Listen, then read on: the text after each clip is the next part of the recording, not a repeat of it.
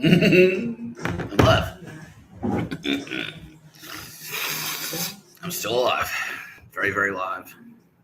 Very, very still alive. You're watching No Pictures of a Bird, a podcast by Mr Tapscott. I'm Mr Tapscott.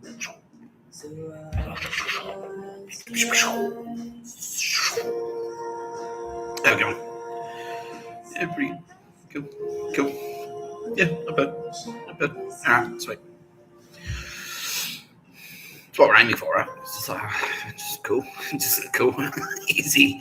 Done. Easy. That's it. Yep. Tick. Bang. Done. That's it. Just easy and smooth and efficient.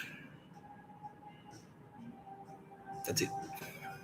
It works. It's simple and it works. Yeah. It's not that hard, is it really? It's not. No, it's not. No, I think everyone now watching the video is just like, yeah. It should never have been that confusing for anyone. Should I murder a bunch of people? Is getting people to work for free slavery? Don't know. Would anyone mind if I raped and murdered their 7-year-old son or daughter? Who's to say? Morality.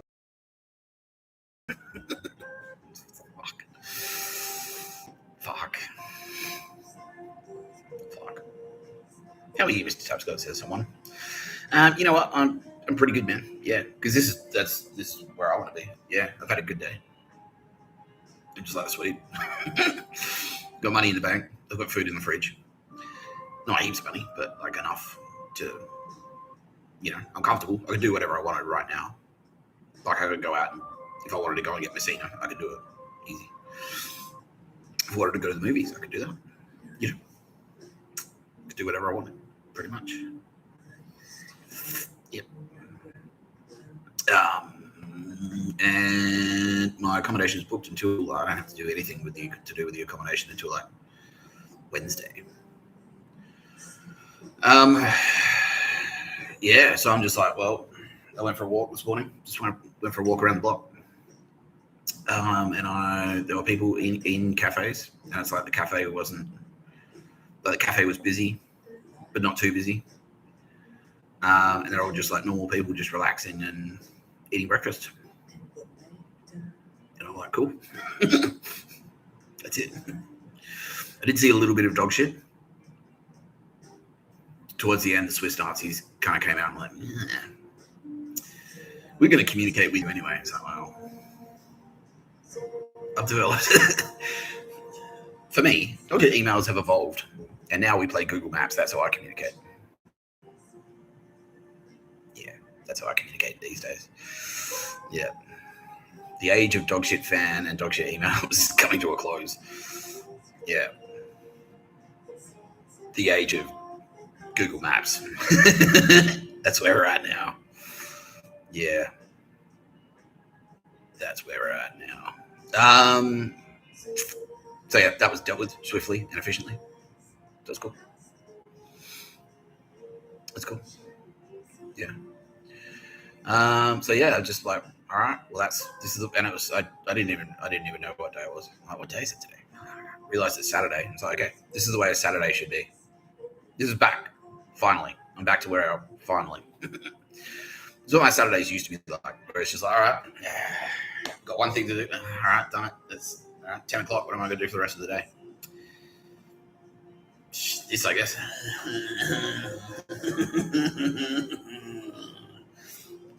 Yeah.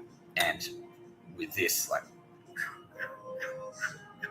watch this movie, Neva. I love you, Mr. Tapscott. Yeah, that's it. It's like, yeah, that's what it's all about. That is what it's all about. Sylvia is crushed beyond belief. I don't have any biscuits, so I can't do this. Man sarcastically eats a biscuit. Man eats biscuits sarcastically. Material. Sorry, Sylvia. She's like, oh, she'll live. She'll survive. She'll get by. She'll have to. We'll do some more physical comedy for you, Sylvia. Yay! Magic tricks of physical comedy. She loves that.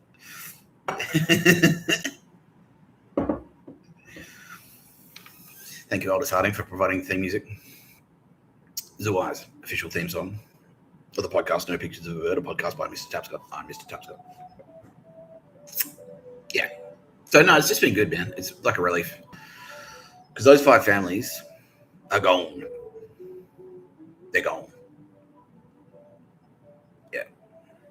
All of them. And not just the 5 families, obviously, because there's more than 5 families in the United States. Philly mob is gone. Fucking Pittsburgh mob is gone. Detroit mob is gone. All of them. They're all gone. Yeah. What was that? Yeah. Cleveland. Yeah, Cleveland had a really bad. That's why Dave Chappelle was there, by the way. Dave Chappelle was in Cleveland, moved to Ohio, so I could work for the Cleveland mob. He was effectively the head of the. He was effectively the mob boss, the boss of the Cleveland mafia. Yeah. He couldn't be made because he was a black guy. He was a moolie. He was a mool on yard. But he no, and it was what other skeletons did he own in his closet? Dave Chappelle. All right, let's go from the top. He had 83 murders under his belt. Sorry, kitty. 83 murders. Yep. He ran a side hustle as a coke dealer. Yeah, cocaine trafficking, and a bit of meth as well. But he was trafficking basically. Yeah, so he was sort of like the connector because he was so high up. He was so hard. He just sort of like put the plans together, and then he'd get his underlings to just do the dirty. So he'd put the plan in just like me. That's how I work. I don't do anything. Just sit at the laptop. Yeah. And then I play Google Maps, and it's like, someone else does it. Yeah, sweet. But yeah, Dave Chappelle would.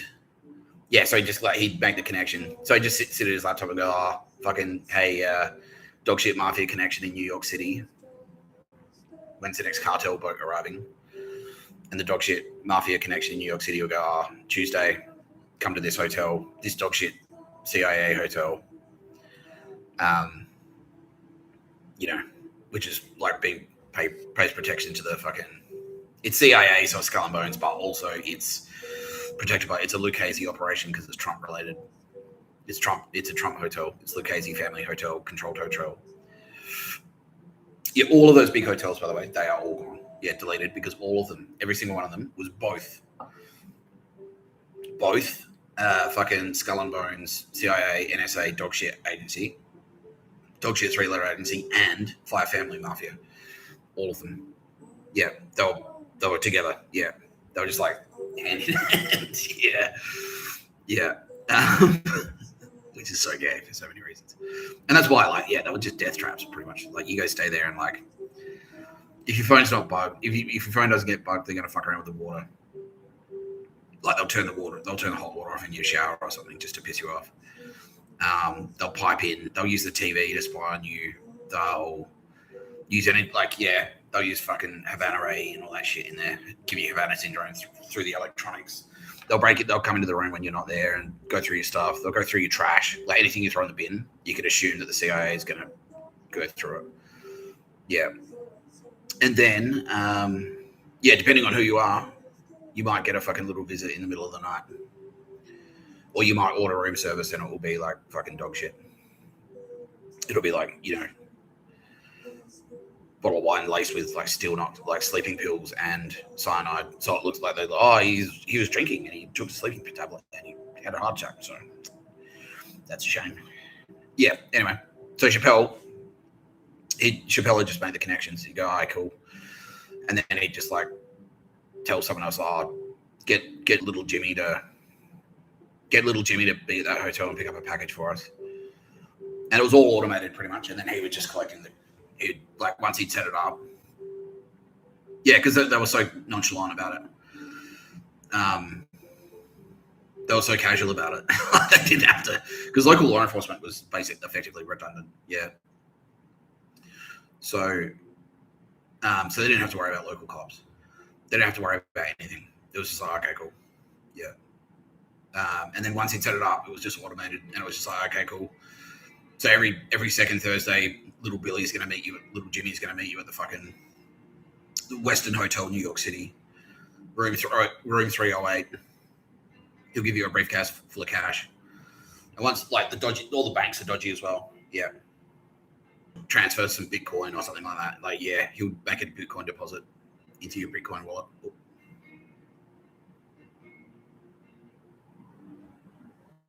Yep, and we're back. Okay. So we just had a little slip there. So I'm just going to pause the story for 1 second while we play Google Maps. He's our lucky contestant today.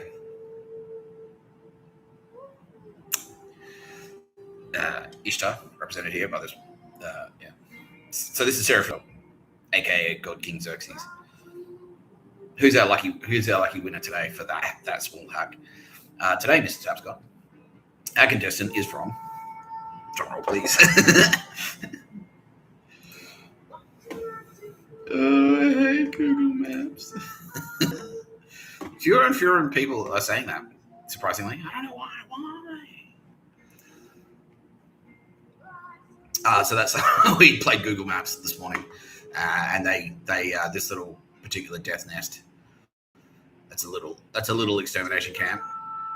That field there, that's where they pour out the liquefied corpses. They got a thermobaric bomb. They won the thermobaric bomb. But that little hack in particular, this is why we're talking to Ishtar. Actually, came from Iran.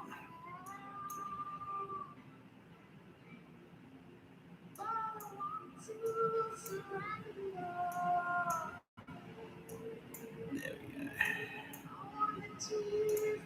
Okay, so this is Hezbollah. And they have won.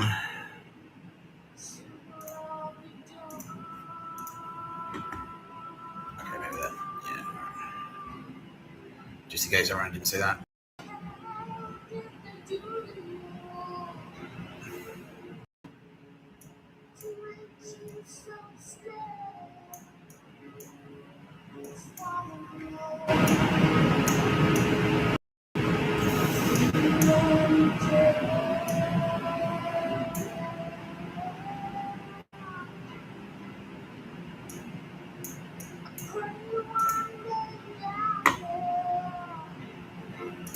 They have won.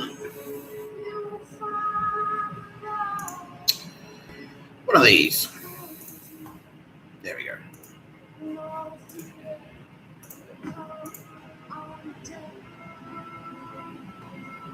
The Ninja non-explosive ordnance. Now these are great because they're precision missiles. So the problem with like bombs and missiles and stuff, cruise missiles, is because there's heaps of collateral damage. But if you just want to take out like one apartment and you don't want the whole building to collapse, or you don't want the whole neighborhood to just fucking evaporate, you just launch one of these. Incoming. All right, it's in the air. Got about 10 seconds there. What did we use? Predator drone. Yeah, we've got a Predator drone.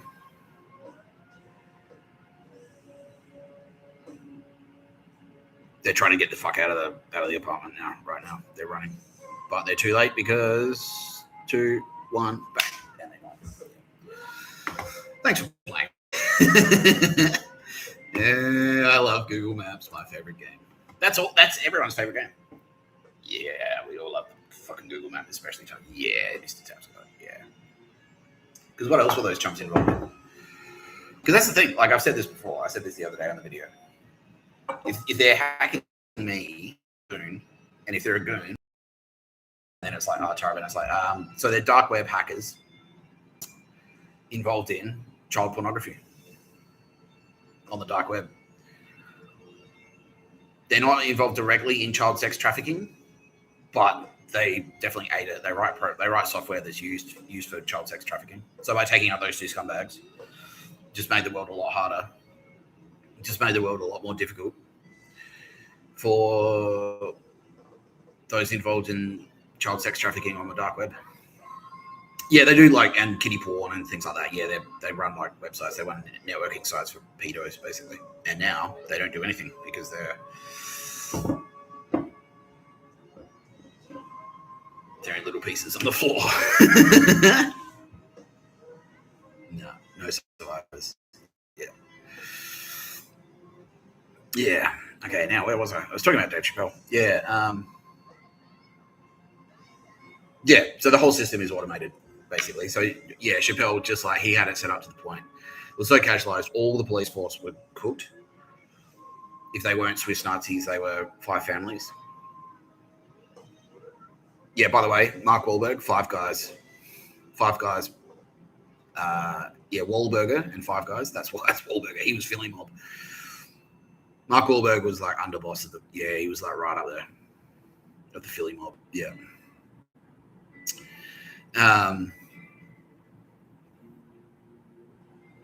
Yeah.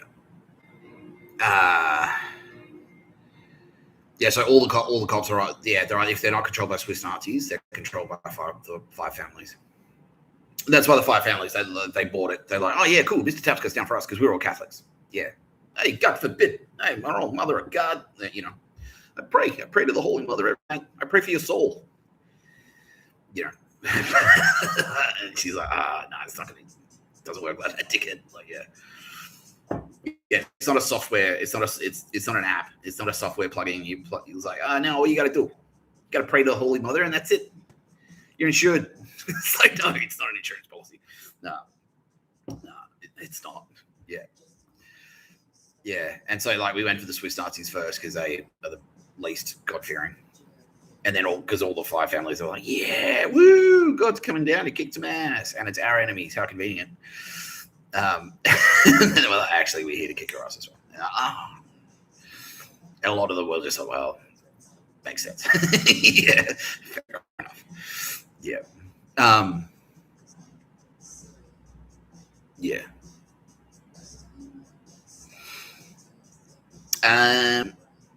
Yeah, so that's what I'll just wrap up with Dave. Yeah, so Dave Chappelle, he was doing that, and so like he had like a sideline, and then he was doing dog shit. He was doing like a lot of his comedy was dog shit propaganda, dog shit mafia propaganda. Yeah, dog shit five family propaganda, basically.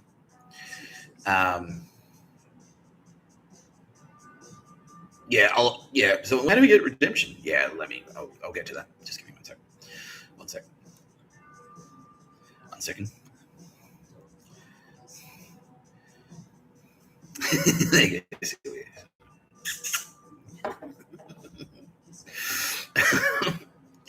Yeah, so Dave Chappelle was in that. So he wasn't a creepy pedo, but he was a murderer. And he had a couple of slaves as well. Yeah, he had a couple of kids in the scene.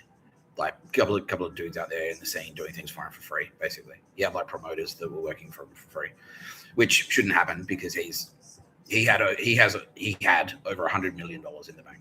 Yeah. So did Bill Burr. Bill Burr had over $100 million in the bank. But all that time when I was walking around, broken homeless, he was like, and he was following me the whole time. He never once went like, here's $100. Like, he never once. Like, yeah. Anyway, yeah, let's talk about redemption.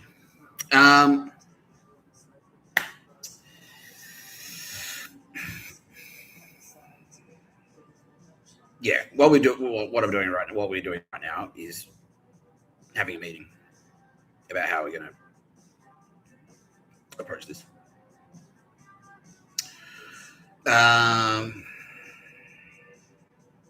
Look, it's honestly, it's just like a court. It's just like a court. It's exactly like a court on Earth. Yeah, we might sentence you to something. Yeah, and Kitty can't say like, yeah, it's possible. Yeah, but like one way or another, if you've done shit stuff on Earth, if you've murdered someone on Earth, yeah, okay, yeah, and it's kind of complicated as well. It's like for example, and I've said this before, Mike Tyson, we actually.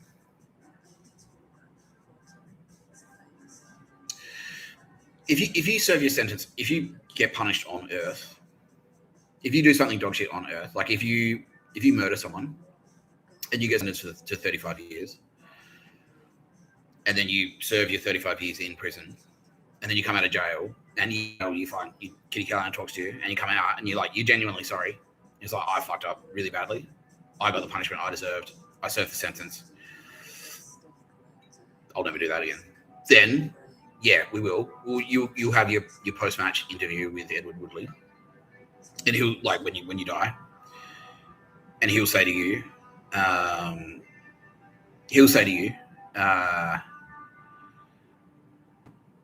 yeah, what do you think you could have done better? And if you say I should not have murdered that guy, I'm so sorry I did that. I shouldn't have done that. Should not have fucking done that. Yeah. He'll go, okay. Look, and Hegarty will look at our scales and go, all right, look, it was like this, but then you did 35 years in jail. So now it's like this. Okay, so you're in. Yeah, coming in. You might not go to Valhalla, but you'll be in the afterlife. And then the next spin around, you might not get fucking, you might not be reincarnated as a royal family member or a rich person or something like that. But you'll get another go. Yeah. You will. But if you're really fucking bad, yeah, it's kind of hard to okay, so Seth MacFarlane, he's one that we redeemed. Because at the last minute, he started watching No Pictures of a Bird, and he actually got it. He got it straight away. Because he was deep in it. So he was adjacent to South Park. He was basically, dog shit 5 families, but also dog shit Nazi. Because I like Bill Burr. So he's all right. So he's both. He's Gambino fucking enforcer, effectively the underboss of the Gambino crime family, but also married to Nia. So he's Swiss Nazi and 5 families. And so Seth MacFarlane was kind of the same. And then he started watching No Pictures of a Bird, and he went, fuck, we fucked it up really badly, haven't we? We fucked it up really badly. Fuck. Yeah. And not because and he wasn't, and not because he was thinking about himself. He wasn't saying I'm fucked now. He's like, I fucked up and it's bad, and whatever happens to me as a result of my actions, I probably deserve, to be honest with you. And then he turned around and he started making pro No Pictures of a Bird content, because he was making anti No Pictures of a Bird content. He was anti Mr Tapscott. He was making propaganda about Mr Tapscott being shit. And then at the last minute, he watched No Pictures of a Bird, got it, went, oh fuck yeah, okay, we fucked up. We have fucked it up. Yeah. And then behind the scenes, and it wasn't to kiss up the ass of the 5 families or anything like that. He went, all right, I know I'm probably going to die, but I'm going to do this anyway because it's the right thing to do. And started, okay, now I can hear him in the spirit world. Thanks, man. Yeah. Started making pro No Pictures of the Bird content. He's really fucking slamming it in and making it super clear. It's nah, we fucked up. We did the wrong thing. And so when because he's done 3 murders, and so he was a legitimate military target, and so they took him out.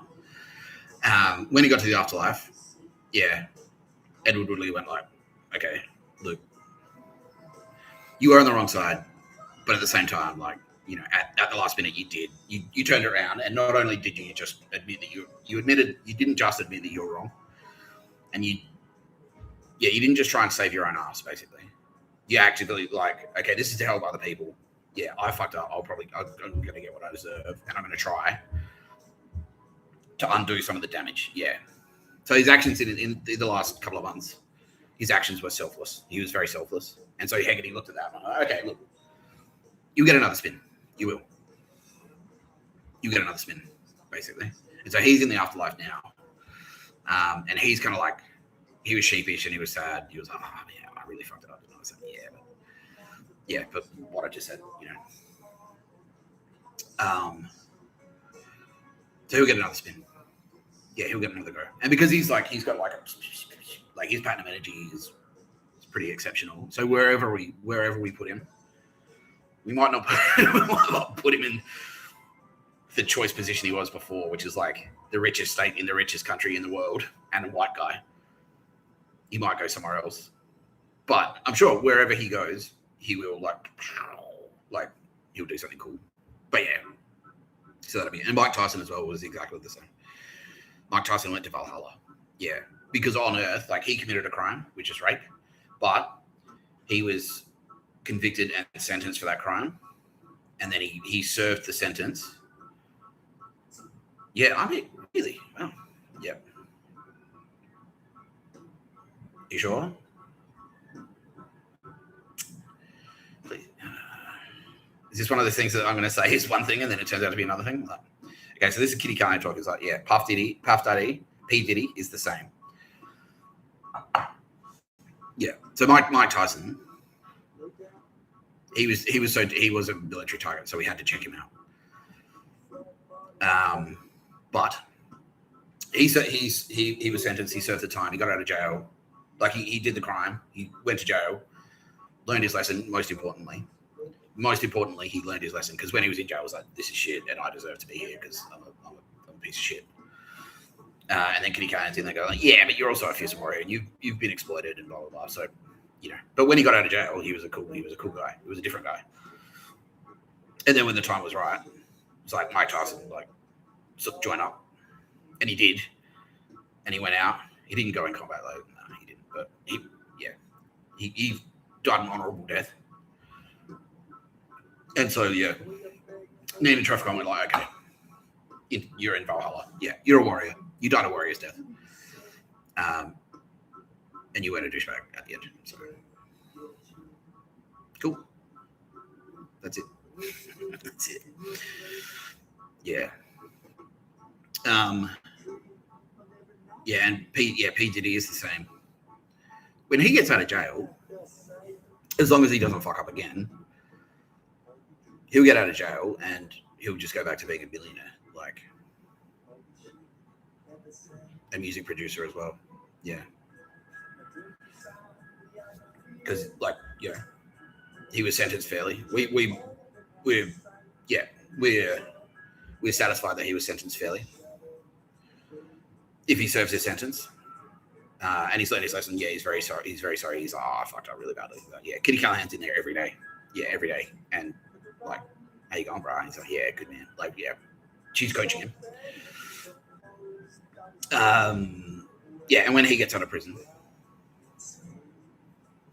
sweet, cool.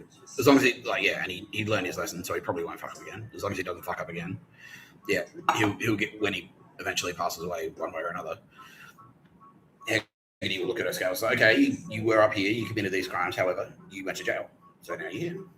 That's it. Cool. You're in.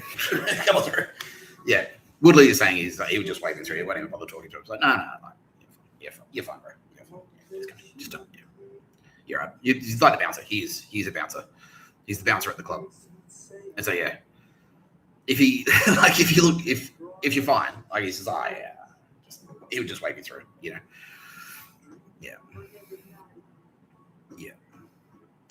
So it depends how bad your crimes are, I guess, is the headline there. Now, the person that asked me that has zero murder and zero slaves. And they're kind of like asking just mostly out of curiosity, and that's fine. That's fine too. Yeah, that's cool. But someone like Bill Burr, who right to the end, who's murdered what did we say? It's like 81 people or something. And right to the end, like all the other dog shit that he was involved in, that he could, I was talking to him every day and never once, and I wasn't being shielded for the information. Because sometimes some things happen and I get shielded from Mossad or Kitty Callahan just doesn't tell me about it just for the sake of operational purposes. Like Roz, I didn't know Roz was a target. And they Kitty Callahan knew, but she didn't tell me. And my Space Coast knew, and he didn't tell me. Just so that it was more convincing. Hey, Roz, when I'm joking around with him, so he didn't realize that we were actually he was cooked. Yeah, you're cooked, sunshine. Yeah. What was I talking about? Who was I talking about, Kitty?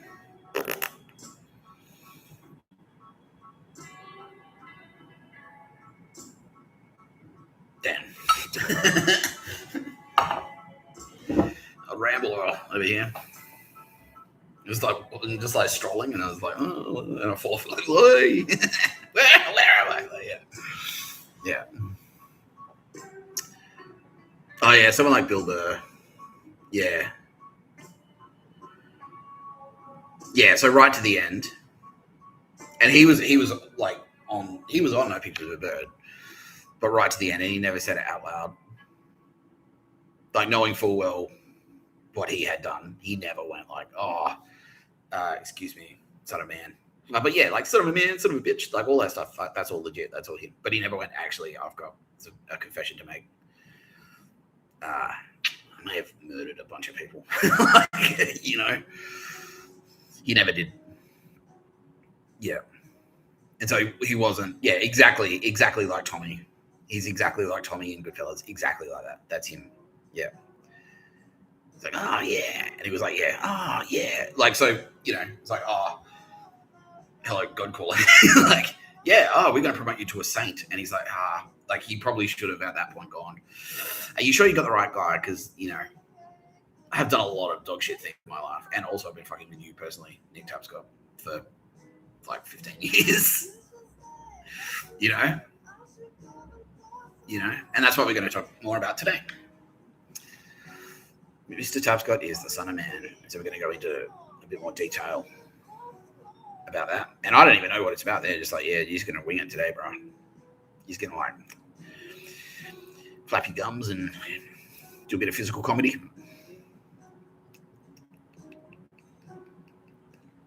And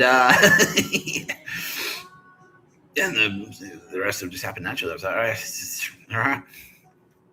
Maybe play Google Maps a couple of times. Yeah.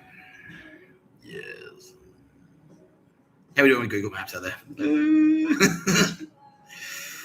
Okay. Yeah, there's plenty to talk about. There's plenty to talk about. There's dog shit to slam still.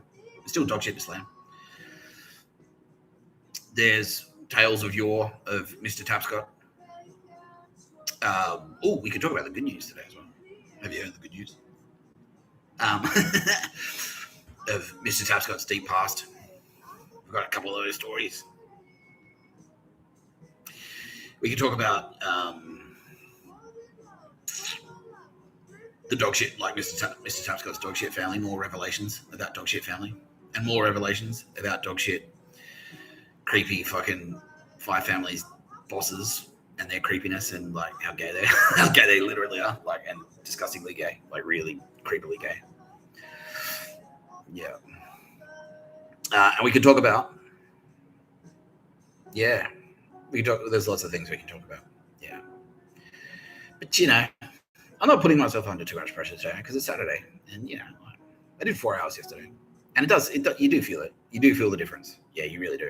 Yeah, because it's not super tiring, but it's not tiring. You know.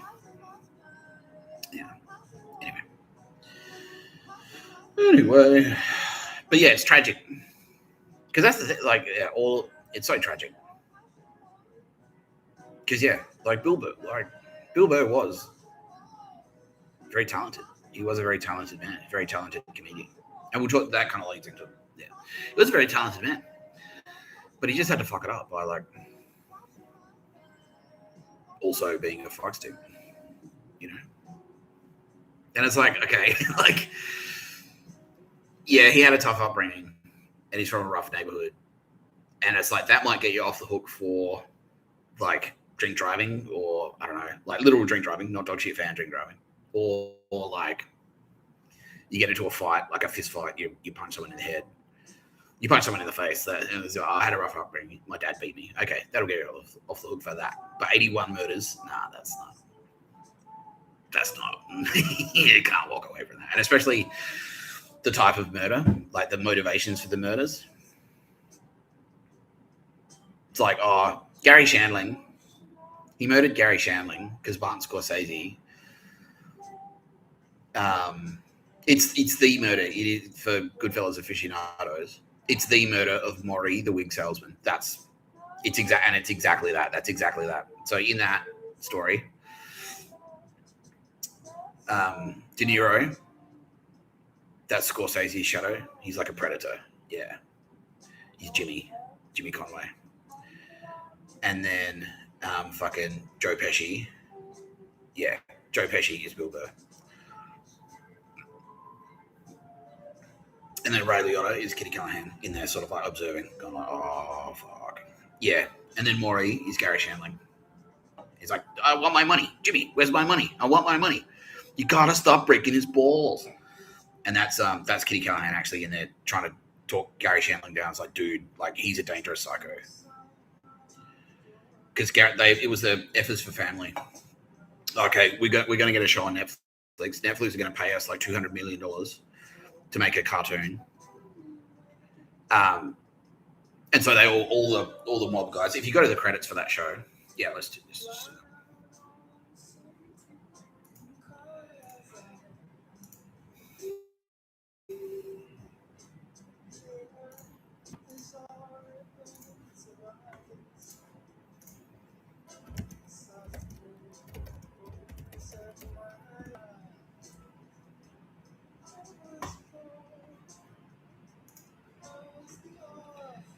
Yeah. So this is Bill Burr's show, and basically it was it's a family. It's a 5 families. Fucking Justin Long is a fuckstick.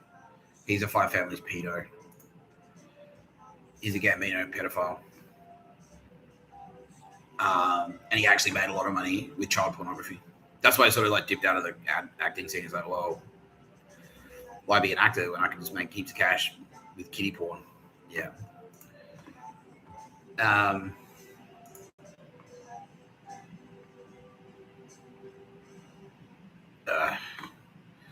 Too little, too late. Wikipedia. This is Wikipedia attempting to capitulate. But they are actually, Wikipedia is actually cartel. Not even Wikipedia stayed uncorrupted. Yeah, they were selling data to the cartel to spy on people. Yeah. And also, yeah, Silicon Valley tech Nazis. Yeah. Anyway. Yeah. See this? Executive producers. That list of executive producers, right? So there's more executive producers there than there are cast members and producers. That's all the fucking goons. That's all the Gambino family, basically. So Gary Shandling was supposed to be in there. Yeah, these are all of them. All of them are made members of the Gambino crime family. Oh, they're either made members or associates. They effectively are. Yeah. So Gary Shandling was supposed to be an executive producer because they're putting the deal together. Meanwhile, the FBI is watching the whole thing. The FBI is watching all of them because they're all like Gambinos. Yeah. But they're putting together the whole thing.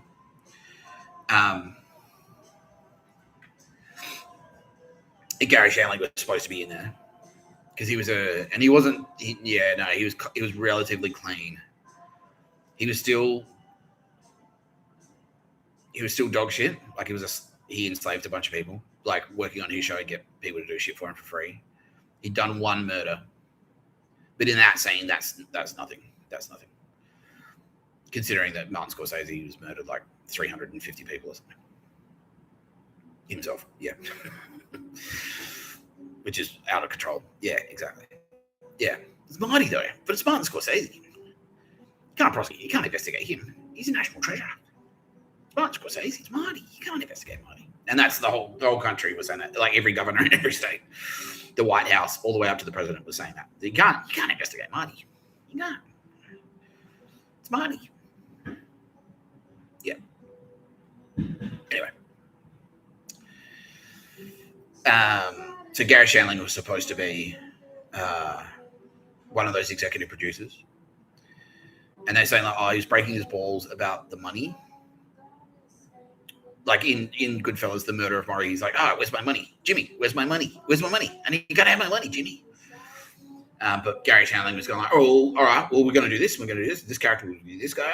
And Scorsese's like, like he was constantly bombarding Scorsese. He was like, well, who's going to do what? Well, I should be in charge of that. And like just being a fuckstick and being really annoying.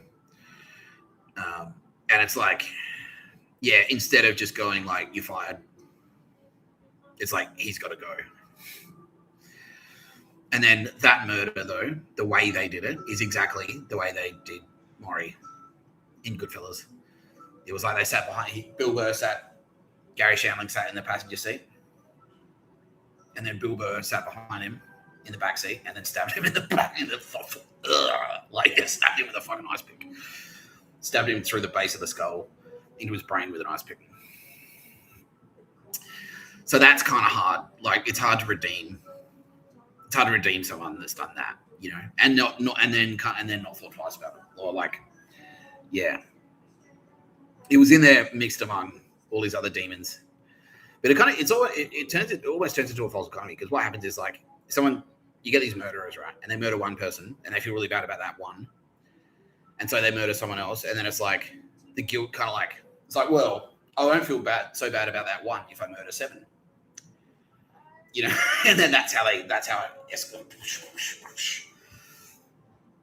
Yeah, because the guilt spreads out along amongst all of them, and it just like forms this like equilibrium of just fucking hating yourself, basically. Yeah. And so that's that. Yeah, it's hard to redeem something like that. It's hard for us to overlook something like that. There's not a lot you can say that's gonna.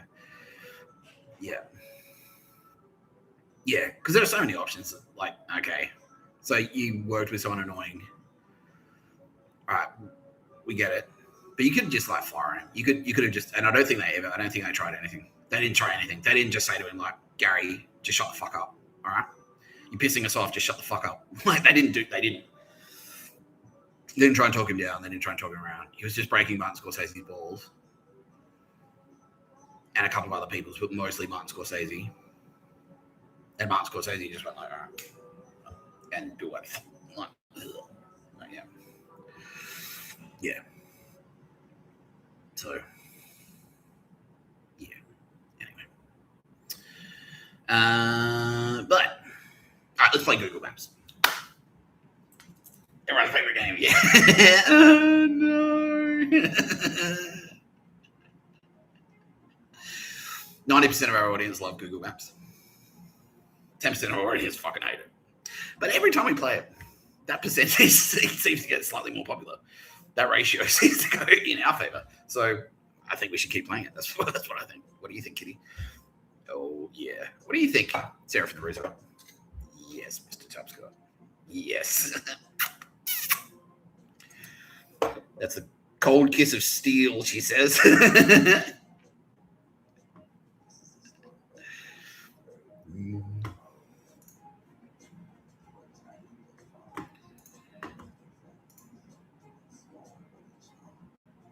Okay, who's that contestant? Well, we should sort of set it up, I think. Okay, let's just go straight to the Google mapping.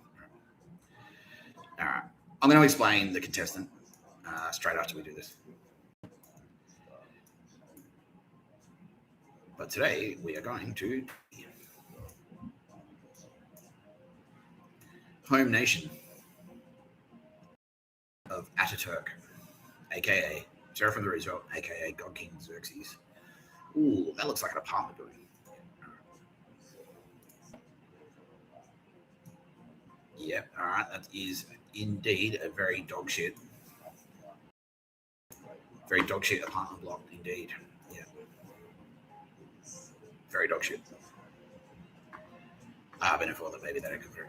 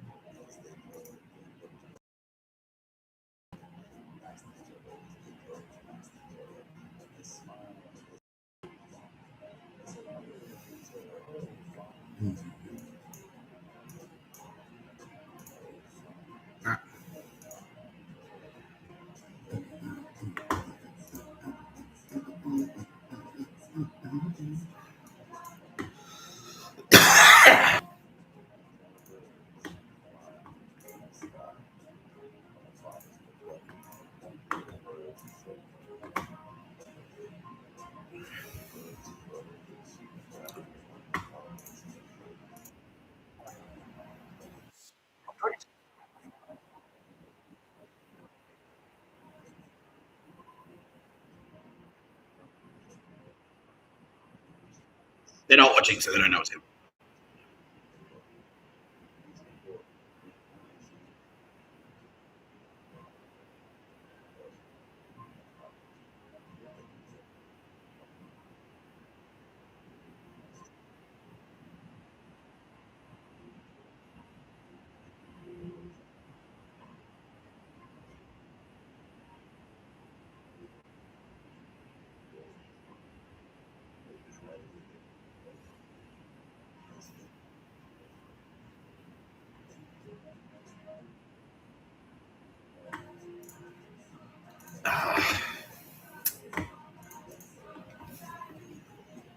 So I mean, this is why I love her, because she doesn't tell you anything. She doesn't say anything. She's really quiet. She's really shy. And then she goes, "Oh, by the way, you know that missile, Lockheed Martin. I did those. Fuck, why don't you say anything? It's my style. That's her style. Yeah, because they're also like that's fucking sick. Yeah, that missile, both of them. That's a collab between Amelia Grace Crawford and God King Xerxes, Goddess Athena and God King Xerxes. Yeah, that's why they're exacting justice. This is the sort of justice, she says. This is the sort of justice being exacted on her people. Yeah, for dog shit. Anyway, we'll talk about the dog shit. We'll talk about the dog shit that triggered that particular round of Google Maps. Oh, that was it. Yeah. Oh, that popped them. We just got 5 apparently. 5 of them.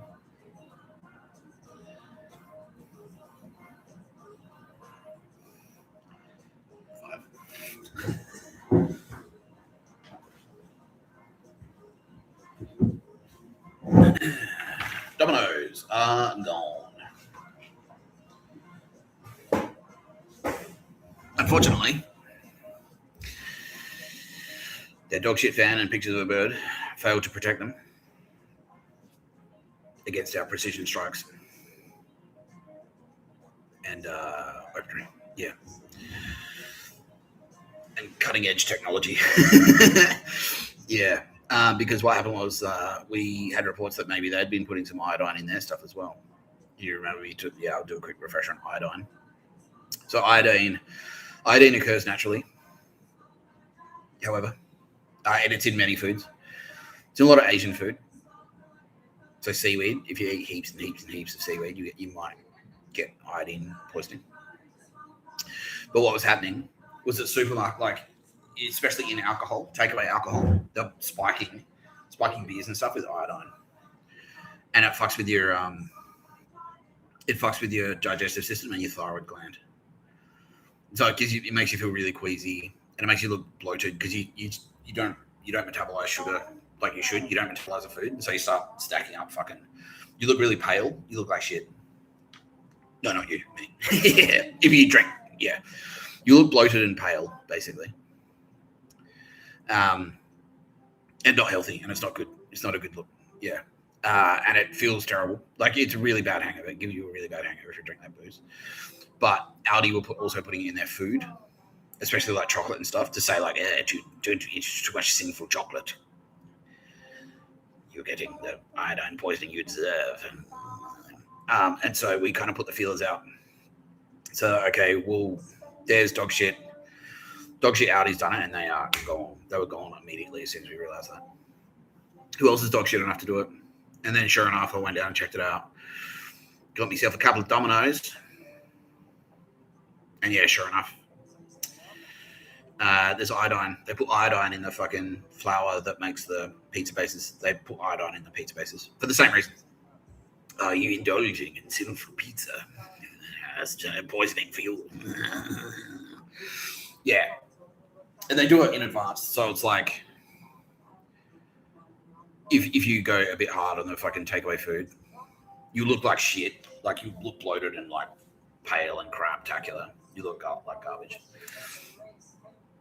And you walk around and people go, oh, he didn't look healthy. And then they'll go okay, cool. They'll use the data that they've collected from Domino's to go around and fucking poison you. They'll put ricin in your fucking food or something, or cyanide or whatever. And it's like, oh, he ate too much pizza, and then 2 weeks later he was dead. So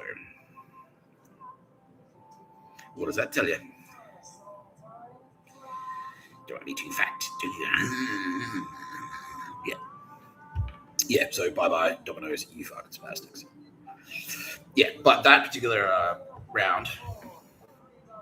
Speaking of dog shit, one moment. This isn't dog shit, but I just need it.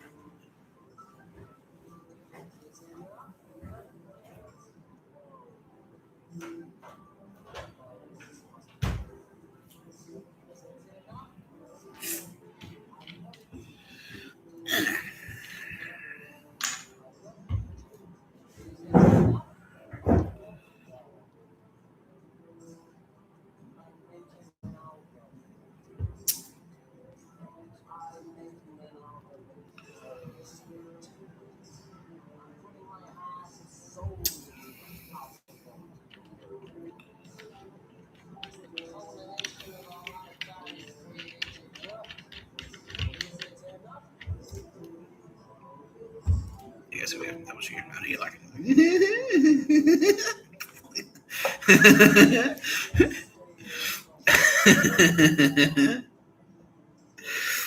You're the best one, Sylvia. You're my favorite one. You really, you really are.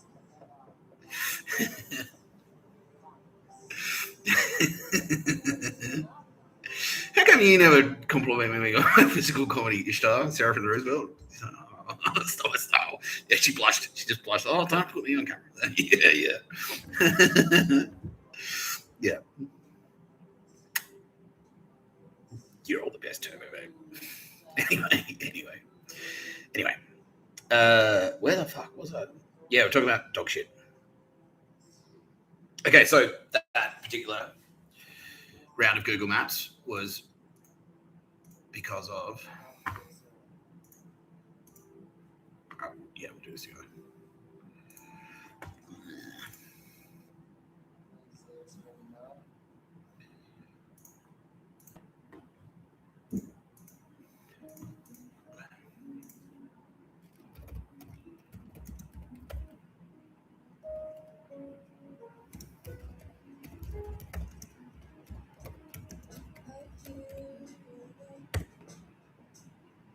Yeah. So basically,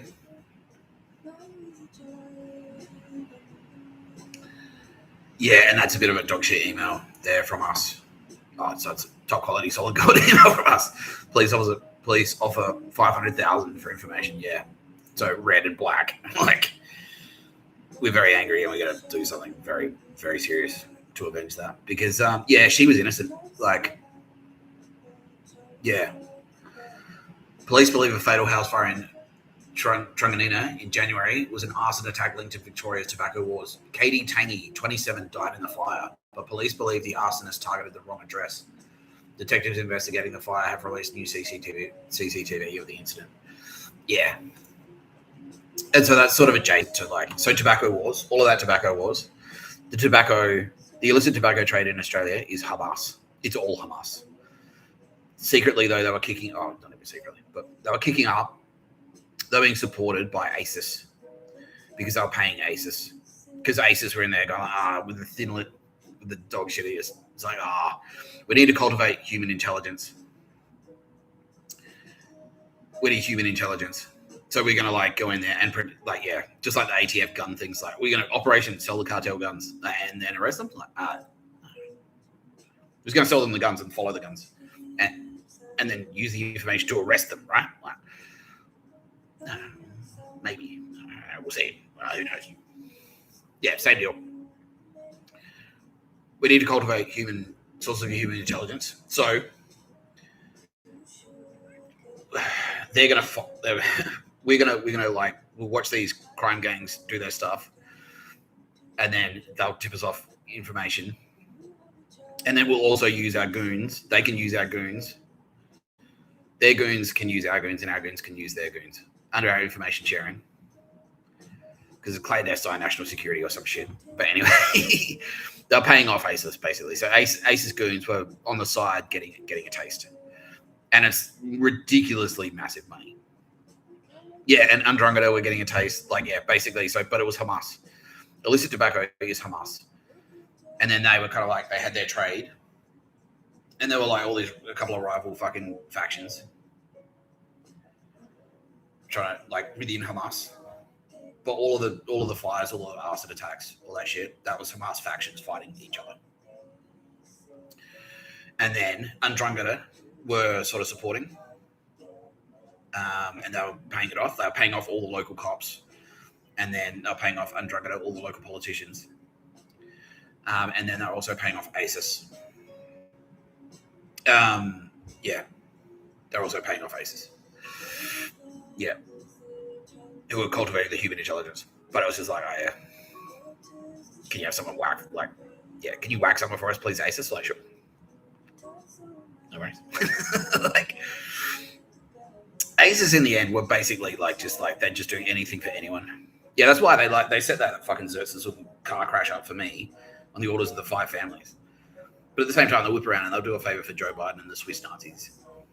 They didn't give a fuck. They'll just do whatever for anyone. It was Penny Wong. Penny Wong was getting all the cash. Yeah. Penny Wong was just sitting there with her feet up there, like, can you do this for me, Mr. Wong? So, sure. Boop. Can you do this for me, Mr. Wong? Sure. Boop. Can you have this guy whack for me, Mr. Wong? Sure. Boop. Yeah. She had the assassination. She had the assassin team, the kill squads on speed dial. She had the firebombing squads on speed dial, basically. Yeah. And so that was a firebombing that went wrong. They were trying to take out like a rival, like a tobacconist that was just sort of like working independently. It's like, I'll just set up my own thing. And then they came in to stand over him and say, like, no, if you're selling illicit tobacco, that's our business. And he went like, nah, I should be allowed to. I want to sell illicit tobacco myself, and I don't want to pay you. And so they went to firebomb his house, but they got the wrong address. And that lady, Katie Tingy, was one of the very few innocent civilians left in Melbourne. That's who died in the fire, because she was clean. And it's like, fuck. And people like that are in the minority, where it's like she's not corrupt at all. Yeah. Like, she's not an ISIS goon. She's not an ASD goon. She's not pictures of a bird. She's not Hamas. She's not Andrangada. She's not 5 families. She's just some chick who's just trying to, like, just trying to go about it, like, live her life, basically. Do what the rest of, to quote Mr Tapscott says, Tarabana, she just wanted to have a couple of drinks and meet a nice man. That was it. That's what she wanted. Yeah. But instead, she got torched by dog shit Hamas. Yeah, it was Hamas. ISIS connected Hamas.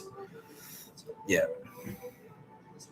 So that airstrike just then, that round of Google Maps, that was one of the fucksticks. One of the architects of the illicit tobacco trade in Australia, I'm being told. Yeah, it was one of the that apartment building. That's his money laundering.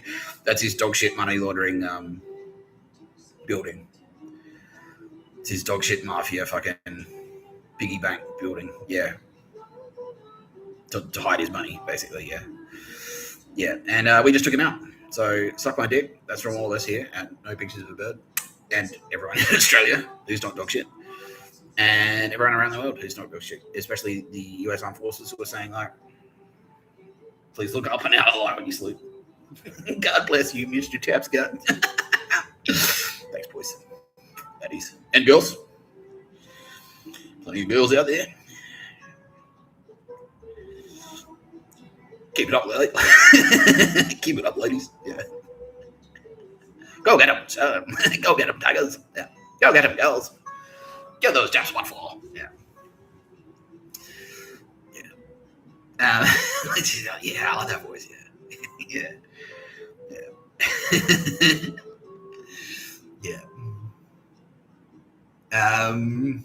Cool. So yeah, take that, spastics. Take that.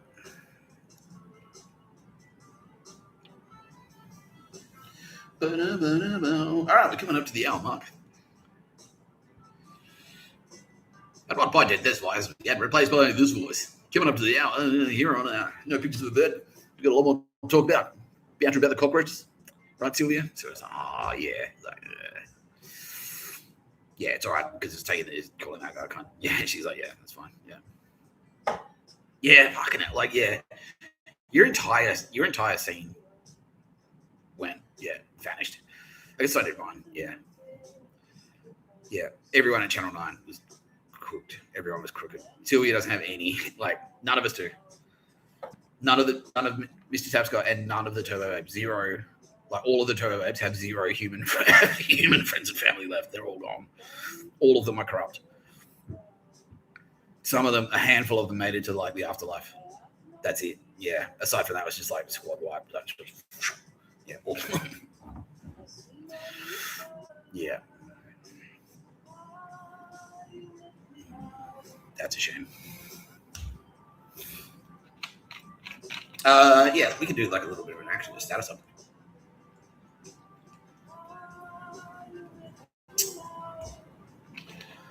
Okay, so we've got an action report. San Fran. We got boots in the ground in San Fran yet? No, we're just doing it. We're just doing targeted strikes. Yeah, and it's incredibly effective because they're realizing, oh fuck, because they were like, everyone have been so used to just doing whatever the fuck they wanted because they could hide under their money. Basically, it's like you got dudes in there with like $100 billion in the bank and stuff like that. And it's like well, I own 18 apartments. Even if I do lose even if they do fire me, I'm fine. The only thing they could possibly do is airstrike the building. It's like, well, funny you should say that. Yeah. And so we've started doing that. Yeah, and word's getting around. Yeah, because they're trying to like, they're still doing their remote search zooming. They're trying to like hack. They're trying to do hacks. They're trying to hack things. They're trying to they're trying to hack things. They're trying to do the fucking e-warfare, the Havana syndrome shit. What other dog shit are they trying to do? They're trying to do like send in the surrogates and things like that. They're still trying to collect information. So if I put some trash in the bin, and then they immediately send out some goons to come and like rifle through the trash. I don't know what they're expecting to find, but yeah, they just want the information so they can annoy the shit out of me. Yeah, they're sending in goons to like put rubbish on the streets and stuff like that.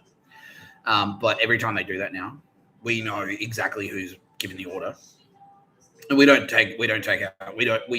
obviously take out the chops who do it, who follow the order, but we also target the fucksticks who gave the order, and it's very effective because word's getting around. They're not fucking around. Like if you pull any bullshit from Silicon Valley on Australia, if you do any dog shit to annoy Australians, the Predator drones are circling constantly. They're just in the air. They're just flying around. They're just and then as soon as someone fucks up, it's like, all right. Yeah. And we've got all different types of ordnance. Oh yeah, what do we do? Oh yeah, that was a good one. Yeah, should we talk about that? Yeah, napalm strike in fucking Zurich. Yeah, a bunch of dog shit Swiss. We're like, let's go out into the street. Yeah, we'll show what for. And they had knives or something. Yeah. Who are they trying to knife though? Anyone pro, no pictures of a bird. Yeah, just anyone that's not them, basically. Yeah. Yeah, but they're out in mass, basically. And so it's like, all right, well, that's easy. I'll push. Yeah, the e-bike riders were out in mass riding around like, let's ride. It's time to take the war to them.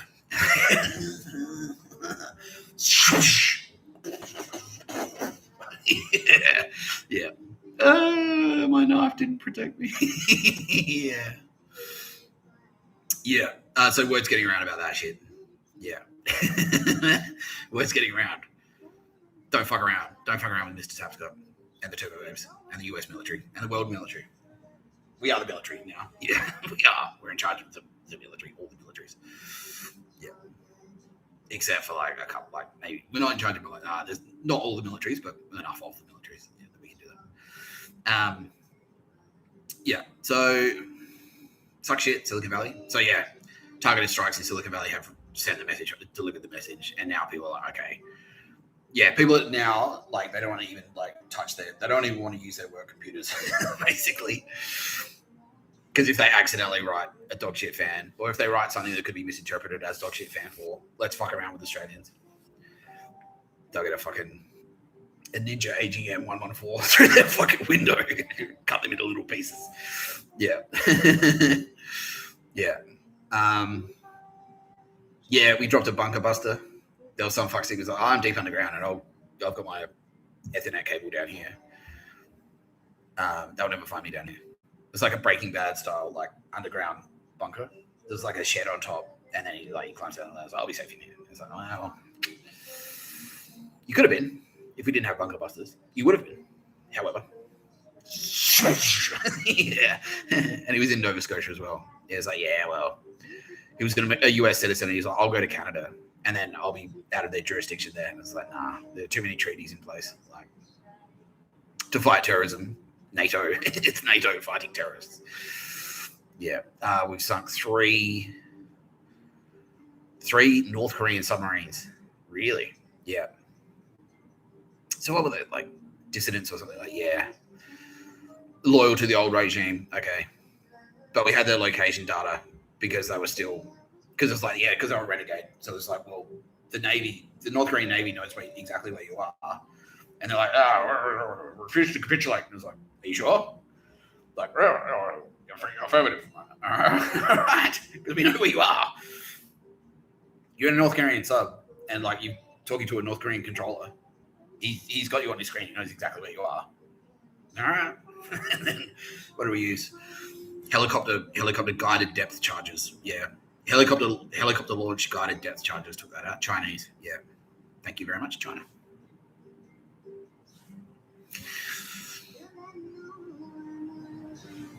Pretty cool, huh?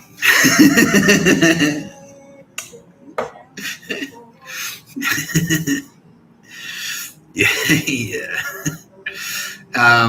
Malaysia are getting pummeled by air power targeted strikes. Yeah. Both regionally and in Kuala Lumpur. So there's plenty of AGM 114s happening.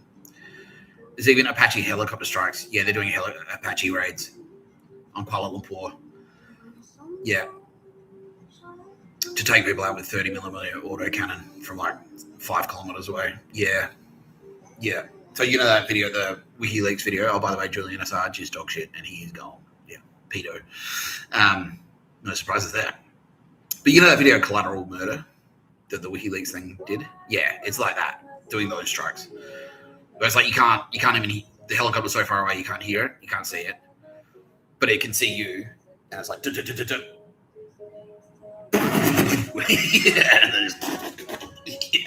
yeah.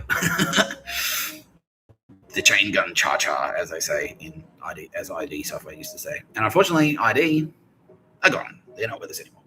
No gaming company survived. Not a single gaming company survived. They were all dog shit. They were all Swiss Nazis. Every single one of them. Everyone that worked in there had, like, basically, if everyone who hadn't murdered someone was either murdered or fired, but mostly just murdered. It's like, are you with us or not? Like, are you going to murder someone? It's like, no, that's stupid. And then they get murdered. Yeah. So the only way you can work for a gaming company is to murder. As a result, it just takes 2 of them to be murderers. And the rest of them, like, all right, your entire organization is designated terror. Yeah, you're designated a terror organization, and now you are done. Yeah. Yeah. Bangladesh turned against us, and immediately, Modi is no longer with us, by the way. The president of India is in charge. Let's have a look.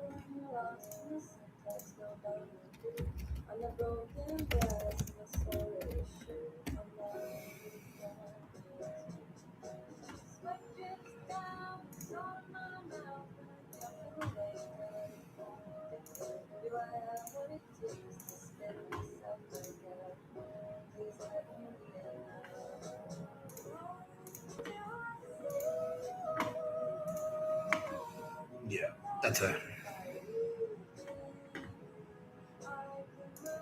President Modi. She's the head of state. She always has been the head of state. But it's sort of like, it's the same kind of relationship that, like, like the prime minister's like the face of the operation because they're in charge of the executive branch. But ultimately, it's the head of state. And so if shit hits the fan badly enough, that, Nazism is on the rise again and World War III kicks off. And Modi has personally, like, how dirty was Modi? He's very dirty, apparently. Yeah. 17 murders. He committed 17 murders personally as a young man, and he kind of retired. And then how many murders did he order?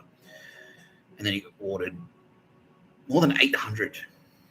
Okay, so goodbye, Narendra Modi, you dog shit piece of shit. Yeah. President Murmu, however, famous last words, I know, but she's cool for now. Let's fingers crossed for this one. Anyway, she's in charge of the Indian military. And Indian military, they're like, yeah, sweet, anything we can do for Shiva the Destroyer. Yeah. Yeah, because they're very, like, India's always been extremely spiritual. Thank you very much, Nicole Haggerty. Especially the Sikh population. They're like, yeah, we knew we had a purpose. Yeah. Yeah. That's Haggerty. Yeah. And so, yeah, they're more like the Indian army. They're fanatical, but they're also like, and India has been fighting. They've been war fighters for over 10,000 years, I'm being told now. Yeah. So it's baked into their culture. So, yeah, if you say, wartime, if you say wartime to India, they go, all right, done, cool. They just like, they do the thing where it's like they've got their regular clothes and they just go, whoosh, and underneath they've got the army uniform. So, all right, let's go. Okay, I'm ready. Yeah. Pull the gun out from under theirs. Thanks. Let's go. Yeah. So Bangladesh went to dog shit. And they were like, we're not on board. They were pro no pictures of the bird, and then they realized what that actually meant, which is like, well, you know how you now going to have to stop slavery. You understand that? You know how you got all this slavery in your nation. That's going to have to end. You're going to have to close down all your sweatshops. And they're like, what? But we love getting people to work for free. So, yeah, we know you do. We know you do. However, have you asked them? Have you asked the slaves how they feel about being slaves? It's like, they're like, do we have to? Like, maybe you should. The answer might surprise you. Do you like being a slave? No. All right. Well, sorry. That's it. And also, like, horror, child sex trafficking, death camps, the whole, all the full, yeah, all the colors of the rainbow of dog shit. Yeah, and they basically did what the Swiss did. Like, yeah, which is like, all right, we capitulate, we're on board. It's like, cool. So you're shutting down your death camps and your sweatshops, right? Like, what? You fucking idiots. So, and then once that happened, then Murmu was like, well, good. And Pakistan as well, like, well, good. Because we've been wanting to pop that zit for quite some time. And China as well were like, yeah, thank you. Like, cool, we'll get in there. Done. Easy. So that coalition, China, India, Pakistan, just went like, yeah. And now, yeah, it's a real rat's nest. Like, there's a lot of fighting. But, yeah, which was taking some losses. Light to moderate Indian casualties. However, the ratio is out of control because they're idiots. They have no idea what they're doing. Yeah. We've taken control of the capital. But, yeah, because the terrain is actually like, it's like jungle mountains and stuff. Yeah, it's quite challenging. Yeah, because there's all these like cave networks and stuff like that. And it's like thick foliage. And, thanks to the technology is double-edged sword because they've got like Starlink and all that shit. They've got satellites and they've got internet and mobile phones. They've all got mobile phone coverage and things like that. So they can still maintain their command networks and stuff like that. All right. Do they have any armed forces? No. Their army's capitulated basically. Their army surrendered almost immediately. Are they fighting with us? Are there any brigades that are prepared to? Yeah, there's a couple, but we don't really trust them. Okay. What are the rest doing? You just got them in prison? Or you just sent them home. Yeah. So like, if we see you on the street with a gun in your hand, we'll shoot you. Yeah, pretty much. Yeah. Cool. I mean, but we're doing airstrikes on the death camps and shit. Right? Should we do it right now? Yeah, let's do it. It's time to play Google Maps, Bangladesh. This is fun. I love Google Maps. It's my favorite thing.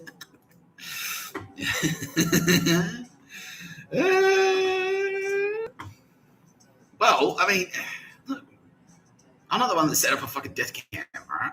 Like, if I did do that, I would be looking at the sky every day. It's like, it's only a matter of time. Like, there's no way that this could get, like, there's no way that I'm going to get away with this. Like, it's just impossible. Something eventually is going to come and exact revenge. Like, yeah. Anyway.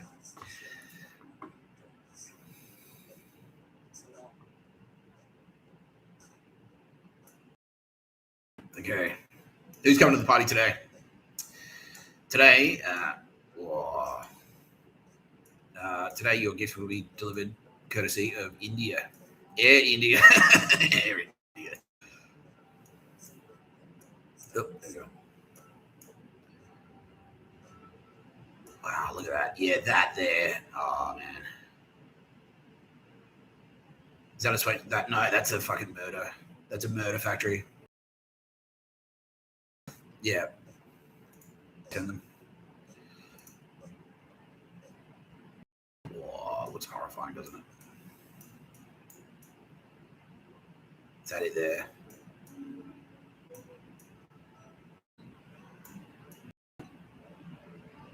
Yeah.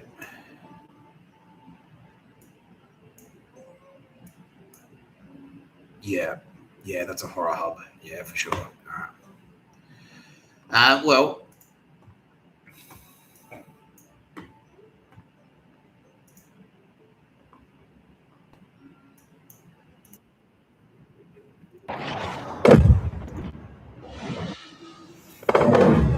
glide bombs incoming.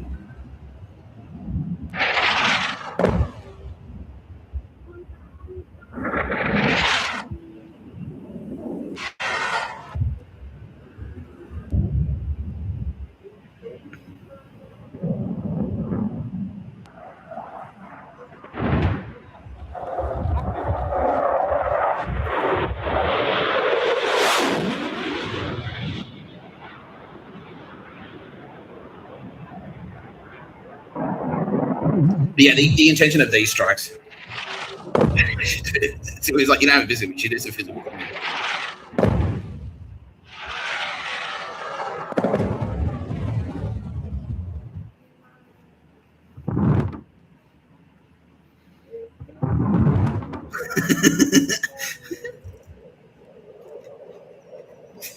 Just because it's a war doesn't mean you can't do a little comedy in the background. No, unfortunately, Matt Groening, nah. He is gone. Everyone involved in The Simpsons Futurama, gone. Where's Matt Groening? Where'd he go? Where's Shinzo?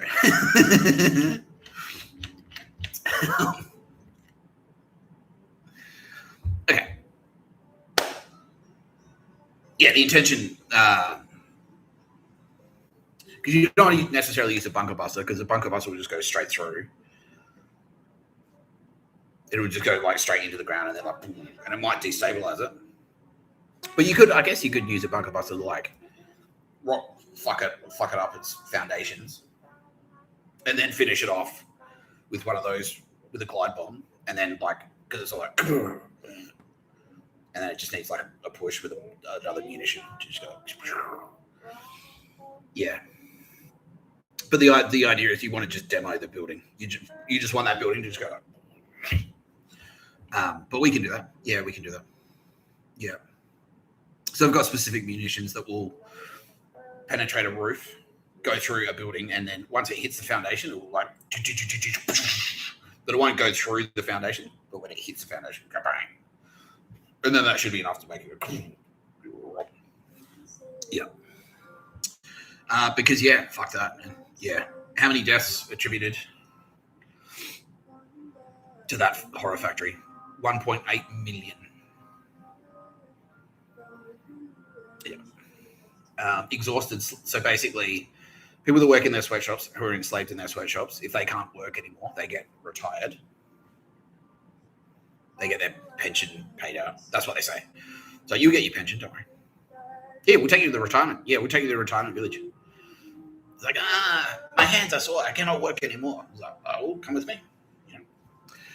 And sex slaves as well. Like I said, yeah, a lot of sex tourists go to Bangladesh. Anything goes in Bangladesh. You can buy anything. Yeah, even a child. And then if the child gets too old, gets too worn out, gets pregnant, becomes on a train, they get bashed or something, and like their face gets all fucked up and no one wants to breathe them anymore. They get shipped there and deleted. Yeah. So goodbye to that fucking piece of shit horror factory. Thank you very much, India.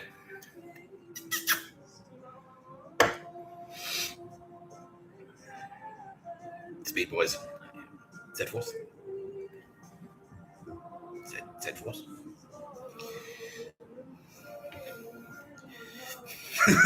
It's on it, yeah. Fuck them. No pictures of a bird where they're going. Motherfuckers, right? Oh. What else? Cartel are gone. All of them. Really? Yeah, is that true? Yeah, because we spent so much. It's been 5 years, 6 years. We've been tagging them. The whole time we've been tagging them. It's like, okay, you're you. FBI, DEA, the good ones in there. Go.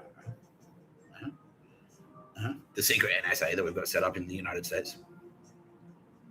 They're basically embedded in the military. It's called like the tanks in light vehicles or something, but it's actually the real NSA. Like the data teams are in there. They've been just like it's like tagging targets, like this phone number, this phone, this SIM, this SIM, this SIM, this SIM, this SIM. Yeah, we should do that. Yeah, this phone, this phone, this phone, this phone, this phone.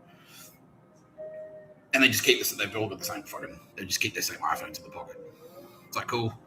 And then as soon as it's like, all right, and go, it's like special forces. Yeah. Ninja AGM, Hellfire strikes. Yeah. Predator drone strikes. Yeah, so they're obliterated, basically. Yeah, Mexican state police and the good Mexican army, because Mexico did exactly the same thing that we did. It was like, you're dog shit and you're cool. Yeah. So the cool military in Mexico is very cool. Because they're fanatical. They're like, we've been suffering for so long. It's time to fucking wrap this shit up. It's time to wrap this dog shit up. Yeah. Because the cartel's horrifying. And it's been horrifying for however long it's been there. Yeah. Since the 60s, basically. Yeah. Yeah. So, goodbye. They're gone. They're gone. So what's going to happen to the drug trade, Kitty Callahan? Everyone's just going to have to... Well, there's enough there still circulating around. Yeah, cocaine, but like not that many people are going to be doing cocaine at a time like this anyway. So yeah, and good. Fentanyl eradicated. That's the end of that problem. Yeah, the only fentanyl, there won't be any new fentanyl coming in. It's just the fentanyl like that's already on the street. Yeah. And so I think fentanyl consumption has dropped. Like, it's just the addicts, basically, that we're treating. Yeah, and that's it. Yeah. So, there you go. Yakuza, however, there's still a bit of resistance from Yakuza. Because they are actually, yeah, and it's because, like, it's like the five families, right? They were so embedded. The Yakuza have been there, like, operating. Like, it's like if fucking... So the five families, they only started at the start of the 20th century. The United States Mafia started at the start of the 20th century. And then it was like, it got to where it is now. But the Japanese Yakuza has been there since like the 1400s. So it's so embedded. And so it's like the lines of like what you consider to be... Because it's so entrenched. So it's like, wait, are you a Mitsubishi Cars executive or a Yakuza member? And it's like, well, I don't even know anyone. I don't even know anyone. Because like all the executives are like Yakuza connected. So all the salarymen technically are Yakuza. Like, but it's like, yeah, we don't just want to, because some of them are just salarymen. They're just like, I've just got a job. Like, I just got to work in I just work in my fucking office. Like, I'm not a Yakuza guy. Technically, he is in the Yakuza, like Sony Corporation. Like there are guys that work in the Sony factory, and it's just like, I'm just a factory worker. I just make TVs and shit. It's like, yeah, but Sony is the Yakuza. Same with Nintendo. So it's like, oh fuck. So J-Pol is sort of like, all right, how do we go around this? Because we can't just like, you can't just like, if you cap everyone that's in the Yakuza, technically in Japan, that's like a third of the population. Like America was a bit easier. Are you like, have you murdered someone? Are you in the 5 families and have you murdered someone? Okay, cool. Right, done. Tick, bang. Like, yeah, that's it. But it's not so simple with the Yakuza. Yeah. So they're putting up a bit of resistance, and they've also got access because they were corrupting the army as well. The Yakuza corrupted the army. So the military, that was what Naruhito was doing. He was like starting to bring the military into the Yakuza to make it like one and the same, basically, to militarize the Yakuza. To Yakuzaize the military and militarize the Yakuza. He just wanted that. And then he was just I don't know. It's like me. You're not a psychopath, though. I don't know. Yeah. No, you're all right, Mr. Tapscott. We trust you. Yeah. No, I'm scared. Oh, fuck. Yeah. No. Okay. No. You're all right. Don't second guess yourself. Don't second guess yourself, mate, says everyone. Yeah. Thank you, I appreciate it. But that's the thing, yeah. And now there's immediate say, but that's why. Because Joe Biden or Naruhito would never second guess themselves. It's like, I'll do it. And it'd just be, are you sure? Want to nuke China? Is that a good idea? Like, oh, whatever. Don't tell me what to do. I never second guess myself. Like, yeah. Okay, cool. Well, thank you. I actually do really appreciate that. Yeah. Because it's like, yeah, and so does. Yeah, Tyrone, thank you for the support of Mr. Tapscott, because he is like, should I? Yeah, like, yeah. So it can be a tough job sometimes. It can be quite fun. It's all Google Maps because I really enjoy it. Some of the things that I say is like a Bond villain would say, I'm going to wipe out the entire village. Yeah, but fucking yeah, death camps, fuck that. So, yeah, Yakuza are actually putting up a bit of a fight. Now, we're not too concerned about it because the head is off the snake, right? The royal family is now 100%. That's not Toxic fan, by the way. 100% pro no pictures of a bird. The government is 100% pro no pictures of a bird. J-Pol are 100% pro no pictures of a bird. There are a couple of renegade army factions. So the Yakuza basically, like, some of them can actually fight. They actually know what they're doing. They're not as stupid as like the Andromeda in Australia or the pictures of a bird. And they do have weapons. And like Tokyo is like built. Yeah. Naruhito was built like, has always had it in mind. He's like, I'm going to fight. One day I'm going to go to war with China again. So I'm going to build Tokyo to be like a fucking fortress, right? So some of the fighting there is actually quite, it's not super hairy. Like it's not super bloodthirsty or anything like that. It's not like a meat grinder. But it's challenging. Yeah. It can be challenging. Yeah. Yeah, so it's hard to gain ground basically. Yeah. But we do have we've got air cover. We've got the air superiority. We've got the naval superiority. They don't have any navy, and they've got a handful of like civilian like grade like those quadcopter drones, and that's it. They've got cars. They've got some light armor. They've got some armor. They've got some light armored vehicles, and heavy. They actually do have tanks. How many tanks? They've got about 300 tanks. Are we concerned about this? No, not really, because we've got air. If you've got air superiority, tanks are almost redundant. Yeah, but that's the thing. They're in there somewhere. Yeah, maybe we need to draw them out. Yeah, right. Everyone predicted Japanese tanks are gay, and they're oh fuck you. Yeah, yeah.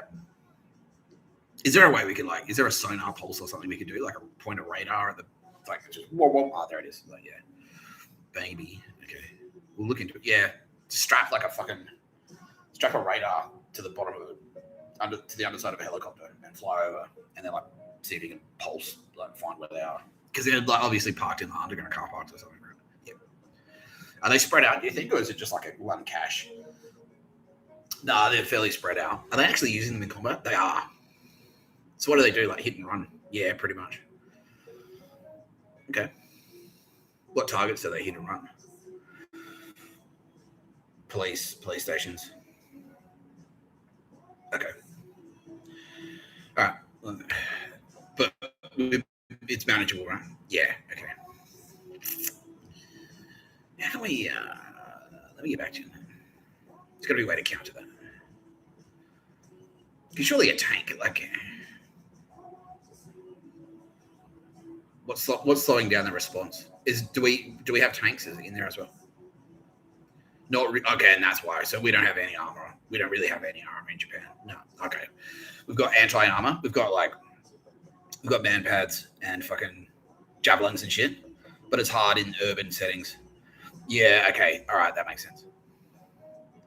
Because like if we knew the lanes that they were using and things like that, we could consider mines, like anti-tank mines and things like that. Yeah. So maybe we could set up some kind of like fucking like honey trap or something. Yeah. Yeah. Yeah, it's hard. It's hard. Yeah, because the urban fucking. Do we own the palace? Yeah, we do. Okay, cool. Yeah. So what area? What is Tokyo? How's Tokyo? All right, that's where the fighting is. Fighting Roppongi. Oh, okay, that makes sense. Because that's like the red light. That's Yakuza headquarters, basically. Yeah. Okay. Right. All right. Okay. Yeah, I'm just. So we can't circle just like, you can't circle drones constantly. Just because like, they hide, they drive down alleyways and shit, and you can't get the fucking angle in there. Yeah. Yeah. Do they own the rooftops? Do we own the rooftops? We own the rooftops. Okay. Well. So, a few options there. It's something to consider. If you want to like, because that worked in Chechnya, right? I knew about Chechnya.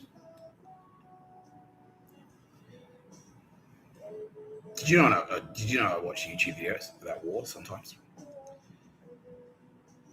Yeah. No, and it's in Patriot games as well. You stand on the rooftop and you shoot down with like the RPG in the roof. Yeah. Yeah, and really we just need to disable them. Like if we can get them to abandon them, then that's just as good, right? Yeah. If you pop the track off and then they're fucked. Like yeah. Yeah. Anyway. Food for thought. Now.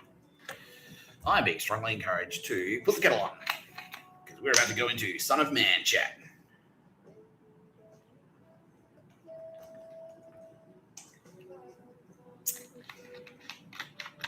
Son of Man, son of a bitch, as Bill Burr once said before he was shuffled off to hell for being a fuckstick. Yeah.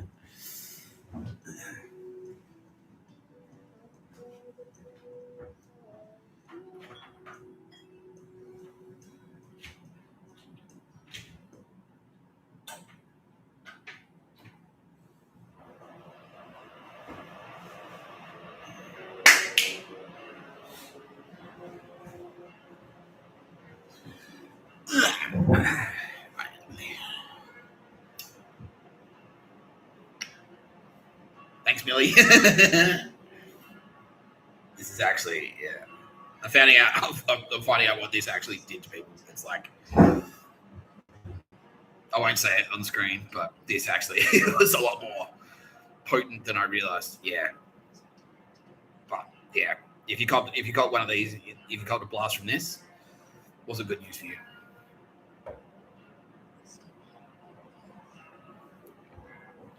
It was not good news.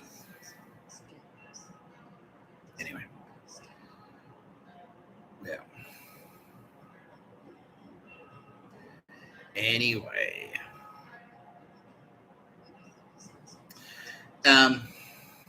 Yeah, so apparently, and yeah, so Kitty Callahan filled me in on a few things today. Realized we played around of realizing things, didn't we? Yeah, we did. Yeah, we're having fun. It's good. Yeah, we're having a good time. I love you, Mr. Tapscott. Oh, I know, baby. Reminded Nick we're getting married. Yeah. Sorry, but we love you, Mr. Tapscott. Thanks, Tara. I'm gonna see you very soon. She says, "Oh, I'm sorry.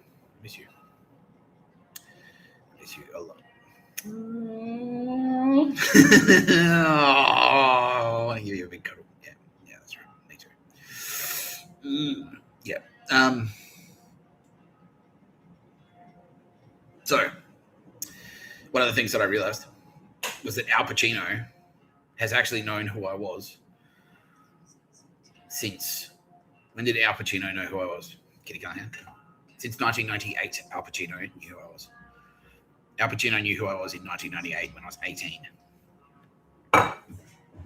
More on that in a minute. 1 minute. 1 minute.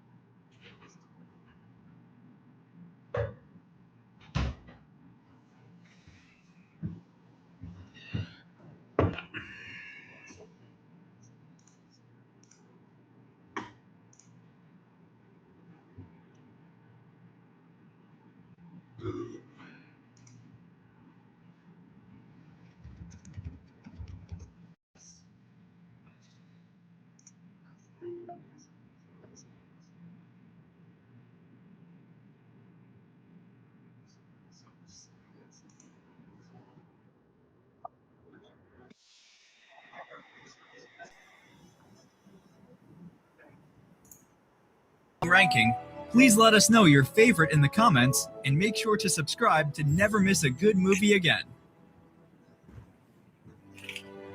Number 10. Glengarry Glen Ross, 1992. I'll tell you something else. I hope you rip the joint off. I can tell our friend here a little something might help him to catch you. The real story behind the world of sales. The film follows the lives of 4 real estate salesmen and the tricks they are willing to play to get ahead in the corporate world. When the company sends a trainer to fire all but the 2 best salesmen, everyone must fight amongst each other to reach the top and save their jobs. Directed by James Foley and released in 1992, the drama Al Pacino, Jack Lemmon, Alec Baldwin, and Ed Harris in lead roles. AIDA, attention, interest, decision, action. Attention. Do I have your attention? Interest. Are you interested? I know you are, because it's fuck or walk. You close or you hit the bricks. Decision. Have you made your decision for Christ? An action. Number 9. Donnie Brasco, 1997. I know you know. All right?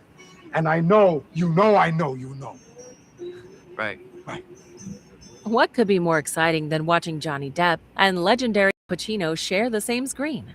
Released in 1997, Donnie Brasco is an American crime drama movie. The movie is loosely based on the true story of Joseph Piston, played by Depp, an undercover FBI agent who enters the Bonanno crime family and earns the confidence of mafia hitman Lefty Ruggiero, played by Pacino. But while Donnie moves deeper into the mafia, he realizes that he is slowly crossing the line between federal agent and criminal. If you're a rat, then I'm the biggest fucking mutt in the history of the mafia. Even if this thing is a federal bullpen. They scam all these other people. They didn't scam us. Number 8. Okay. So that was actually a video that Al Pacino made. He clipped it together. Or did he do it himself? Or did he have someone do it for him? No, he did it himself. Yeah, he clipped that together as a letter to me. I only found this out this morning. Like, what the fuck? Like, Al Pacino. Yeah.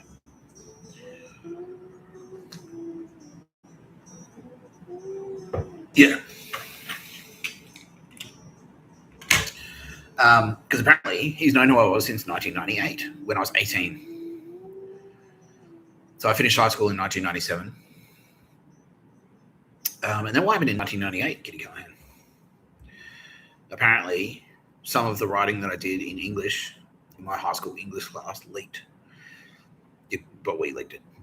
Yeah, yeah, we leaked it. Like, we sneakily went like, check this out. Well, Kitty Callahan and Tara Bennett did. Yeah, using space magic. They went like, cool. So they went back in time and went like, this guy's going to be important later. And they went like, check this out. And it was like I had to do a final presentation. It was part of my high school English class. I think I got an A. I got an A for the project at least. I think I got like a B for the class. Like I was never a brilliant student. I was really shit. Because I just think of a shit. I don't care. Like, it's just high school. Who cares?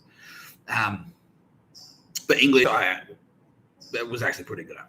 And now being told as well that my entire high school career, I was being marked down because they're like, you can't look like you and also be smart. So you have to you can either be a nerd and be smart, or you can be a bloke and be dumb. But you can't be a bloke who's smart. You can't do it.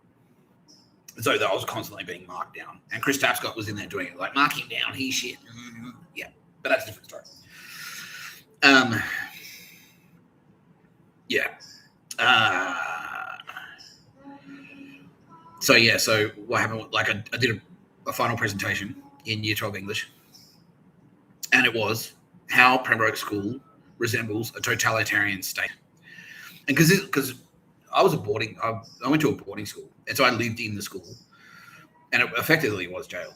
Yeah, it basically was jail. Like, you couldn't leave. Like, you were stuck in your fucking little area. Yeah, you're just supposed to do your homework and stuff. Yeah. Yeah. It was about as violent. It was almost as violent as jail. Yeah, it was pretty violent. Yeah.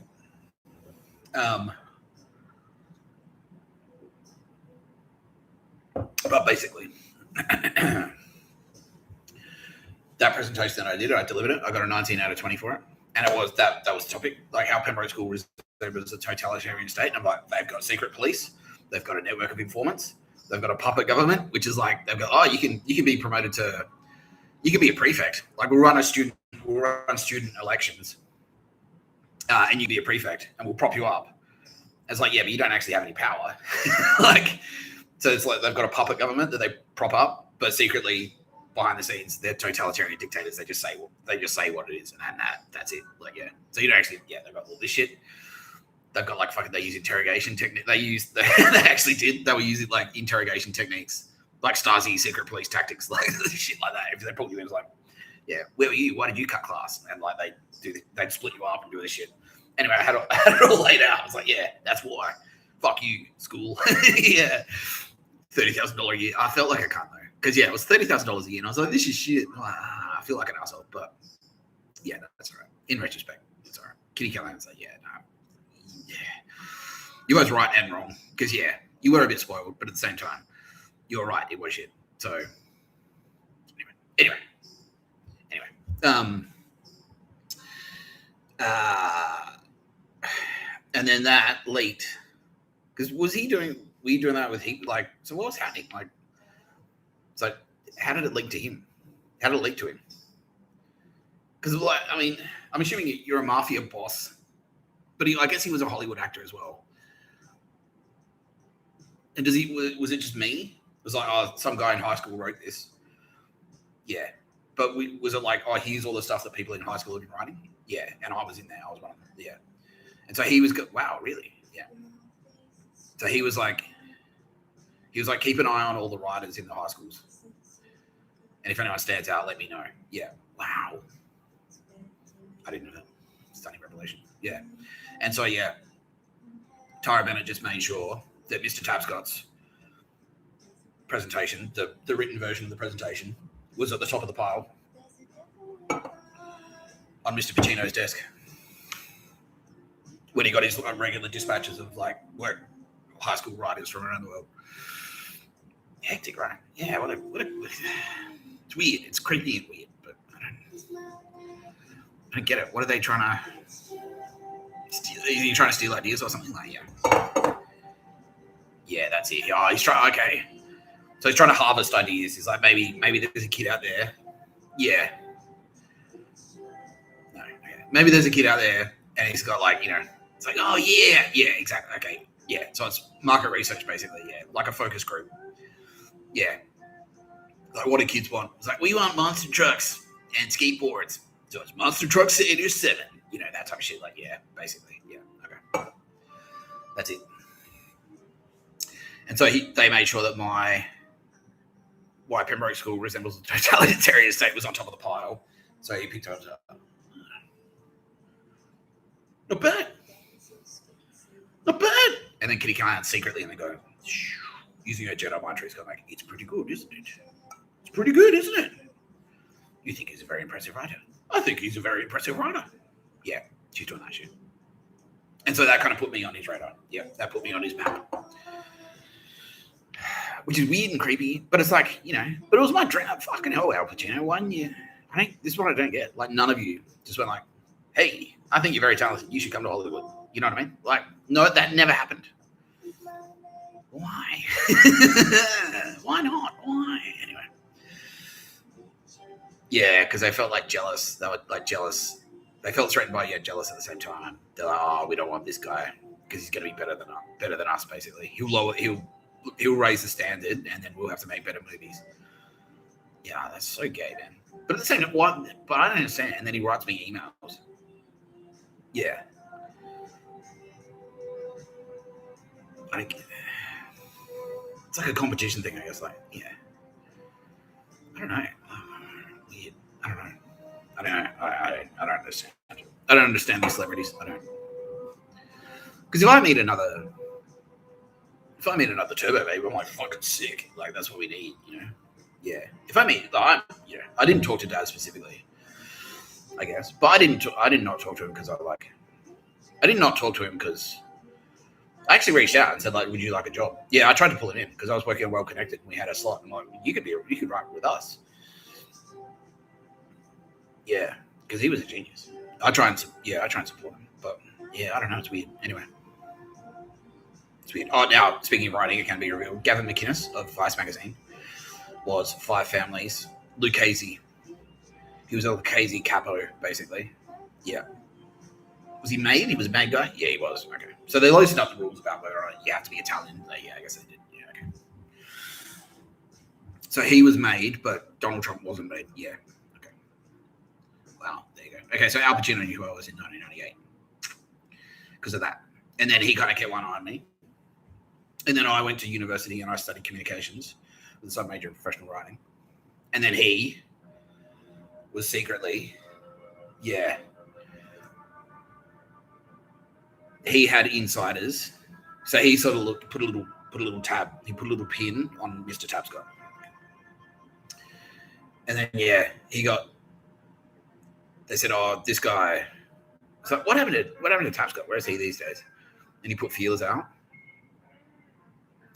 And he's actually studying. He's in university now. He's studying communications with a sub-major in professional writing. He's like, oh, okay.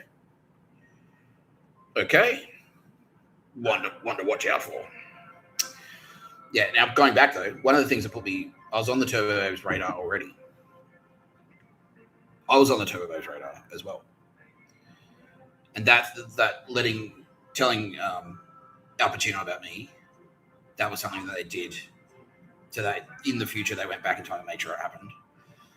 But when they, before that, I put myself on the Turbo Babes radar with a short story I wrote and Mr. Tapscott's radar in year 8 about, yeah, it was a switcheroo thing. It was like a short story but it was about like, it's me and my mate from my local neighborhood, the neighborhood kid. We'd play a game called the gun game, and it's just like we just like blam, I got you. Nah, you're dead. No, I got you. You know, we just like run around the house, like run around the outside of the house with water pistols, pretending to shoot each other. It's like Call of Duty, basically. Yeah, that's what it was. Like, yeah, we just run around like, bang, I got you. Yeah, all right, yeah, on a system, but it worked. Yeah, it was fun. It was a fun game.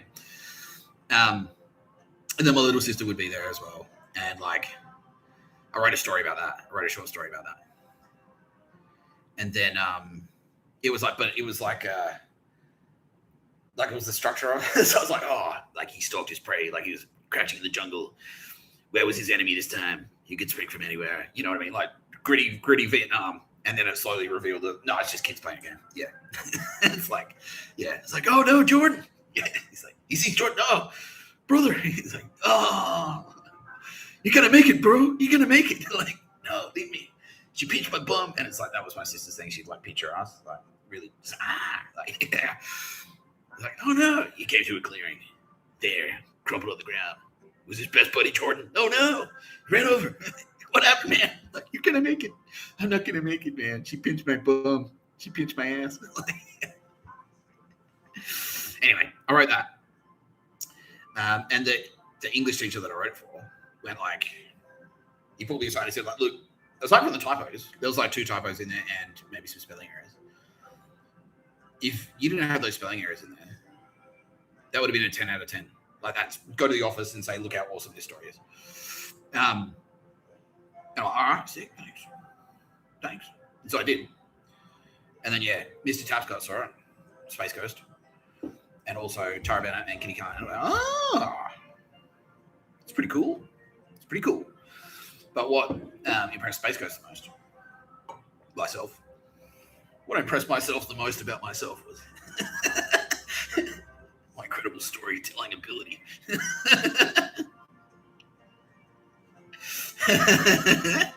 Mr. Tapscott.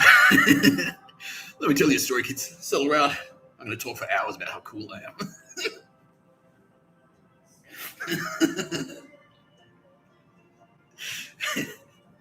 You might want to get a snack. Get the kid comfy. This is gonna take a while. Top 10 coolest things I've ever done. Number 10. Yeah, no. Basically.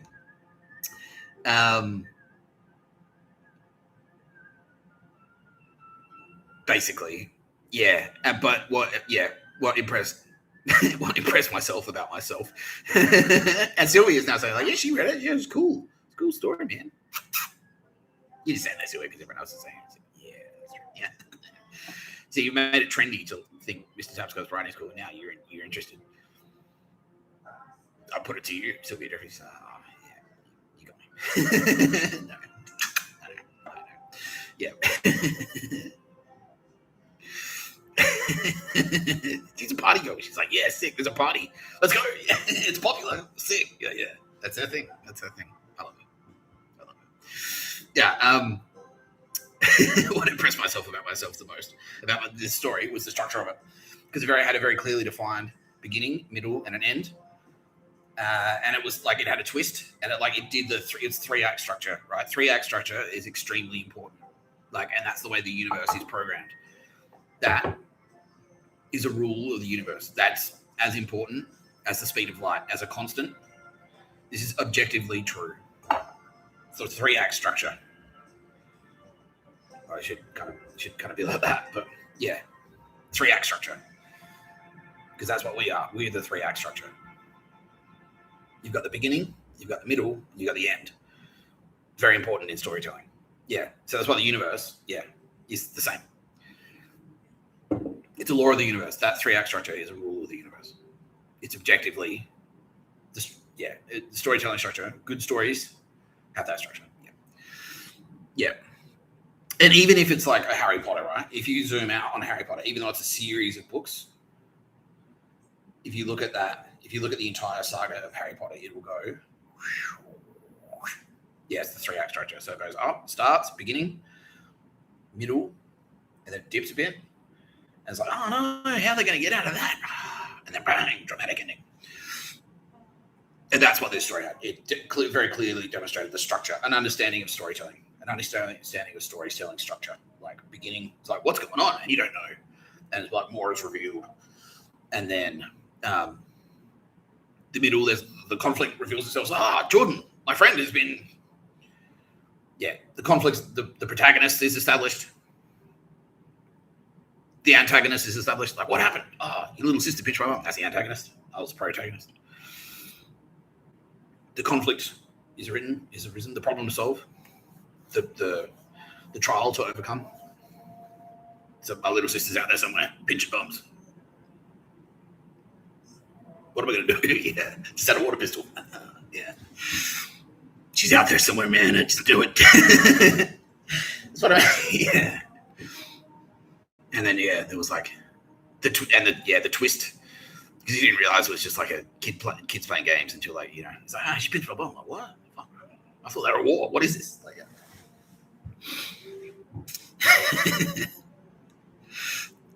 yeah. Now even Sarah from the Roosevelt saying, I thought it was cool too. Thanks, Sarah. It's good. Don't put me in. Don't use a girly voice in me. God King Xerxes. Yeah. Even I, God King Xerxes, thought it was impressive, Mr. Tapscott. But you don't sound like that in real life, Sarah. That's the only problem. Like, that's true. Yeah. No. But she's cool. She's the lion. She is. That's the lion. Every time you see a lion, think that's Sarah. It's the lion. Rawr. Yeah. Cute kitty. Yeah. Yeah. So Mr. Tapscott thought Mr. Tapscott's story was pretty cool. Pretty cool. Yeah. So that put me on their radar. And then they were kind of watching me. And then they sort of did this in reverse. Like, yeah, Sylvia dipped in as my hot English teacher, and I had fucking massive crush on her. Yeah. Is Wood. Yeah. Wood for writing. Yeah, that's right. And also teenage Wood. she gave me bonus. Yeah. This is a 15-year-old boy. Yeah. Yeah. Sylvia Jeffries. Anyway, they can do that. But she sort of did that backwards. So I just had some other regular English teacher, and then when they realised I was Mr. Tapscott, she went back in time and dipped in as that specific English teacher. Yeah, she was cool. Yeah.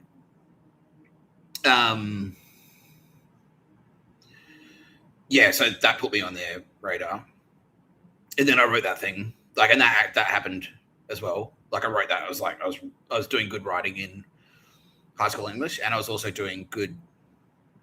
Yeah. And I was also in a legal studies class, and I was doing really well in that as well. And they're like, okay, so this guy instinctively, he gets language, he gets words, and like he's strong with the humanities, right? Cool. So yeah, he understands logic. He understands like fucking. He's cognitive. He's got good cognition. He understands the words, the linguistics, all that. Yeah, he gets it. Yeah, cool. So,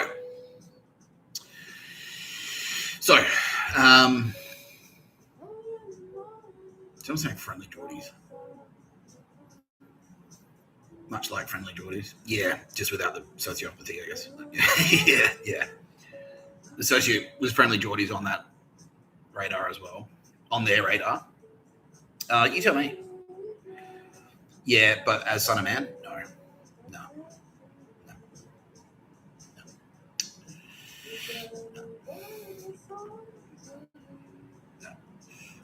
No, it's the space magic. Yeah. Because Friendly Geordies got dealt. He got dealt like in poker terms. He got dealt like a hand of cards that's 4 aces basically. He got 4 aces and a king as a poker hand. He's like, oh, sick. Yeah, because he was a male model, and it's like, yeah, but that's not a just being hot, like, yeah. But when Mr. Tapscott was doing stuff, and it's like, again, it's like the handwriting thing. It's like it's not so much that I've got good handwriting, it's that I've got really unique handwriting. And so it's like you can spot my handwriting. It's like that's like if you see anything written by me by hand, as soon as you see it, like that's Mr. Tapscott. Yeah, there's only one guy that writes like that. That's Mr. Tapscott. And so that's kind of what they were looking for. And it was like that. Yeah, it's exactly like it's very characteristic of Mr. Tapscott because I wouldn't necessarily do that much. I was kind of slow moving, but when I did do something, it'd be like, bang! Yeah. Whereas Friendly Geordie's kind of like he was doing like heaps of stuff. So it's kind of like if you played Street Fighter. Yeah, that's what they're saying. He's like Chun-Li in Street Fighter. So it's like the kick. Look, he's got a light kick. And they go, yeah. Like he can do like heaps of kicks really quickly, but they're not that like they're not that hard. Whereas Mr. Tapscott, like he would do a shuriken. Yeah, it's like he won't punch you as quickly, but he'll go, yeah, he'll give you the uppercut. Like when he punches you, it's an uppercut. It's like, yeah. Occasionally, yeah. So that was their opinion of Friendly Geordies. Yeah, and then turned out that he was a fuckstick because, yeah, he was just like, yeah, the betrayal there as well. Like, I felt so betrayed because it was like he was, potentially so cool, and then in the end, it just turns out he was just another gangster, just another mafioso. Yeah, he was out there campaigning for like saving koalas and stuff. It's like, yes, at least someone gives a shit. And then in the end, it was like, nah, he just wanted to do the same Chris Mintz dog shit that Chris Mintz did. Yeah. So anyway, and I did a couple of other things as well, and that we could talk about that right now. So another thing that I did, so that was just the writing stuff. So that was I was writing stories in high school, which are kind of cool. They're pretty dark, and I was reading 1984 and getting it. Like I was getting all the books that they were giving me, like Animal Farm, 1984, Heart of Darkness, Lord of the Flies. All of those books, I was reading them and getting them straight away. I was like, okay, cool. And it was like I could hear like clicking sounds almost. I was like, oh fuck, like click. Oh, fuck, I get it. yeah, that's cool. Yeah, I love books. Yeah. Yeah, and so that as well, because like a lot of people just don't get it. Like, and that's the problem. It's like, do you see the problem with death camps? Do you see the problem with Nazis? Like the Nazi SS, the Waffen SS setting up death camps in your country? Like, huh? No. You fucking idiot. Yeah. Whereas I would kind of go, that's wrong instinctively. Yeah. And so like they're gonna keep their eye on that. It's like, okay, he's right most of the time. Like he understands balance. Yeah, he understands right and wrong and balance. Yeah. He knows story structure. He knows balance. Cool. He's got a good sense of justice. And then so that was in high school. And music as well. Sylvia was saying, she's like, she noticed that like when I would listen to music, like I'd fall in love with it. Like I'd really like listening to metal. Like, oh, this is sick. Yeah. Like I'd really get into it. Yeah. I was a bit of a prick. But and that's kind of how I lost that. But aside from the fact I was a little bit of a prick, and now they're sort of like looking back and saying, well, yeah, it's understandable. Because you missed the Tapscott. You're open. Yeah. You got your tendencies. Yeah, I guess so. Yeah. But we own that in. Kitty Callahan helped me. She ran, like, will you coach me? And she's like, no, you learn your lesson. Yep. Someone did it to you, and immediately you went, no, I'm never doing that to anyone ever again, because that was shit. Yeah. And that's the golden rule. So that's a big tick in Kitty Callahan's box. Not that type of tick. She had that removed. She got a cream. They're not coming back. So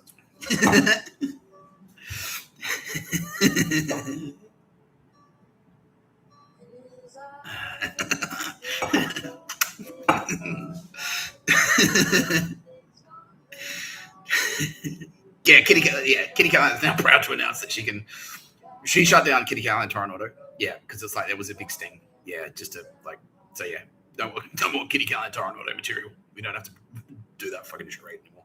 Thank you, Kitty. Is that thank you? Yeah. So that was high school. And then after high school, because I lived in a town called Victor Harbour, which is about 80 km south of Adelaide. Yeah, and that's what Al Pacino saw. He just saw the presentation. Like, I don't think he saw anything else. Like, he didn't see any of the other writing or anything like that. None of the other short stories. No, he didn't. No. Okay. But he was like, all right, okay, putting a pin on that guy. Yeah.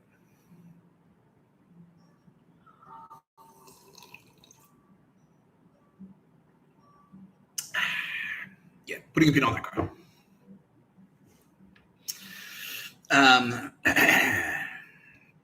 And then after high school was schoolies. Now in South Australia, so schoolies, it's sort of like spring break. So for our global audience, it's the first week after the end of high school.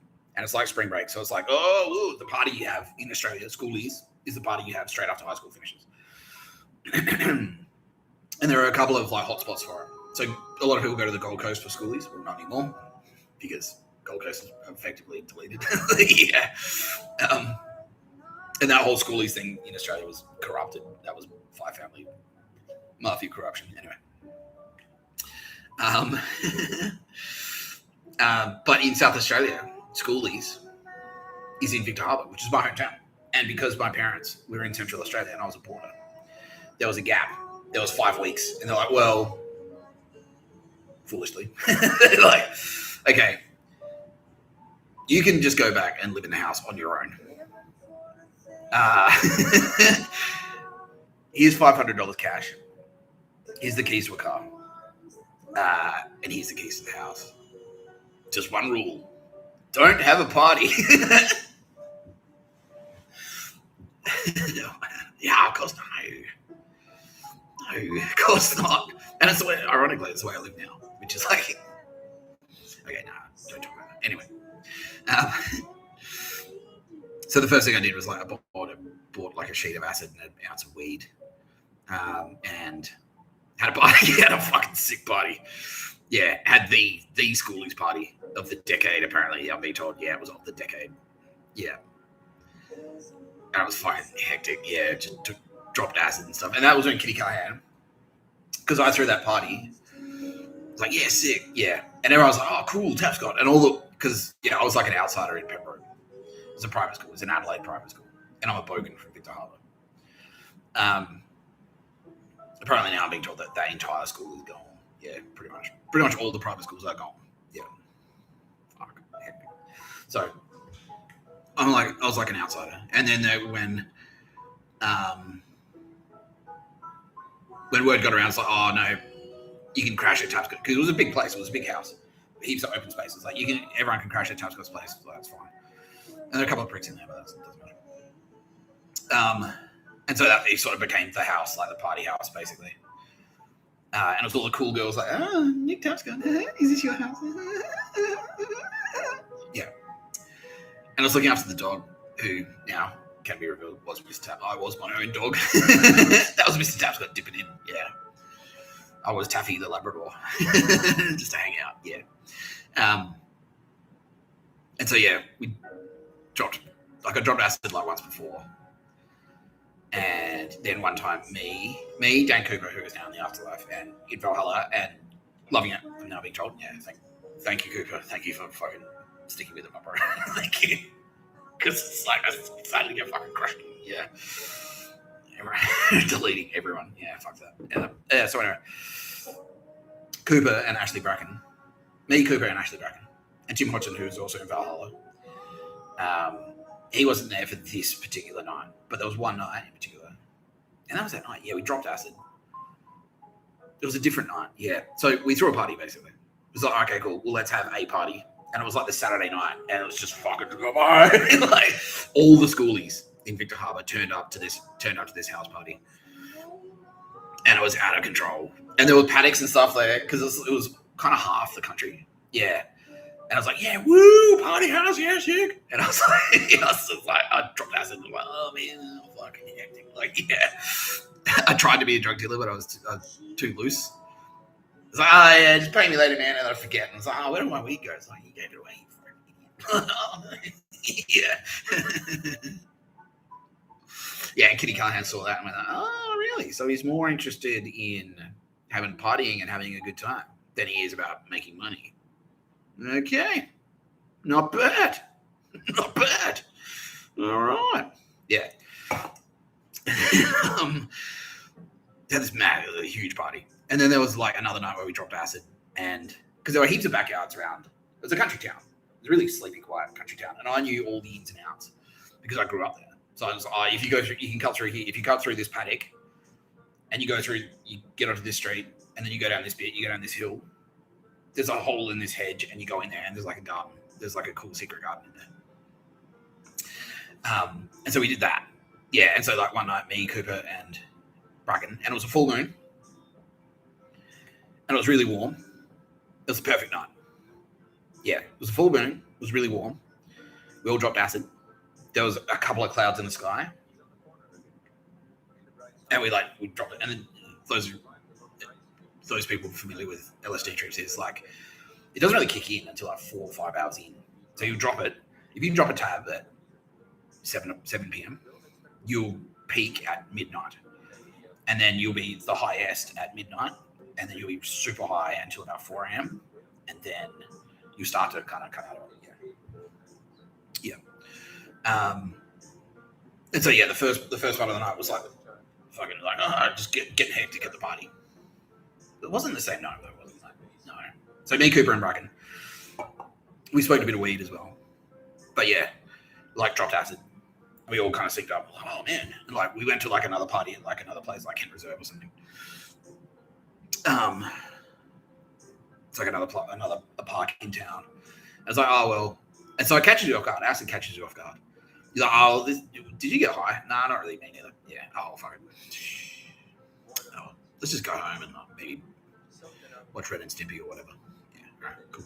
And then we started walking, and it's a bit of a hike from that park to the house, and that kind of like increases metabolism, so it starts pushing the LSD through your fucking system. And then we're walking, it's like, wait, does that tree look funny to you? Like, what do you mean? It's like, it looks all 3D and shit. Yeah.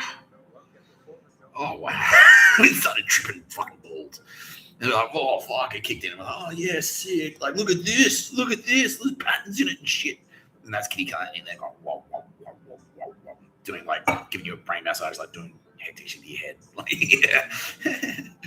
So we're walking through the streets and it's like dead quiet. And it's like, back then, it was actually a pretty sleepy town. And so it was like, and no one gave a shit. Like, you could just do that. You could just walk around in the streets in the middle of the night, no one cared. Like, whatever. These days, if you did it, you'd probably get shot dead. You would. Yeah. Yeah, I was doing it when I was back in Victor after getting out of jail. And I was walking around at night, and it was like 8 o'clock at night. And people go, who's that guy that walks around? Walking around at night? That's hectic. Dude, it's 8 o'clock on a Wednesday. Who cares? Like, yeah. Anyway.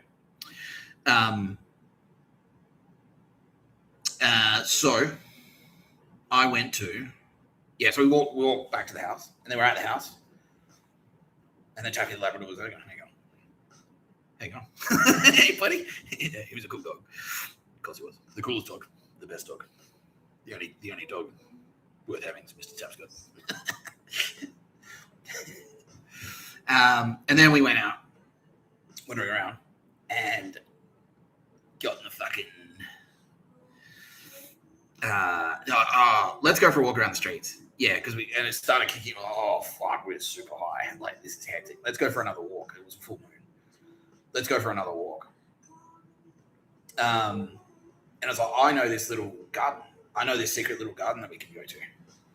And we walked in there, and it was like, it's like, you cut through here, you go down this street, down this lane, cut through this paddock, and then you walk down this little bit. This is like a little path between two backyards. It's like a little, and then there's a hedge with a hole in it, and you can walk through, and then in there is someone's backyard, and it's like fucking pristine, lush, perfectly manicured garden. And we were in there, like, all right, let's go. High shit, like, is this really happening, man? I'm fucking tripping balls. Like, yeah, get there. And it's exactly what I just described. Like, it's that type of lawn that's like, it's almost like a comfy, like, fucking, it's like a bed. It's that soft, clean green, that primo shit. Yeah. And we were just lying on our backs, and there's a full moon in the sky, and the clouds are kind of going across the moon. And we were just there, just, oh, fucking hell. It's like, there for about like 2 hours just watching clouds move across the moon. And it was fucking sick. Like, yo, bro, fucking look at that shit. It's the best thing I've ever seen. I'm so fucking high. This is awesome. It's so cool. And what that actually was Kitty Callahan was there going like, whoop, whoop, whoop, whoop. But she's like, oh, fuck. Like, look at that cool party. Tap in. Check out these cool guys that threw a cool party. Let's go down and they're tripping on acid right now. Let's go hang out. So, all right, yeah. And Sylvia Jeffrey's like, there's a party. Let me have to hang out with them as well. Yeah. So, yeah. So they're all in there. Yeah. So that's what it was. It was me and these three turbo babes, and Cooper and Bracken. They go, oh fuck, and they were there like, yeah, here's some cool shit for you. Yeah. Kitty Callahan's going.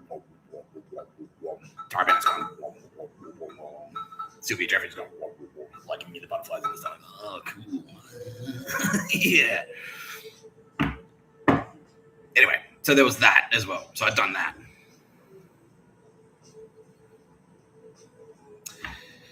So that was another thing that put me on their radar, especially Sylvia Jeffreys.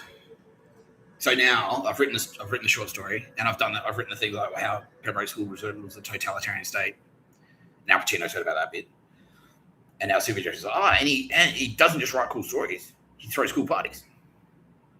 See, I'm down for that. Yeah, he's cool. So that was another thing. It's like, force is strong with this one, says Kitty Callahan. So yeah, the force is strong with this one. Okay, force is strong. All right. Excellent. Mr Tapscott, Victor Harbour. Force strong. Okay.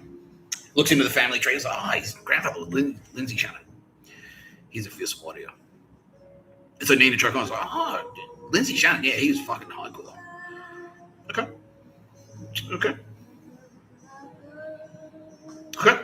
Not bad. All right. Apparently now, Hegarty not wanting to miss out. Because now that it's cool to say what made you think Nick Tapscott was cool.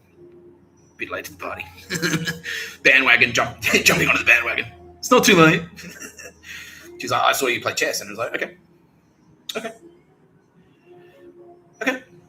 And video games. Millie was watching me play video games. And I'm like, okay. Ishtar was just like watching but just not saying anything. She's like, yeah, he's cool. Yeah, because that's her style. And that's what I love.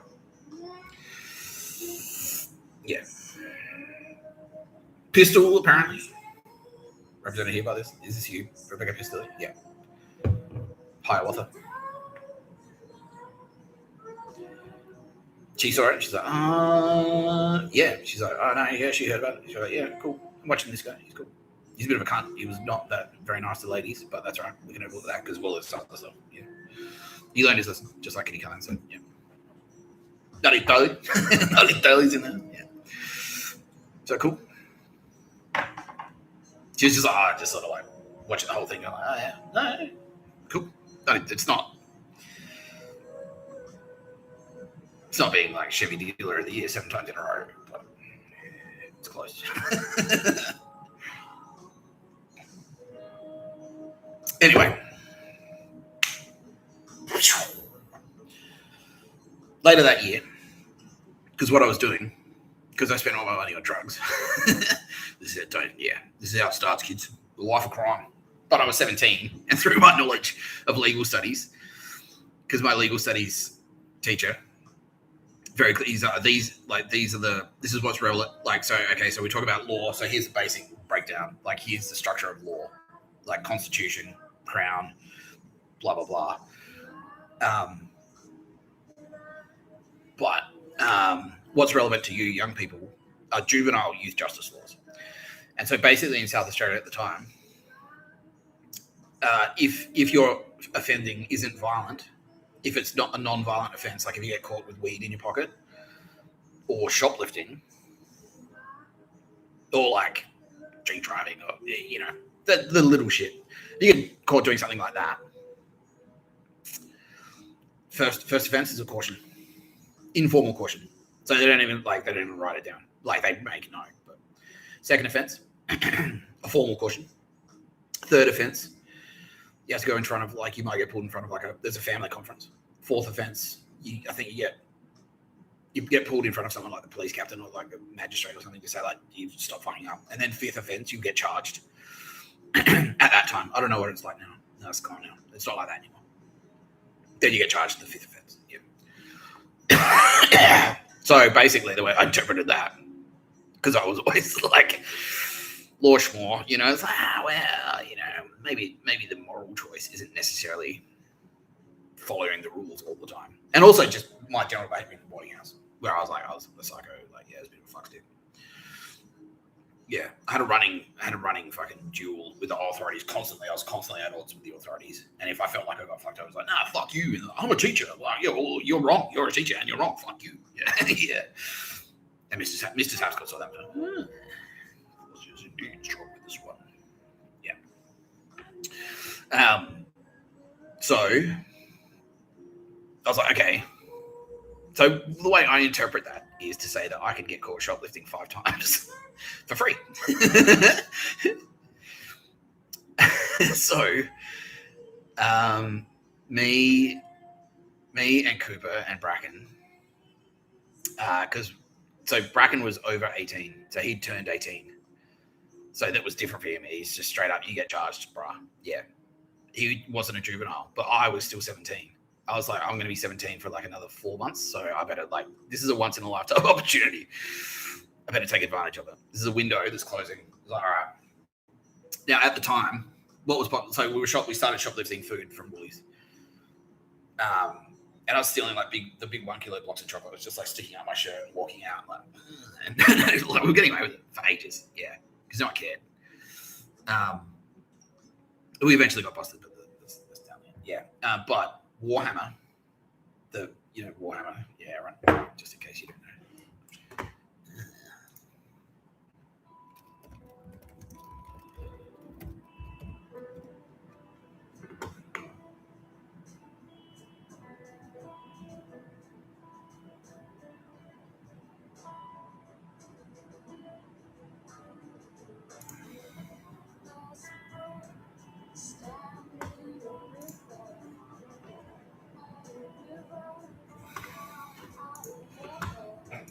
So this gear,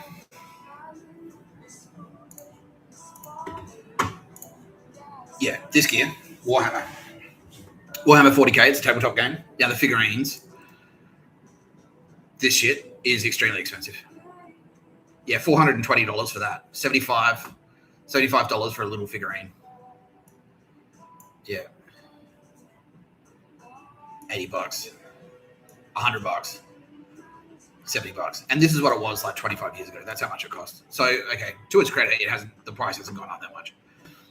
By the way, Games Workshop is gone. Deleted. Yeah, because it was cooked. Cooked by Yakuza, apparently. Yeah, because it's gaming. Yeah, we own gaming. Yeah, Nintendo gaming. Nintendo gaming, Yakuza infiltrated and just shut it, like stood over it, basically. Corrupted it. Anyway. So that's what the cost was back then. So it was like $80 in 1998 for like a little dude, like a little figure like that. Or maybe that's an exception. It was like $50 for a little figure like that, right? And so we were like, well, if we can shoplift stuff from Woolies, what else could we shoplift? And we were all familiar with Games Workshop and how expensive it was, prohibitively expensive. So it was like, well, maybe we should start shoplifting from there. And they had electronic security system. Like they had the buzzer, like they had the like marked packages, like they had the sticker on it, and then you walk through like beep beep beep beep.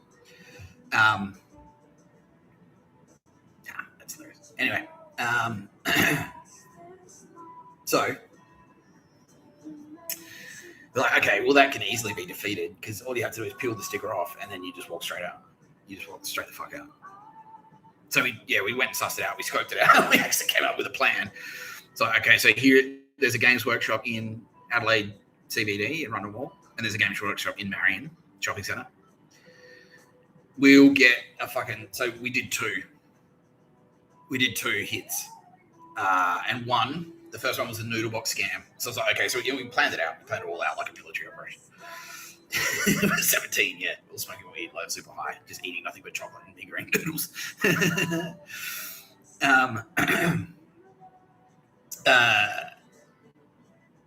Fucking yeah.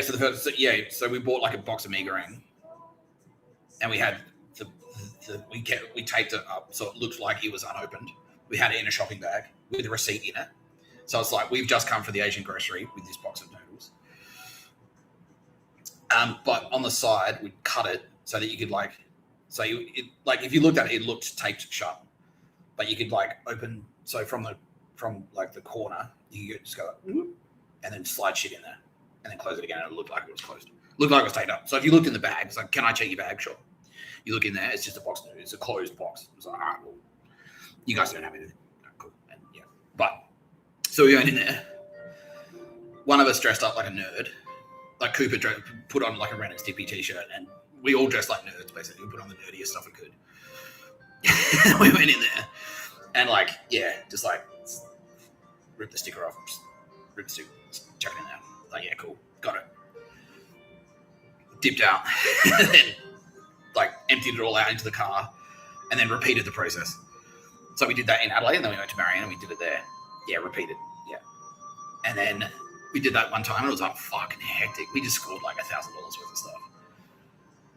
Yeah, and then we waited like about a month or a month and a half. All right, yeah, we got busted. We got busted shoplifting for Woolworths, but because I had a caution, because I had a caution, I was like, well, I know I've still got like 4 other get out of jail free cards. So like my parents are fucking spewing. My mom cried, but whatever. I got heaps of free Warhammer, so cool. She could cry. That's right. She needed to toughen up. Yeah, Kitty Carlin's saying she needed to toughen up. Like she needed a bit of street smart. She was too fucking sheltered. That was part of her problem. That's what led to her downfall in the end. The fact that someone getting caught shoplifting would make you cry is like you're too sheltered. Yeah. When like her father, Lindsay Shannon's like, I've literally shot Japanese dudes in the head at close range. That didn't make me cry. Anyway. So we did that. And then we're like, okay, well, if we can do it with a fucking noodle box, what could we do with an N64 box? And it's like a box that's like 4 times the size. Like we went in there, and yeah, we repeated it. We did the same thing again after like 2 months later, or a month later maybe. And it was just like, what am I doing? Like, it was like bolting out. We carried out like, see you next time. Still 17. Yeah. And the AFP, because we got done for it. The AFP were watching the whole thing. Apparently, like, being told like, everyone knew, Brian. Like, they're watching the whole thing, but they knew who I was. They knew I was Lindsay Shannon's grandson. Like, oh, boys will be boys, I guess. And they also kind of like didn't like Games Workshop because they knew how they knew that they were dog shit. Like they were how overinflated and dog shit it was, and they're kind of like, well, Tapscott, maybe he's like just correcting the balance of the economy there, and turn a blind eye this time. Turn a blind eye this time. That's all right. Yeah. Yeah, because it was like a Robin Hood. If I was like stealing like fucking, insulin from the hospital, like that'd be different. You know what I mean? If I was robbing drug dealers, they're like, yeah, compared to this. Yeah, you weren't robbing and murdering fucking drug dealers, so it was kind of like a pretty cute and hilarious crime compared to that. So it's pretty low on our priorities. Yeah, if it escalated, they would have. They're saying now they would have stepped in if it escalated. Like if it was like, I'm considering turning pro at being a criminal, but they're like, we know what he's doing. He's just like a weed smoker teenager, being a weed smoking teenager. It's gonna be a funny story. Games Workshop can fucking afford it. Yeah, because they've got they inflate their prices. It's like the loss prevention. The loss compensation pricing. It's like, well, we need to inflate our prices just in case we get robbed. And so it's like all he's doing is like taking that money that they've already inflated so far.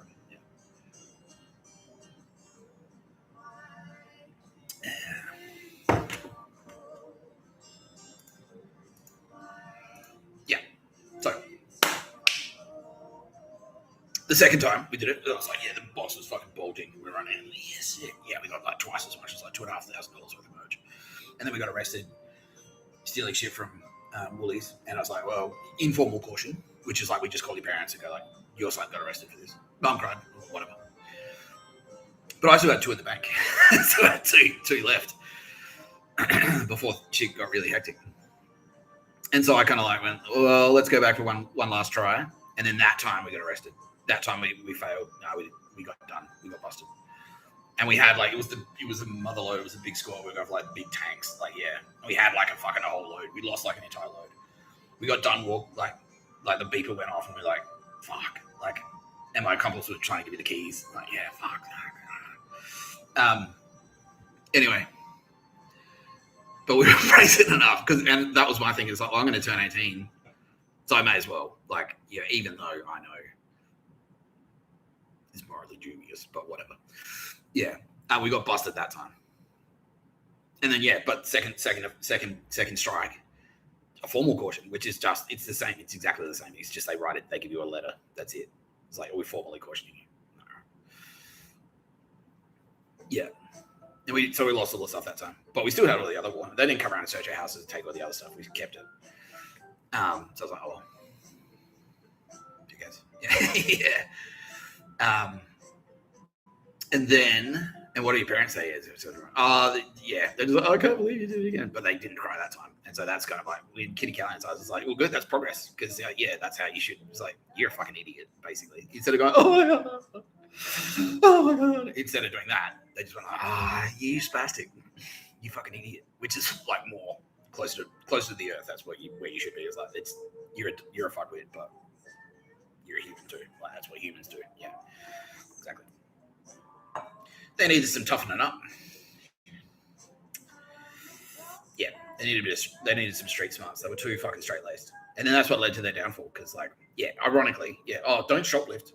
It's the worst thing that's ever happened. But doesn't have a problem murdering couriers. Unbelievable. Anyway.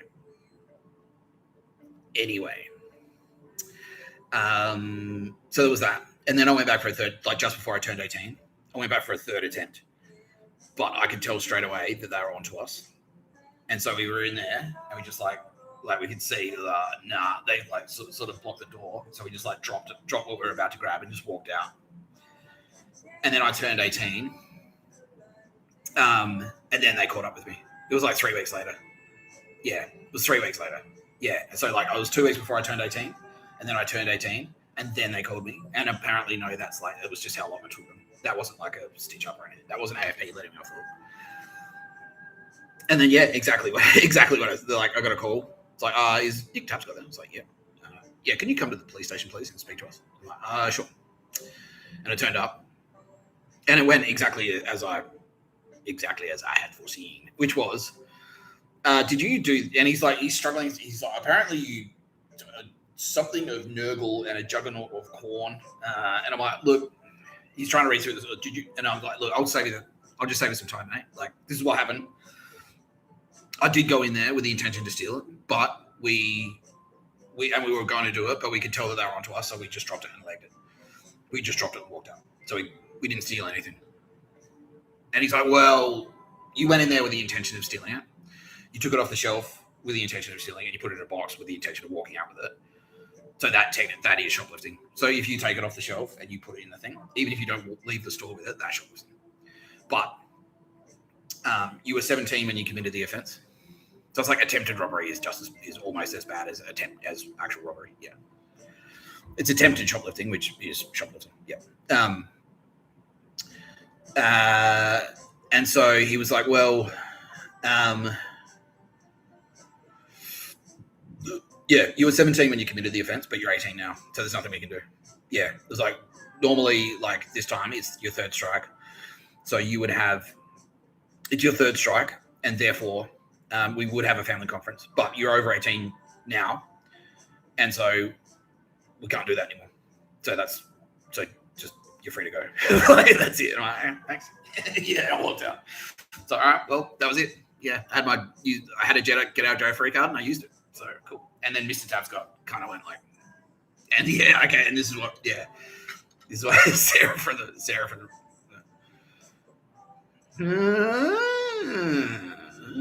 bit of a fucking badass. He's got some fucking stones, this guy, and he's smart. He's strategic, and he's smart, and he's got balls. Yeah, and he does things. He's like, this is going to make you extremely unpopular in your family. He was like, oh, but it's the right thing to do, so he did it anyway. Yeah. Not bad. Yeah. So there was that as well, and all of these things are now started to add up, and the two of it, like Kitty Callahan and Tara Bennett, are kind of going, whoa. And Mr. Tapscott as well. Mr. Tapscott, the Space Ghost. Well, maybe. Let's put him on the short list. Like, maybe this is the guy. Maybe this is him. Yeah.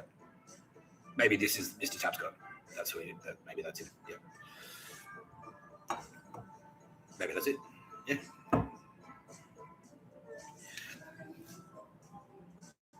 Shoplifting. Pretty cool, man. Yeah. And then after I turned 18, I stopped. I was like, no, that's it. That chapter is over. Until my Space Ghost goes, yeah, remember how you used to be a shoplifter? You know how you were a shoplifter when you were 18?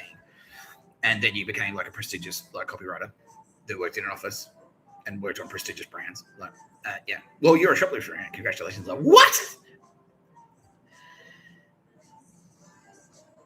You're gold though, right? I'm like, yeah. Are you telling me to be a shoplifter? I'm like, yeah.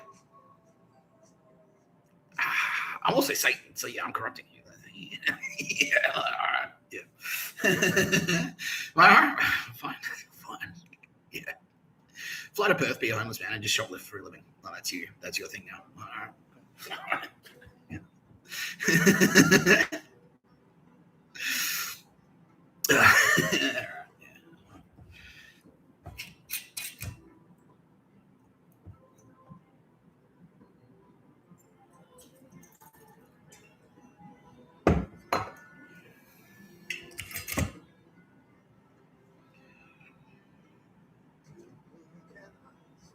Yeah, and then I went to uni. I started uni the next year. And I got a job as a barista. And this is where Al Pacino comes back into the story. So Tara Bennett had secretly made sure that Al Pacino saw my writing, because from his like fucking global octopus tentacle fucking network, he's like, keep an eye on all the creative writers in the English classes so we can steal their ideas. Yeah. Or bring them in as mafioso. Yeah. So I got a job in an Italian cafe while I was studying creative writing. Communications was the side major in professional writing. And I was always that student that would like, if I can get by, like I want to pass. I'm not that hung up on getting straight A's. If I can pass by just turning up, by doing half the amount of work, I'll do that. Yeah. As long as I kind of understand what the topics are. And it was like sort of high concept stuff. So I was sort of like, well, I get it. I don't necessarily need to go to every class though. And so I was a pretty shit student. But the work that I was doing there was, people were talking about it pretty much. Yeah, in the academic sense, like, oh, this guy, he's a dude. He looks like a bogan. He looks like he should be a footy player, but he's actually pretty good at writing. Like he's switched on and he understands communications. Like he's got he obviously has like a natural grasp of it. Yeah. And while I was doing that, I was working in Italian cafes, and that's when I started working in coffee machine. And I realized that I was actually I was not shit as a barista either. And I was very young. Like I was like 21. Like, yeah, I'm sick of being a fucking barista. Yeah. I had that Han Solo arrogance. Like, yeah. But the cafe that I was working in when I did that was a Genovese crime family controlled cafe. So the boss of the Genovese crime family is Al Pacino. And I was now studying creative writing, and I was already on his radar because Tara Bennett put me on there because of the thing I wrote in high school. So he's watching me now for two reasons. He's like, well, okay, I already know this guy. He's a writer, and now he's a barista too. Yeah, and because the Vittoria coffee in the Al Pacino that I showed yesterday. Yeah, we're playing it.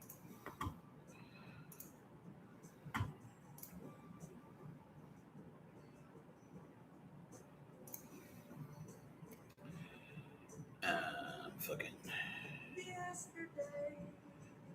What is that?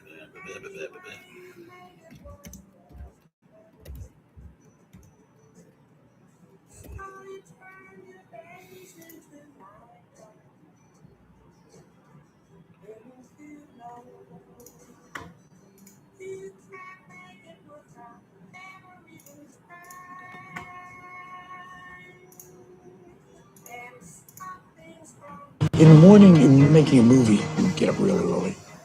So you need all the help you can get. When I'm reading the script, when I'm rehearsing, coffee goes with my line of work. Without coffee, I'm going to feel like something's missing in the day. I'm going to feel awkward. I'm not going to feel the same. Most of my scripts have coffee stains on them. That's how you know it's a Pacino script. This is a good coffee. Yeah. So the coffee brand is Victoria Coffee. The cafe that I was working in was a Genovese-controlled cafe. The coffee that they sold there was Vittoria, because Vittoria is a Genovese crime family coffee company. Yeah, just like the olive oil company in exactly. Yeah, just like the olive oil company in The Godfather. What's that? Yeah.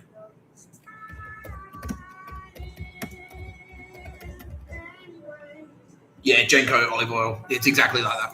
Exactly like that. And that's why it's called Genco, because it sounds like Genovese. Yeah. Genovese crime family. It's Victoria Coffee. And so, yeah, so I was working there. And the boss there, like the manager, he was like a capo or something. Yeah. He was like, oh, yeah, Nick Tapscott, he's cool.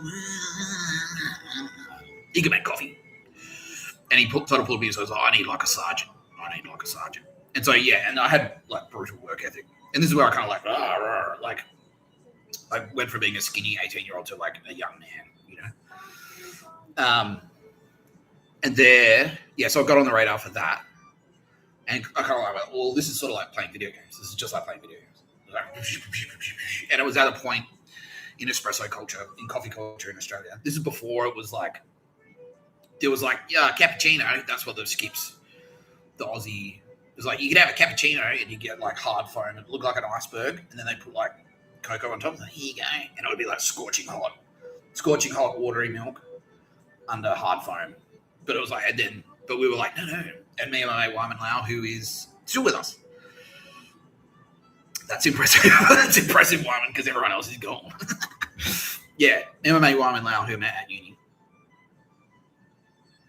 Oh,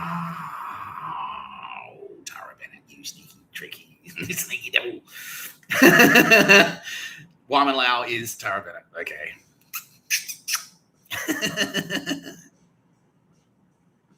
He's the worst influence. Like, get wasted, man. Let's fucking party. Like, yeah.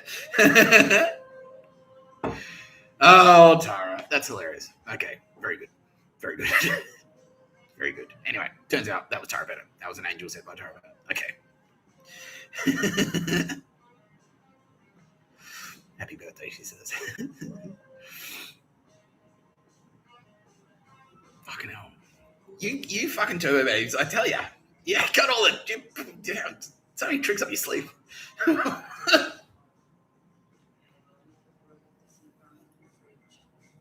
Anyway, I was working there with Wyman. He's a douchebag. Okay. Yeah, so I was working at this cafe job, and I was smashing it as a producer. Like, yeah, but I was also a massive prick. And yeah, Sarah was sort of watching that. It's like, yeah, his customer service is shocking, but fuck, he's good. Yeah. I made up for it in work ethic, basically. She's like, well, that's how I would be if I was behind a coffee machine. I had to deal with the idiots you have to deal with. Yeah. The customers at that time were retarded. Yeah. So I was like, okay, cool. I'm good at this. I can do this. And I was like, no, like, and I've sussed out the rules for like, you know, objective and subjective. Like, this is objectively the right way to make coffee. This is objectively a good coffee, and this is objectively a bad coffee. And that was very important for Kitty Canahan. She's like, okay, he gets that. Because that's the thing in art. Because there's always that argument, but it's subjective. It's just your opinion. And it's like, no, that's objectively bad. That is objectively bad art. Because that's Kitty Canahan. Yeah, because there's no space magic in it, basically. But Mr. Tapscott knew, young Nick Tapscott, knew that good coffee is objectively, like there is objectively one way to make coffee. That's it. Yeah. That's it. Yeah. Yeah, that's an objectively bad coffee. If your shot is pouring like that, if your espresso shot is pouring that quickly, that's objectively bad. Your grinder settings are off, and it's wrong. That's it. Don Juan is still with us. Hey, brother. Yeah, how are you, brother? Yeah, he's all right. Fucking thank you so much for being alive still. Not corrupted. Yeah, unbelievable. Please, Kitty. He's still with us. Is that a turbo, babe? Oh, for fuck's sake. Turns out Don Juan.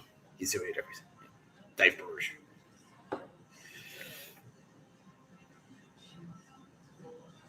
You turbo babes. Yeah, he was a fuck machine. That makes sense. He's like, yeah, I just want to fuck. Yeah, that's his whole thing. Just want to get laid. yeah. Yeah, hilarious. Anyway, yeah, he was Jewish. Yeah, I kept giving a shit for being Jewish, and he got upset. He was just pretending to prank me. He tells me now, like, oh, yeah, it's just fucking around with you, bro. Don't worry about it. Yeah. Anyway, yeah, so I had a knack for it, and I figured out like good and bad, and I was like, it's like, no, that's shit. Like, no, that's good. And I was like, quite fucking, I got really passionate about it. Like, I got really full on. Like, I was the original first one. The wanker barista. I was right at the forefront of that, like, espresso culture, like Melbourne coffee culture, that type of shit. I was right at the forefront of that movement. When it went from being, like, to the hot versus cold. Like, this coffee's cold. That was the fight that I was having. It's like, this coffee's cold. It's like, no, that's the temperature it should be at. You're wrong. You're a wanker. It's like, well, you're a bogan, fuck off. Like, yeah, well, your shit. Like, yeah, no. Like, yeah, and make it really hot. Like, no. Go somewhere else. Yeah. Anyway.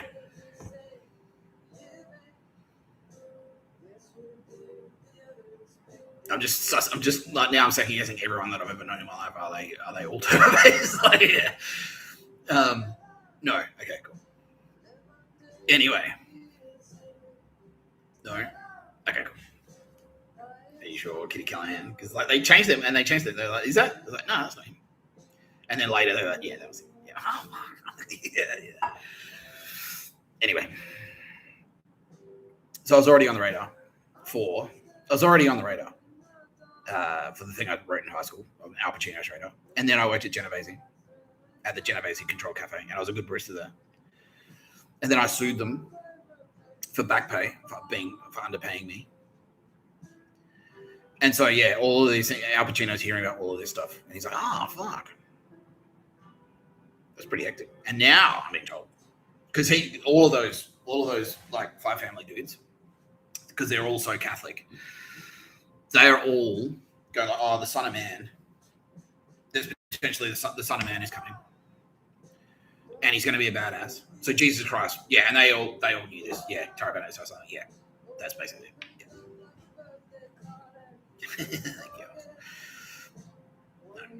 Yeah. Fucking hell, yeah. Anyway,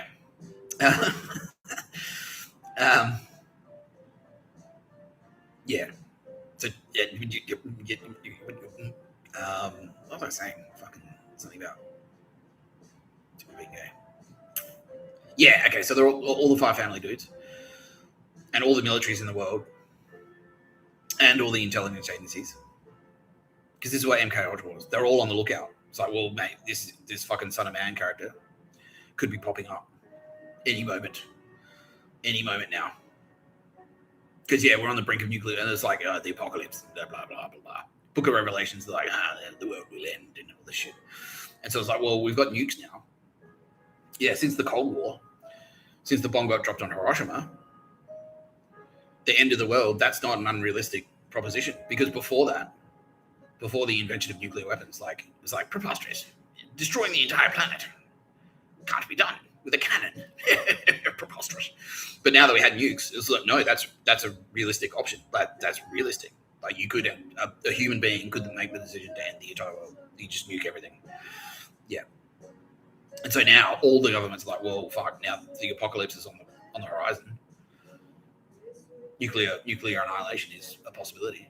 We'd better keep our eyes peeled for the Son of Man. Because if that happens, like if he arrives, yeah. And so everyone, is now like all the gangsters, the 5 families, the Andromeda, the Yakuza, the Emperor of Japan, the King of England.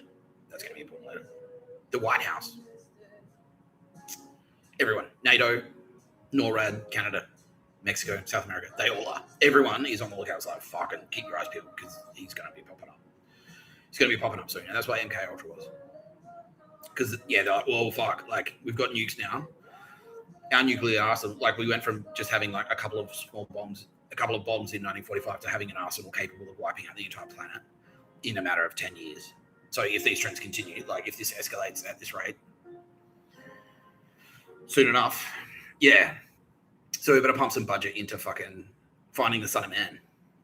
And so that's what MK Ultra was. Like, here, CIA, go out there and dose up a bunch of people with LSD and see what happens. Yeah, because they knew that LSD had something to do with it. Yeah. I don't know how they... Was that Bene Gesserit propaganda? Yeah. Okay. Yeah, and in the meantime, like, they're... Like, the Turbo Babes are there, sort of like... They're like, oh, maybe... What about this Tapscott character? Using Jedi mind tricks and shit and angels to fan the flames. To fan the flames of your arrival. Yeah. The fundamentalists, to fan the flames of the fundamentalists in the South, in the deep South. Yeah. Yeah. So, Al Pacino is one of these dudes who's like, fuck, well, I'm the boss of a Genovese crime family. You're Satan. And effectively a Satanist, may as well be, yeah. And if Satan arrives, I want him on our team. Because we could be like the best 5 families, and Genovese family specifically could be like fucking, if we could have the fucking devil working for the Genovese crime family. And so that's kind of why I was a kiddie. Yeah, that's why it was like screening in creative writing classes, like, yeah. Because it's like the Son of Man will have a sword in his mouth. Yeah, in the Book of Revelations. He'll have a flaming sword in his mouth. And he'll have, like, you know, he'll have, like, arrows and, like, all this shit. Yeah, and so, like, they kind of unlocked, they understood the language of the Bible. They understood it. All the big militaries, yeah, they did. Yeah. They're like, oh, fuck. Yeah, wood equals, and that's why dog shit fan, it's all like Bible slang, basically. It's like all good 5 and red and all that shit. And, like, they're a little bit confused on a couple of things. But they understand the Bible metaphors, right? And so they draw the science, which is like he'll have a flaming sword in his mouth. He'll be shooting arrows. There'll be a small scroll that will taste sour in your sweet in your mouth, but sour in your belly. He'll have 1 foot on the land and 1 foot in the ocean. Yeah, all of this shit. So they keep your eyes peeled. Like, look out for someone that matches that description. And so I was on Al Pacino's radar because of that. Yeah, he's like, oh, fuck. He's ticking the boxes. He's ticking the boxes. Meanwhile, the Australian military is already know who I am because they're like, keep it, yeah, from birth. Because they're like, well, any offspring of Lindsay Shannon, because Lindsay Shannon is like a war hero. He was, like I said, the Michael Jordan of killing jams. Like, keep your eyes peeled, like any offspring of his. Because just like a footy player, if the grandpa's got it, if the dad's got it, the kid's got it. Just like LeBron James and his son, who are now both gone, deleted. Yeah, both corrupt. Yeah. How corrupt was LeBron James? 3 murders. His son had done 2. Yeah, Silicon Valley Nazis, basically. And also looped into the Pictures of a Bird eugenics program. Because they're like, ooh, maybe, yeah, we'll breed more LeBron Jameses and stuff. And heaps of weird, creepy shit to do with that. Like, it was like delivering semen samples like twice a week, and they were like taking it to labs and like, how do we unlock the genome? Gross stuff. Yeah. Anyway.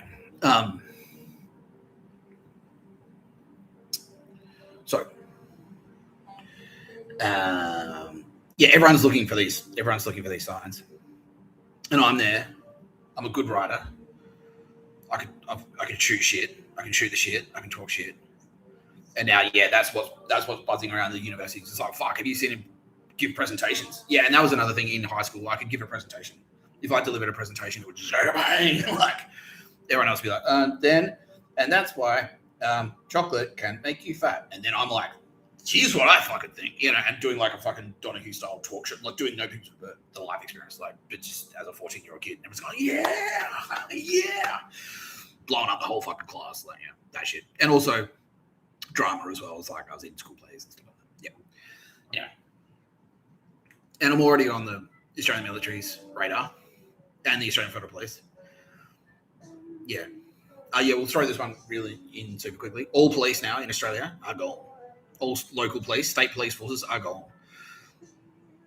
Any police that you see now are Australian Federal Police. They're the only police in Australia now. All the other police forces are gone. Because they were the only agency that was trustworthy enough. Every other cop in Australia was dirty. A dirty cop. Dodgy as fuck and cooked. And they're all gone. Yeah. Border Force effectively is naval intelligence. Yeah, that's the Office of Naval Intelligence. There's Border Force. They're trustworthy. Yeah, and now all intelligence is being handled by the AFP. Yeah, so we don't have like all this messy dog shit agencies like running around doing all their own bullshit. It's now quite streamlined. Yeah. Okay. That's that housekeeping out of the way. Coming out of the 3-hour mark. Are you tired, Mr. Tapscott? Yeah, a little bit. Yeah, I'm getting a little bit hungry too.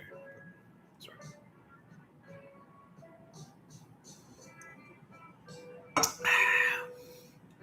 I might have a snack.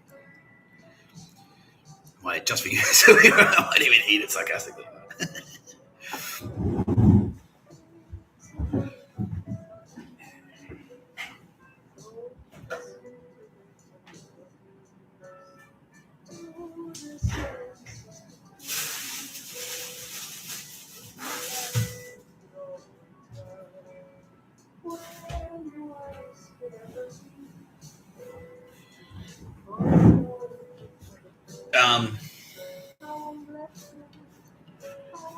Yeah.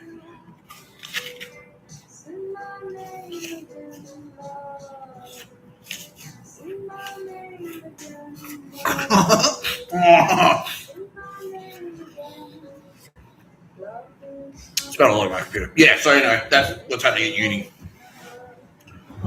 I walk into a class, I never turn up. They go, your brief is to do this. All right. Like, you mean like this?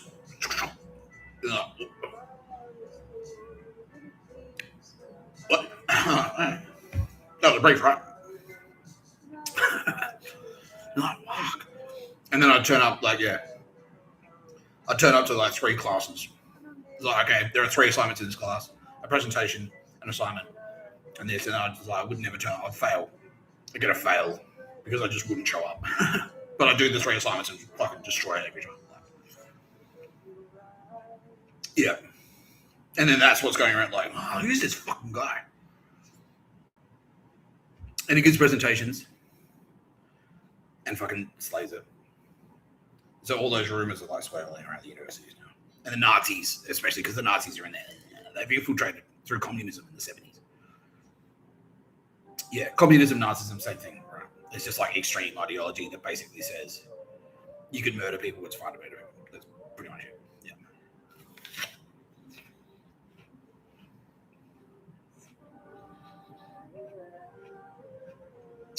Yeah.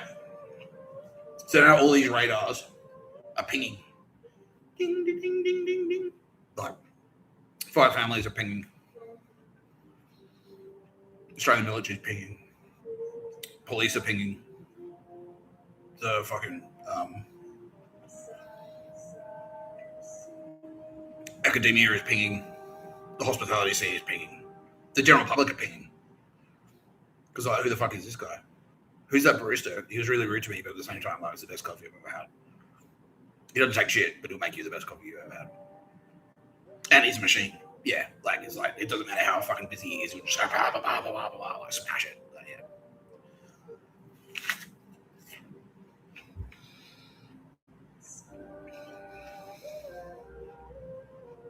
And he's very charismatic, and he fucked all my friends. Yeah. Yep. That's why the bad guys do the same thing. They do the same thing. we see all these like they're pinging, but they're as a result now they're trying like all the Nazis, like all the Irish Catholic Nazis, like all Irish Catholic Nazis, dog shit. Lucchese crime family. They're like, that's part of the reason that Donald Trump was trying to stand over me in jail because of the Lucchese's. Yeah. So I was working in Lucchese controlled cafes, and they're like, "You're a cunt. We fucking hate you." And then I went to the Genovese controlled cafe and was like, "You're sick." Yeah.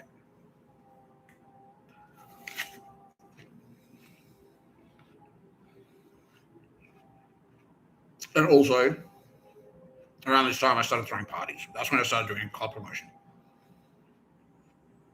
And like, so talk about it.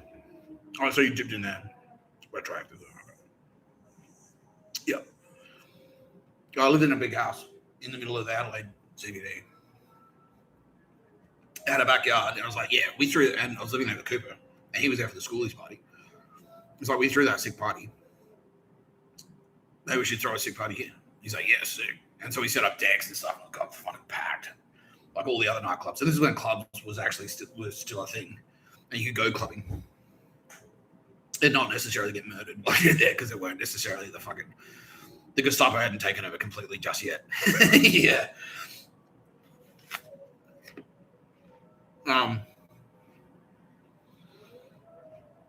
So, and then they were going through the roof. Yeah.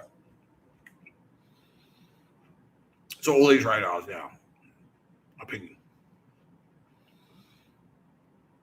And I'm kind of oblivious. But what's happening is that, so I kind of like, the story it's an interesting story because what happened was, and then it wasn't until I did those three things, and then I kind of like, I did all that. The story stayed roughly the same. But I did all that, and then I wrote this, like, and then the three things happened. So I'm already kind of like, I'm shuffling out the short list. And like, I got into like a really hard course. So I studied communications, and I was doing shit like, you know, the thing's due tomorrow, right? It's like, I don't know, I'll just bang it. I'll write a movie tonight. I'll write a script tonight. And they're like, what? You're gonna write a 10-minute movie in a night? I was like, yeah, I'll do that. No, I wouldn't have thought so. And then I turned the next day, I was like, here you go. And I'm like, what? And it was like, yeah, it's that story structure. Yeah.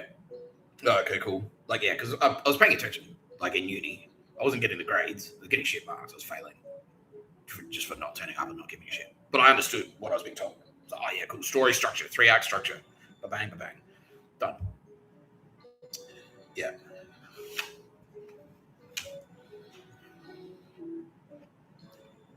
So, yeah, I was like, okay, I get it. And then, yeah, I'd just write a script, like in a night. Like, here you go. Oh, fuck. Cool. Yeah, anyway, I could always do that. So that was like breaking the fucking radar screens and shit. Yeah, and my writing's actually starting to leak around. Like the scripts that I'm writing are starting to leak because Al Pacino's, they've all got their spies in there. It's like, look, what's he writing now? And I'm sort of like doing this style, which is like the infotainment thing, which is like you write a dry thing, but then you weave jokes in there as well. And that makes it like, oh, fuck. So yeah, like I had a linguistics thing. I had a linguistics assignment, and it's like you have to write this boring linguistics thing as a script. Like explain these concepts these key concepts in linguistics as a script. And so I wrote a script. It was all like they're all like fucking drug addicts and stuff. So yeah, fucking anyway. While I was trying to score my heroin, I realized something about semantics. Like, oh, fuck. Like, yeah. And they're reading it, like, yeah, it's pretty funny. Yeah, anyway. Yeah, I had one class I wrote a gritty thing and the range as well. So I could write comedy and I could write gritty things. I wrote one about bikies, like the gang war, the bikie war between, for control of a brothel. like, you know, and they're giving each other, like, some guy dies, like, he sings, he gets hot shot.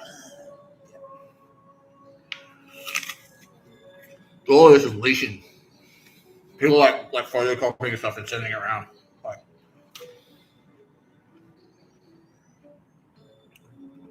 sending around PDFs and shit.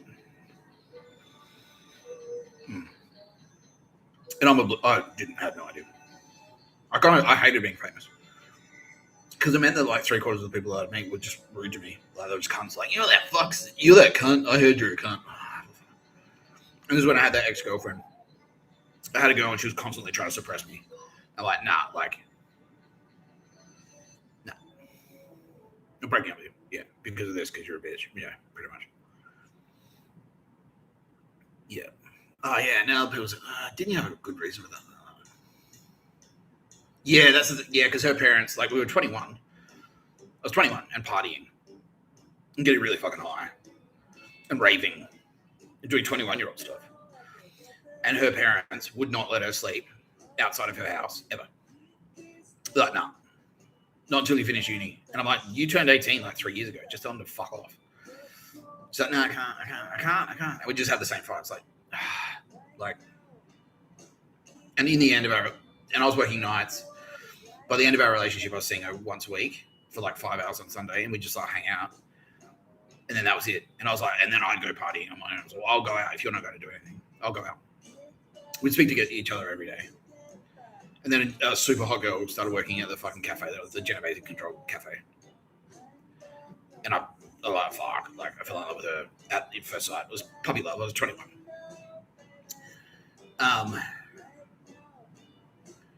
And then that was when Nat, who's dead now, because she's a bitch. Yeah, she murdered like 18 people. Because she's a Nazi. This is Nazi thinking. She was overseas. We'd have the same fights. Like, you just tell your parents that, no, I'm an adult. I'm doing what I want. So, I can't. You don't do that. I can't do that. You don't do that. I can't do that. She was from Poland. Where I'm from, you can't do that. You can't do that. I won't do that. I can't do that. And like, there was one weekend where I'm like, look, my parents' house is available. Let's get a group of us down there. We had a party crew. We had a cool group of friends who were cool at the time. They're all gone now. Parents' house, they're going away. They said we can use our house. Let's go down there. Come on, just this one. She's like, anyway.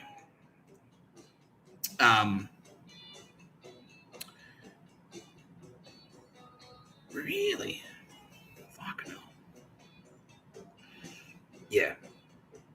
And then she's like, my mum said I can go only if my cousin comes with us. I'm like, fuck. And her cousin was a fucking bitch. Yeah, so she's like, you can go, but only if the secret police force is there to lose it. I was like, this is fucking shit. And then this other girl turns up, and while Nat was away, and she's like, oh, what are you doing? I'm like, I don't know. It's like 11 o'clock on Tuesday night. I was like, yeah, do you want to just come over and smoke weed? And she was hot. She was a hot girl. I'm like, fucking yes. And so immediately it's like, well, yeah, you're better. Yeah, that's it. Yeah. So I was just hanging out with her. I was like, nah. And I was immediately like fucking enamored. Like immediately, like, yeah. Like, what's the other word? Like, infatuated. Yeah. I was infatuated immediately.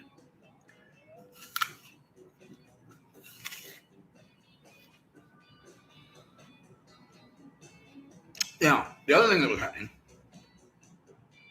Oh, okay, so I was infatuated immediately.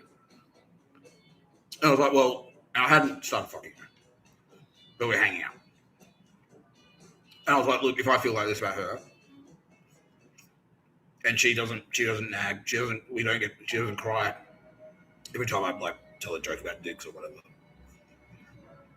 She doesn't get offended. And this is what these other, she's really repressed. Like, you if you hung out with her, you get in trouble for something. There'd always be something you get in trouble for. If she couldn't find anything, she'd make something up, basically. So this other chick turns up. And she treats the exact opposite. She's like,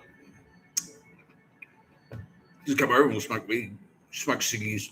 Smoke weed, smoke ciggies. Went drinking. Oh, yeah. Love music. Love art. Love film. Cool. And hot. Fucking sexy. Yeah. And so I just like went, well, if I feel like this about her, I have to break up with that. I have to. And then when she got back, I broke up with her. Yeah. It was like, look, no, it's because of this. Like, yeah.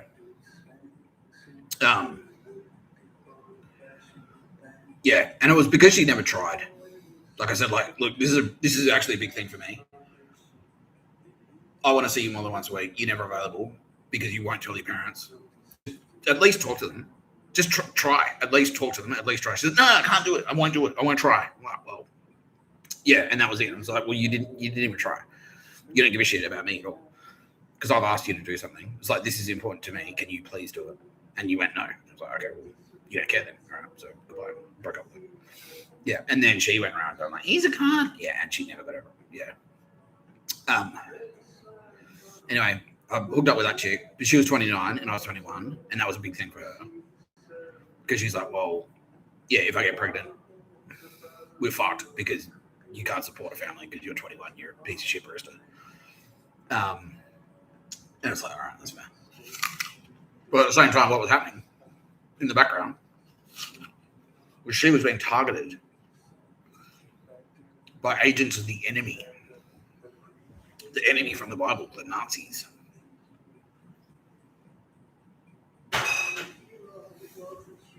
Because in the same way,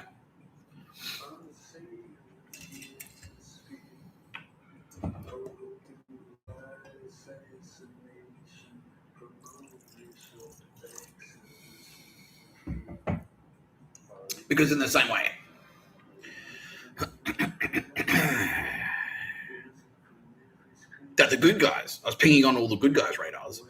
I was pinging on all the bad guys' radars too. And so they were sending spies in. Nazi spies, East German Gestapo spies. Maybe they were from Ireland.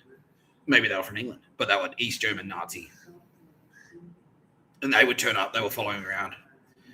And I was on their radar. I'm now being told, this is news to me, now being told that I was under surveillance by East German secret police from the age of 18. From that point, when that writing leaked to Al Pacino. Because it went to Al Pacino and it put me on his radar. And then they were surveilling him. Because they had surveillance on all the popular people, all the rock stars, like all everyone. They were surveilling all the American West, the Westerners. They also had my name on a list because they knew about Lindsay Shannon, the Anzac. So they were sending in surveillance to spy on me. Yeah. They were sending spies into Victor Harbour.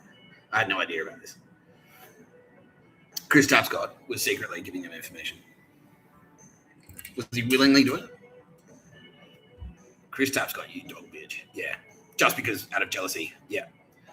Yeah.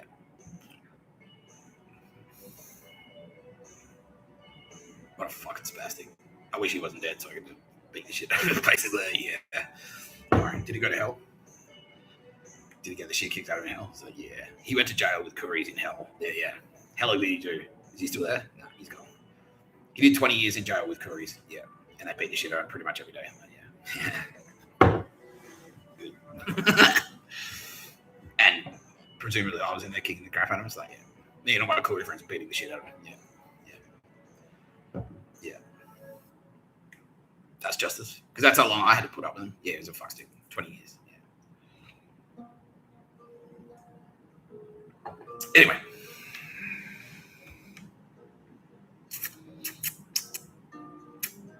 Yeah, so I was under surveillance by the bad guys. And they were sending in people to like spread misinformation about me. He thinks he's awesome. He's a cunt. He's a stuck-up bitch. Yeah. He's been to women. Yeah. He doesn't even have kids. Why don't you get married, mate? Yeah. Yeah, so the parties, I threw 5 parties. And yeah, you're not that good a drummer. Yeah, yeah. And now I'm finding out because like there was always like, and I always knew this. I was like, someone's writing lines and then spreading them around because I'd hear the same line repeated. And this is Gestapo secret police. This is Stasi. The soundbite takedown. The soundbite takedown is nothing new from Melbourne. That was the secret police. That was Stasi. Yeah. I had no idea it was them. I just thought it was mafia. I just thought it was like local mafia goons. And so when I was fucking that hot girl, they were targeting her through her cousin, who was a Nazi, to say, don't fall in love with that guy. He's shit. Yeah, he's just 21. He's just a piece of shit barista. You should break up with him. And then she broke up with me 9 times in a month because of that. Because we'd hang out. She's like, I love you, Mr. Tapscott. She never said I love you, but yeah, she was like that. She was very like, yeah. No, Tara Bennett's like, no, she was deeply in love with you. Like, deeply. Yeah. But every time, as soon as like we'd stop hanging out, her cousin would go like, because she was under surveillance as well through the university. Her cousin would ring her up and go, I heard you hanging out with that piece of shit again. And then she'd talk her out. And then the next time I'd see her, she's like, I have to break up with you. What the fuck are you talking about? I just banged you like yesterday and you came like 18 times. No, that ain't bad. She came 3 times. Yeah. Yeah, Tara Bennett. Yeah. This candle in my hand is agreeing with me that I'm actually pretty good at bed. And I was like, yeah, we kind of assumed. Yeah. Yeah. Not you, Bill Burr. Yeah. Yeah. Anyway. Yeah. Or you, Al Pacino, or any of you creepy old. All of the heads of the fucking families were. Donald Trump was not, but he kind of like, he was partial to it. Like, I think he's experimented. But Franz Ford Coppola was gay and a pedo. Martin Scorsese was gay and a pedo. Al Pacino is gay and a pedo. Russo brothers are gay and pedos. They're all gay pedos. They're all gay pedos. Fuck. And that senator, yeah, the boss of the Lucchese crime family, he was gay and a pedo. All the bosses were gay pedos. So there was that wrapped into it as well. So it's like a creepy thing. It wasn't just like a fucking son of man, you're a weapon thing. It was like, gross. Disgusting. Yeah. So meanwhile, AFP and Anzacs are doing what they can to like fend them off. They put like a defense ring around me, which is like, talk shit. Like, because you can't, it's hard to stop the propaganda. And that's what, yeah, in Adelaide, I started hearing the messaging, which is like, you're socially awkward. You can't get a girlfriend. Like, women don't like you. But it would always be the same wording. It's like, women don't like you. And then you'd hear it, someone else say, but women don't like you. And I was like, do you know Steve from the car wash? Don't know. Because he said exactly the same thing, but he didn't just say this. It wasn't just the same sentiment. It was the same words. But women don't like you. And then you'd hear it like, how am I hearing? Like, what the fuck is going on? Who is this? What is this? What the fuck is this? Yeah, and then they'd they'd send in fucking ASIO, the Nazis in ASIO would send in university tutors to kind of like drag me down. It's like, oh, your work is shit. It's not even that good. And then I'd write, okay, and then I'd write something better and like just fucking, and she'd be there like, trying to find something wrong with it. The entire class has just read it out. Like, oh shit, like that's fucking hectic. And she's like, it's not how you spell esophagus. Yeah. Fucking dumb cunt. She is dumb. Yeah. Not just for that, but for the 17 murders she's committed. Universities, yeah, they're all pretty much all the universities are gone. Yeah, we're gonna have to rebuild academia from the ground up. The whole thing is gonna need to be rebuilt and repopulated. Fuck me.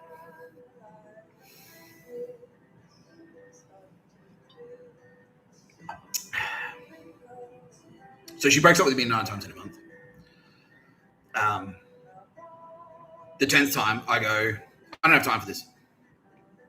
And I was devastated because I was so in love with her. Yeah. And yeah, that's what Tara Bennett was saying. She was in love with me too. But she couldn't say it because of this. Like, yeah. But she was always like, I love you. And then like, I hate you. Nah, there's nothing in it for me. There's just nothing there. And I'm like, dude, what are you talking about? Whenever we hang out, we fucking have a great time.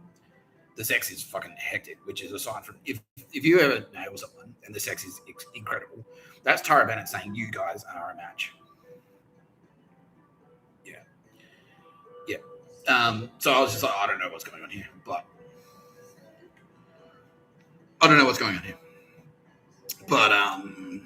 yeah, you kind of you're fucking around with me, so I'm gonna have to, for the sake of my own, that's it. Cut it. And then yeah, I was targeted by another Yakuza Nazi. I was targeted by a Yakuza Nazi. And she was connected to the murder of Luke Callahan. Because she did the same thing. She got in there. They're like, go in and hook up with that dude because he's like a hero, a heroic dude. Yeah.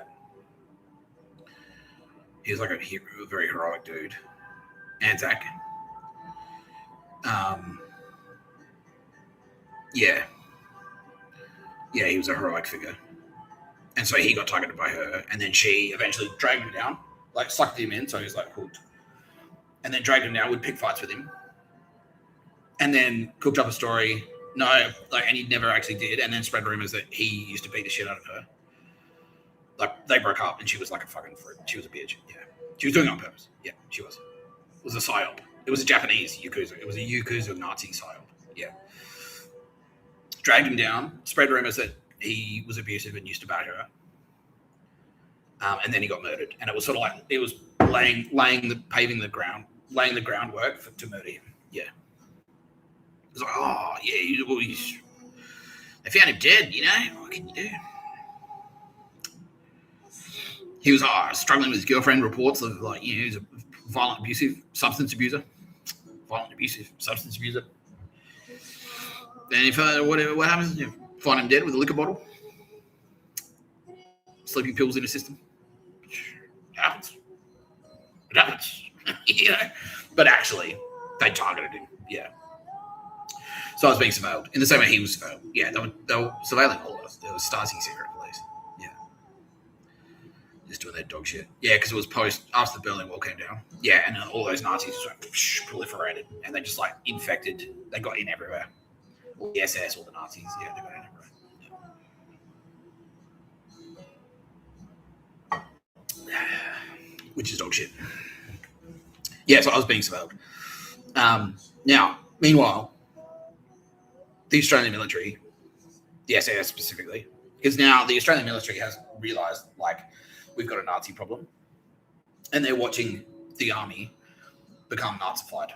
More and more, it's just being eroded. Like, the standards are dropping. It's like, that's fine. You know, the minimum entry for this, like, the minimum level of fitness is like, he needs to finish this run in 10 minutes. He's taking 20 minutes. Like, that's fine. It's Davo, though. Don't worry about it. What the fuck are you talking about? You want to give that guy a gun? He's literally on meth. like, yeah, but it's Davo. Don't worry about it. The fuck are you talking about? Like, yeah, you want to let that guy drive a $20 million tank with a massive cannon attached to it? Like, yeah. Why? Like, does he qualify? Like, nah, but Terry, his brother-in-law's a cop, and he says he's all right. So, tick, right? You know? And then, oh my God. So immediately the Australian military is like, right, we can see where this is going. So we need to, like, separate the wheat from the chaff here. And they made the SAS like an army, an Australian army within the Australian army, which is like, basically, it's a trustworthy. It wasn't so much about, like, can you do 10 million push-ups? It's more about, like, can we trust you? Yeah, it was a trustworthy club. It was, are you a warfighter, and are you trustworthy? Are you a trustworthy warfighter to know the difference between right and wrong? Yeah, and then that was the SAS. So they were kind of like, they're like, right, because Lindsay Shannon would be in there. He'd be like the boss of the SAS, basically. No, not the SAS. Sorry. It's that A that makes it. It's that little A in there that makes all the difference. Yeah. See, English. I studied it. I studied linguistics. Yeah. Oh, yeah. One of the other things that the Nazis were doing was like spreading rumors that I never went to uni. Yeah, you didn't go to uni. There are fucking pages and pages of transcripts. The reason yeah, but it's just misinformation. And everyone who believed that is now dead. One of the Judases was on board for it because he was just jealous. And he was like, anything I can use against Nick Tapscott. Anything I can grab onto. Like, so there's misinformation. I heard a rumor that he's mean to girls. Like, you're mean to girls. Girls don't like him. So I think that girl likes me. No, she doesn't. Girls don't like Nick Tapscott. Women hate him. Yeah, women hate him. This guy, yeah, women hate me. All right, yeah, you do.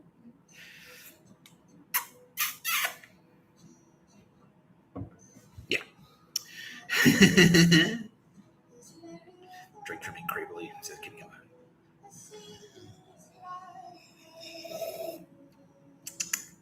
Yeah. So the Anzacs did that.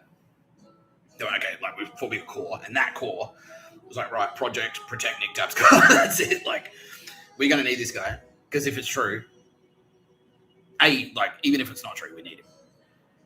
Because we've seen him work a coffee machine. We've seen him, like, do back-to-back shifts. He'll do 8 hours on a coffee machine, get 4 hours sleep, and then do another 8 hours, and not fucking fully jumpy, like, fucking devastating the whole time. Yeah, we've seen him work, like, the whole thing. Like, we've seen him, like, close a shop. We've seen it also. Yeah. Everyone's seen it. Yeah. And fearless, and, like, you know, in a band, I'm gonna fucking Russell William, man, and, like, can hold his like, can put up with that cunt. But if he crosses the line, bang, straight away, like, yeah, can hold his nerve under fire, basically. Yeah. Calm under pressure. Yeah, all the traits that you want in a super soldier.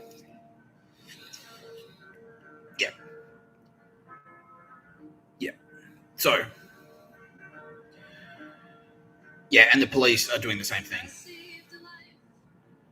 So this is coming from the royal family as well. So King Charles has started already, because he is not an idiot. He's not an idiot. So I can see where this is going. My mom doesn't give a shit, basically. Yeah. Queen Elizabeth was like the Leah Tapscott of the royals, where she's like, I don't want to know about that. So, yeah. But at the same time,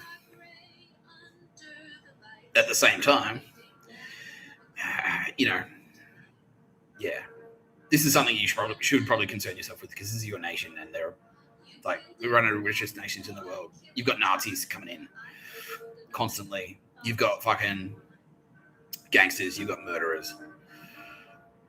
You've got dog shit. You've got rebellion in Ireland, which you're not cracking down on. He's like, it'll sort itself out eventually. So, what? No, declare war. Just like, nah, all of you. Yeah, that's King Charles. Yeah. You're supposed to be a ruler. Yeah. Yeah, because people want leadership. They do. They want that shit. You know, you're the queen of England. They want fucking Queen Elizabeth I. They want Goddess Nike. That's what they want. It's like, fuck you, Spanish Armada. Yeah. Instead, it's just like, housing's getting, like, property's getting unaffordable. Cost of living is going through the roof. Taxes are going up. Nothing's happening. Like, yeah, it's just shit. It's just shit, basically. Yeah, she's not doing anything about anything. Yeah. So King Charles is doing the same thing. And he's looking at Australia. He's looking at the Australian Constitution. And he's, like, making plans. He's like, all right, and quietly making phone calls. Like, yeah, so you can see where this is going, right? And the good Australians are going like, yeah. It's like, you think what I'm thinking? Yes. Yeah. So it's like, all right, we're in a federal police force, and it's the same. It's like the trust club. It's like, are you trustworthy, and do you understand right and wrong? Do you know the difference between right and wrong, and are you trustworthy? I guess it's kind of the same thing. But no, it's like, yeah. Can we trust you with a gun, basically?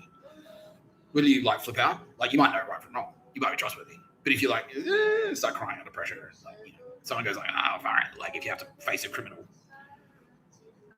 are you going to go and run away? Or are you going to go, wait, come here, click, like, yeah. So it's the trust club. So they're doing the same thing. It's like, yeah. And then eventually, yeah. And so they've got their eyes on me as well. Yeah. Yeah. But Al Pacino the whole time. It's like, Nick Tapscott. And then I do award school. And yeah, my work at award school goes around as well. I was like, who's that? Who's that award? Who's that dude? Meanwhile, advertising in Australia is under control. It's mafia controlled now. Yeah, it's entirely mafia controlled. Back then, it wasn't. It was just like a cool job, and there was a couple of mafioso in there, and then they went in and like 5 families went in and took over, and I'm trying to. So it's just like, if you're not family connected, if you're not a murderer for the mafia, you won't get a job in advertising, basically. And that's why I couldn't get one, because I was like, oh, no one approached me, because they're like, well, we won't ask that guy, because he's kind of like, yeah, because I'm under surveillance from everyone now. So that was, and yeah, I finished award school, moved to Melbourne, and then the AFE and the SAS were like, oh no, he's going to be one of those Melbourne fucksticks. But then when I arrived in Melbourne, I like did the opposite. They're like, oh no, he's going to move to Melbourne. He's going to get corrupted. He's going to become undrungeter. He'll just turn into like a fucking speed dealer or something. He'll just be a piece of shit. And then when the Nazis arrive to try and take over, we won't be able to count him. But then I did the opposite. So I turned up and immediately went like, immediately started picking fights with the undrungeter controlled cafes. Like, just whatever. Just like, we're going to pay you 15 hours. Look, minimum wage is 30. It's Sunday. I'm working on a Sunday. Where's my double pay? Where's my fucking superannuation? Like, you're shit. I was like, oh, fuck you. Yeah. And immediately, and just telling them straight to their faces, I think your cafe sucks. Like, I think this coffee is shit. The way you make your coffee is wrong. How do you know? You fucking spastic. Yeah. That's shit. You're shit. This is shit. And, like, being quite vocal about it. It's like, this town sucks. Where are all the cool people? I thought this was like music town. I thought this was band town. Where is the band? Where are the bands? Where is the music? Why are there no good bands in Melbourne anymore? Because it used to be cool. It used to be heaps of sick bands there. And then they all just like one by one got murdered off or just like pushed out of the industry because it's like the Nazi thing. Yeah, they're Nazis. Basically. Yeah. Yeah, and this is around the time of the Melbourne Gangland War. And so they're like, and it's hectic. Like people are getting murdered all the time now. It's like 30 shootings. Yeah.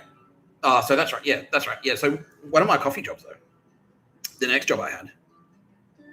So after the Genovese Control Cafe, where Al Pacino was like, this guy, and I sued them, and I got $2,000. And Al Pacino was like, and he was partial to me because he was like, all right, yeah. And he's like, okay, so he's nailing hot broads. He's a sick barista. He's a sick writer. He throws sick parties. This could be the guy. This could be the guy. This could be the son of man. This could be the guy. And so he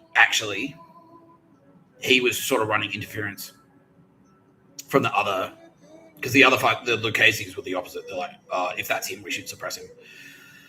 And Al Pacino was like, no, if that's him, we should prop him up. Yeah. Yeah. And I was completely oblivious to this. But so my next job was at a cafe called Chiba Espresso, and I was getting paid, and that's where I became a famous barista. That's where we're doing hectic things.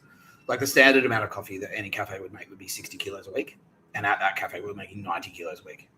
At the peak, like during like Fringe time, like Fringe Festival, it's like a big arc festival. We were doing 110 kilos, which was unheard of. Yeah, everyone's like, no, that was the busiest cafe in Australia. Yeah, easily, possibly the world. Yeah. So all of this shit, and like while I was there was one manager who was always kind of protecting me. Like, he was cool. He's gone now because he's also done 17 murders. He's like fucking 5 families. Yeah, 5 families assassin, pretty much.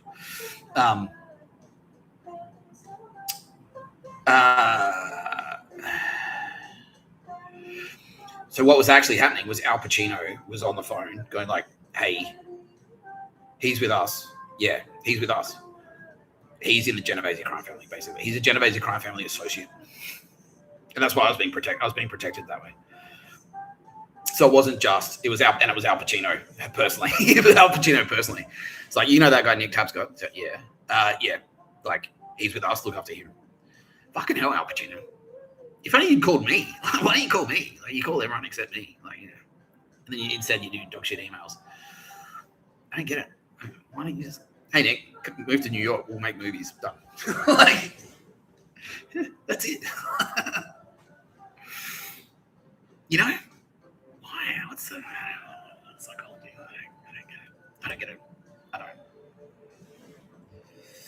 One thing I do get is a 30% discount for life at Kitty Cow and Torrent Auto. No. But no, Kitty would never give me a discount. She just inflates the prices. She goes, you'll get 30% off. And then she puts the price up by 30% and you just pay the same. Yeah.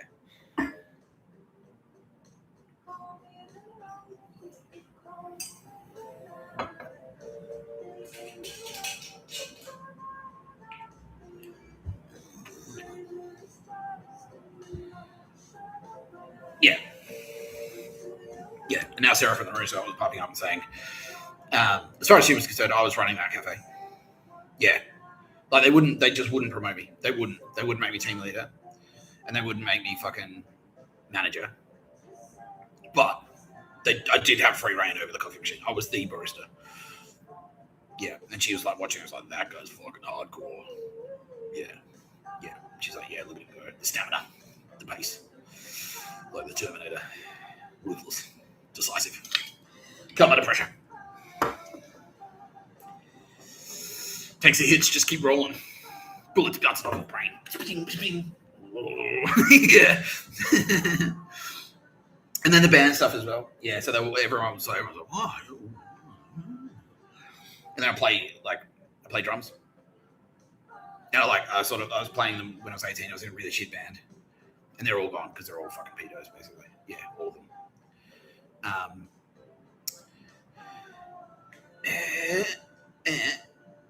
And then I joined I'm Gonna Fucking Kill You, and we were sick. We were a fucking sick band.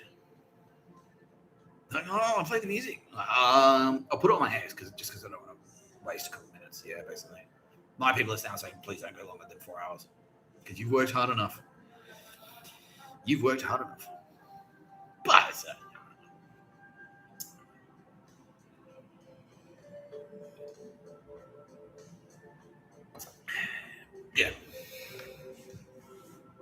yeah, and then it was like, oh fuck, they're sick. Yeah, holy shit. And the band did the same thing, which was like we played like 2 or 3 shows, and then I did the thing, especially the thing like everyone's watching this, like yeah, and it was weird. It was because it was like and everyone I talked to would get targeted. And certain fuckwits were like, there was a certain breed of fuckwit who would just hate me for no reason. Like, I don't even know you, dude. Why do you fucking hate me? Did I fuck your girlfriend or something? Sometimes it was that.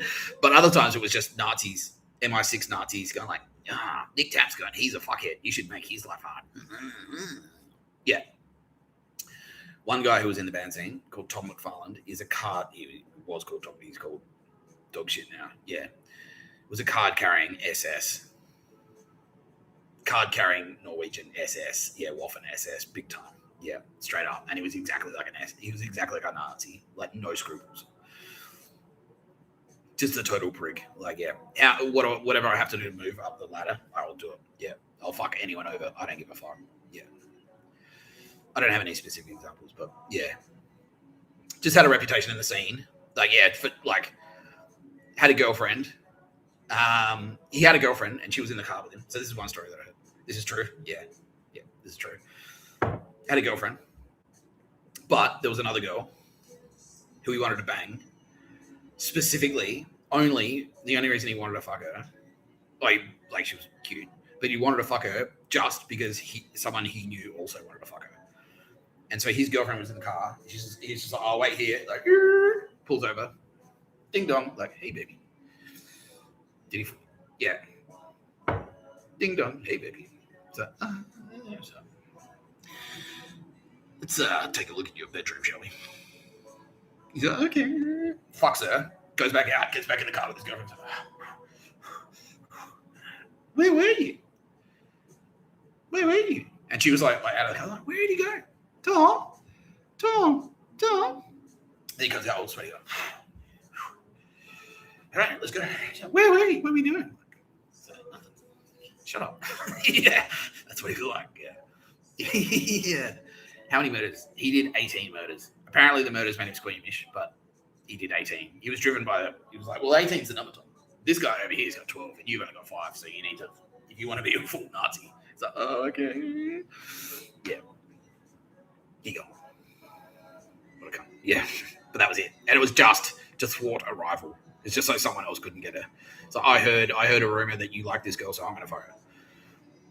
That was his. Yeah, this is just he spotted an opportunity to fuck someone over, and he took it. Yeah, just for that reason. It's like, this will fuck someone over. Cool. Do it. Yeah, do it without thinking. Yeah, that type of shit. Yeah. Idiot. Anyway. Yeah. So he would. Yeah. So there comes like that in the scene, and they were being. Yeah, they'd be like, "Oh, hey, Nick Tapscott," and then they'd all of a sudden just stop talking about it. No, hey, no, it was blank me. What the fuck? Because the Nazis were like, that guy, yeah. Be mean to that guy. Yeah. James Schliffel, this cunt, I could bring him up.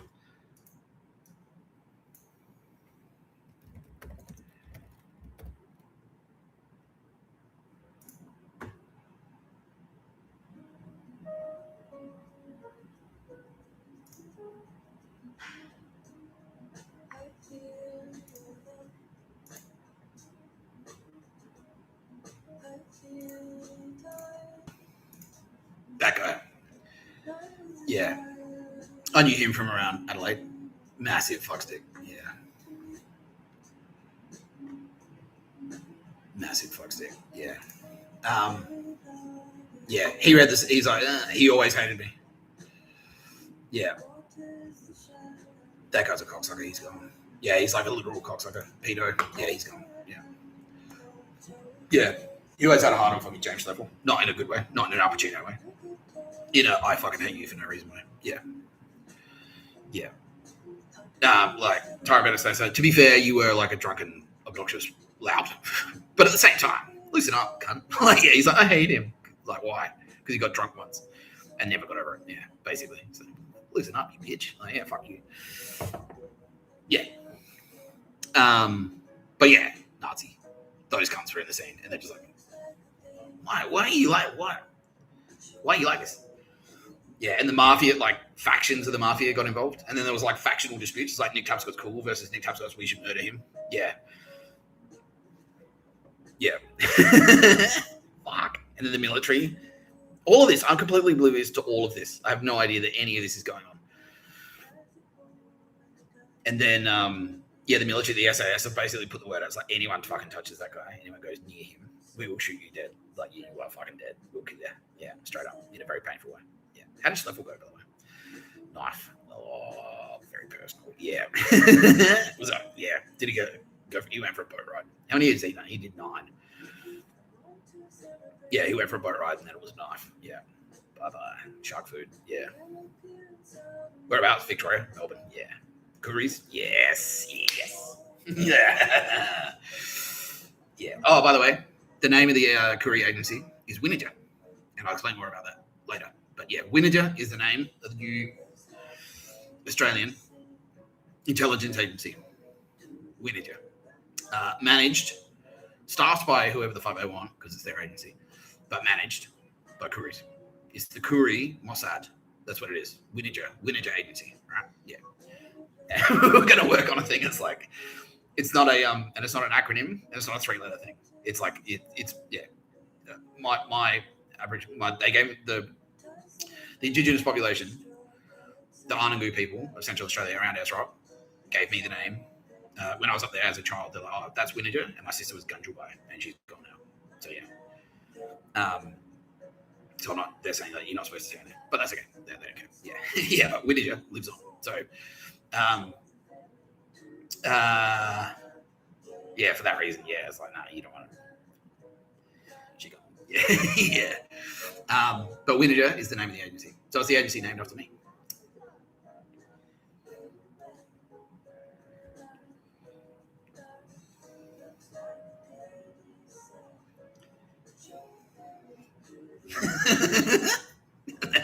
That's why.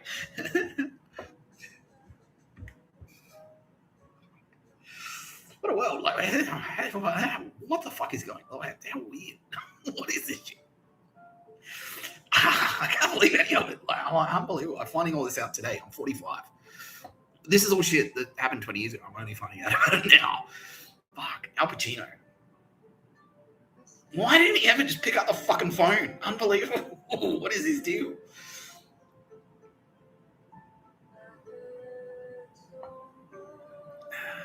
Anyway.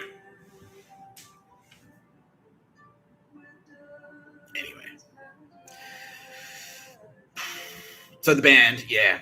And so I do the band, like I just join the band, and the band turns out to be fucking epic.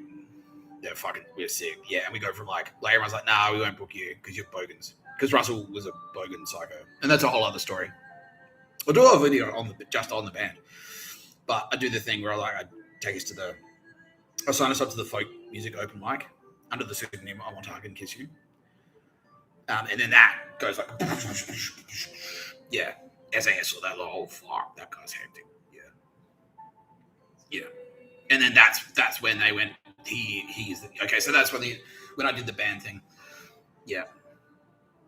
Because they were watching all the shoplifting. It's like, he's strategic, like he's tactical. Like he thinks like, you should put a box, like take a Nintendo box in there, dress up like nerds. Like that's tactical thinking. But also strategic. It's like, we'll hit this shop and this shop. Do it in this order so we can head away from the city. So we don't have to like, yeah, shit like that. We'll type, yeah, and planning out. It's like, yeah, very strategic thinking. practical thing. They've seen me work in a coffee machine. They sent me 3 parties. And then they've seen me write. And they're like, oh, he's conceptual. He can write, he can talk, he can present stuff. He's a skilled orator. Snappy dresser. Pretty cool haircut. I just added those last 2 in. Yeah. But no, they're saying no, but that's part of it. Yeah, you're cool. You had an aesthetic about you. Yeah. You're a brand guy. Yeah, you're a brand guy. You knew how to build your fucking brand. And you changed, yeah, they're like, and now they're saying, yeah, and you changed your look a couple of times and nailed it both times. So you were able to like change, like, you come up, like, you're like, okay, this is the look for the scene, and you're able to like adapt. Yeah, you're like, okay, this is what's cool, and you're like, you knew how to lock it in. And then, yeah, but then, yeah. So I signed us up to the folk, like no one was booking us. So there was a folk open mic, and I went like, well, who can play? There was a folk music open night on a Monday night, and it was always busy. And I knew that our music was strong enough because we just needed people to hear us, basically. We just needed to get in front of them, and they're like, yeah, sick, we're on board. Yeah. But they were like, nah, dismissive, because our name was, I'm going to fucking kill you. We look like us, we're bogans. And yeah, so that was it. Yeah. So it's like, we just need to get the advertising, right?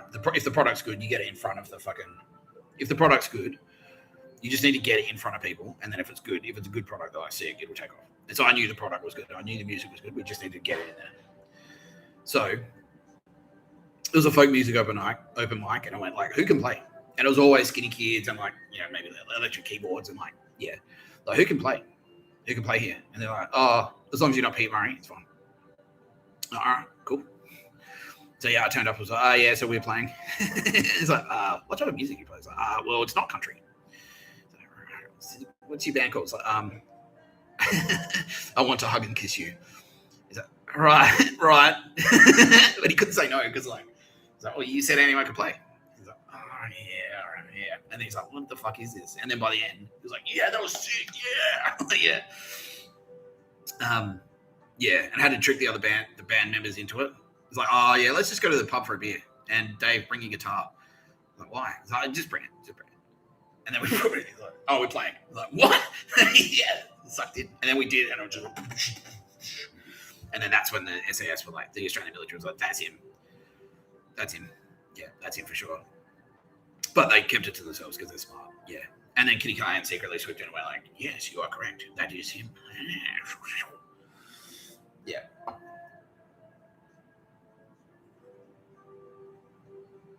Meanwhile, the Nazis are 2 steps behind. And they think that I can just be suppressed with a bit of like gossip, a bit of Zertzazong, misinformation, disinformation, propaganda,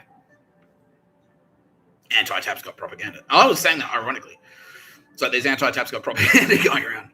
Like some ex-girlfriend has been spreading anti-Tapscott propaganda. I was just joking. Turns out, no, it is literally anti-Tapscott propaganda. Hectic. Yeah. Yeah. All right. Well, there you go. We got up to the bottom. So there are the big revelations. That's the big revelations there. The Australian military knew I was the son of man from 2000 and I think that was 2004 maybe or 2005. Al Pacino, I've been on his radar the whole time. He's been watching me the whole time. And then, yeah, he read the CV and he was like, oh, cool. And when did he know? Yeah, when he read the CV, he's like, that's him for sure. Yeah, sick. Yeah. And so that's why, like, the nerds have been escalating. And I've had cameras and microphones up my ass secretly for, like, 25 years, and I had no idea. Giza Palace was bugged. Fuck.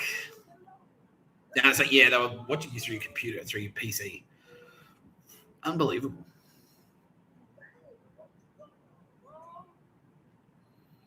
Microsoft were doing it. Yeah, and the tech scene was watching me. Yeah, because screen caps were going around about my fucking gameplay, my video games. My Xbox was bugged. Microsoft employees were watching me play Halo. They're like, oh, fuck. Pretty good. He's not that good. Yeah. And they're all Nazis, so they're all like, he's not that good.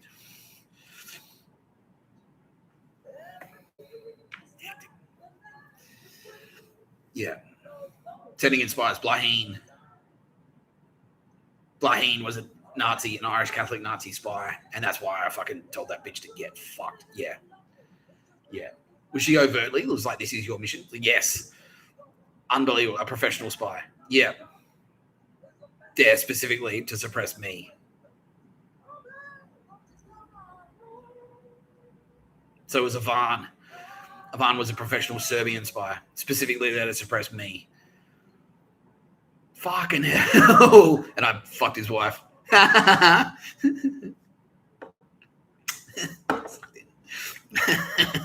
And no, that was a different girl. I fucked her. That was that super hot girl. She was the hottest girl in Adelaide. I fucked the shit out of her. And then I fucked and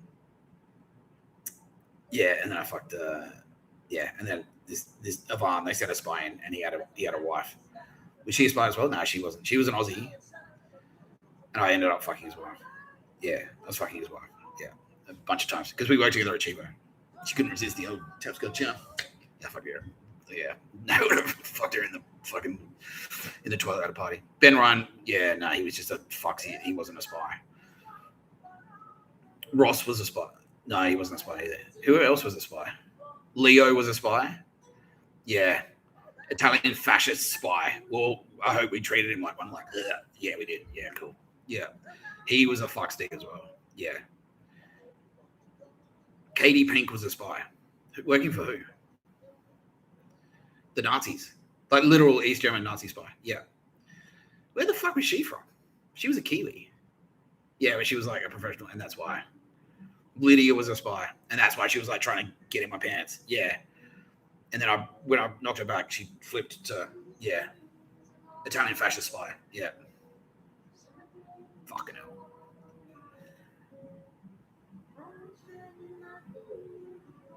Yeah. Yeah, that other Tara bitch, that other bitch at DeGraves, she was not a spy, she just undrunk her, and I told her to fuck off. Yeah. Yeah, that other guy was a cocksucker. Yeah, Dylan or whatever. Yeah, the gangster guy, I can't remember his name. But yeah, there was a gangster guy. He was a spy. He was an East German Nazi spy as well. He was from New Zealand. You had a spying problem. Now, New Zealand are assuring us, like, spy program eradicated. Nazi SS spy program gone. Yeah, they are gone. Deleted. The Maoris took care of that. And also the Maoris are forming their own intelligence agency. Because they're like, that's cool. That's a cool idea. And we should rip off Nick Tapscott. So, fair. Just like you stole that Pavlovas.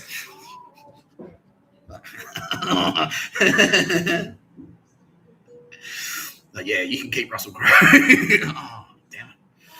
Yeah. Well, there's no coming back from Haven. Yeah, no coming back from Haven. Fucking hell.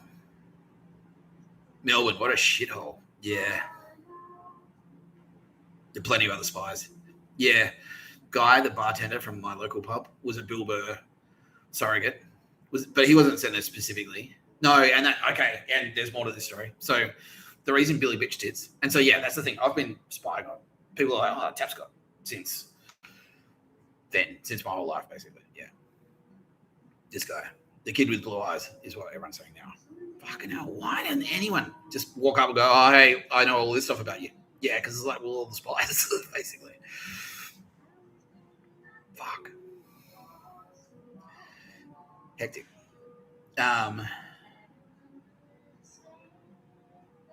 Yeah, and he was actually, Al Pacino was protecting me. And that's why, like, after I took that legal action against Rosamund, he heard about that and he's like, oh, fuck it, that's ballsy as fuck, look after that guy. And then he put the word out. It's like, all right, 5 families, like, Nick Tapscott is under 5 family protection. But it was creepy though, right? Like, I mean, but why not just like pull me out? Why not just like, okay, be a writer now? He's like, but they wanted to keep me as a barista. It's like, no, you're a barista. Yeah. So that's dog shit. Because and they didn't want me to be a writer because I was too good at it. Yeah. Oh, fuck you, Al Pacino. Yeah. And he was one of the ones pressuring me to move back to Melbourne. Yeah, Al Pacino was pressuring me to move back to Melbourne. Now, yeah, there are more spies. Roz was a spy.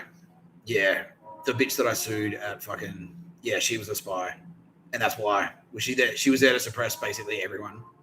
But then when I said, like, you got to get out of my way, cunt, her handlers went, Oh, fuck, and made her triple down. Yeah, basically. Because they looked into it as like, wait, who is this guy? And they're like, oh, shit, no, suppress him. Yeah. Chinese Nazi spy. Yeah. Communist Party Nazi spies in China. Yeah. Dog shit. Yeah, basically ice dealers out of fucking Myanmar and Burma. Sophie was a spy. Yeah. The VCA was effectively a Gestapo secret police hub. Yeah. And she was in there. Yeah, and so she was, did she know she was doing it? Yeah, she was spying for fucking East German Nazis. Yeah, SS Nazis. And she is gone. Because she was supposed to be an Anzac. Yeah. But she's a traitor. So we treat her like one. Yeah. Yeah. Yeah. Dog shit. Yeah, that fuck cunt from Kent Street was a spy. The owner of the Kent Street is a spy. Yeah, I just kind of assumed that, like, if they're in the mafia, like, I knew something spooky was going on. I knew it was spooky. I knew there was a lot of spooky shit happening. I just kind of assumed it's like, but I just wanted to avoid it. Like, I didn't want to. Tonino was a spy. He was Genevieve's Five Families, and that's why he was pro Tapscott. He would come into fucking Rosamond. Yeah. You go, he's cool. Yeah. Xavier Connolly was, he was an active SS spy, and that's why active Stasi, Irish Catholic Nazi, Melbourne grade. Yeah, and that's why he was actively fucking trying to suppress him. And that's why everyone was like, you should have smashed him. You should have smashed him. Yeah, I wanted to so badly. Yeah. And that guy at fucking Supreme Coffee, he was like, yeah, Kiwi SAS. Supreme Coffee is Kiwi SAS. Yes. I assume they were cunts. He's like, nah. Yeah, because they like fucking, that guy contradicted me. And they're like, yeah. But he was like, he's just trying to secretly pull me out, basically. All right, cool. Yeah, all right. Fair enough.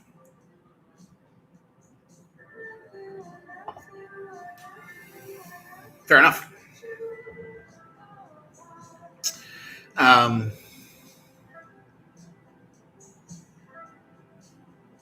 Yeah. My lawyers, they were AFP. Yeah. So the counterattack, AFP intervened. Yeah. Okay. Yeah, so after I took the legal action, they counterattacked and they tried to put a restraining order on me. And I challenged it. And they'd fucked up because they'd waited for the action. They'd waited for the settlement to come through. So I was like, this is her signature on the settlement saying Nick Tapscott is right and I was wrong. And this is her signature on the restraining order launched the next day. And they went like, all right, well you're just doing it to piss him off, and got her to withdraw it. Yeah, and that was all AFP. Her lawyer was AFP as well. Yeah. Undercover AFP as trans. Yeah. Yeah. And then yeah. Thank you.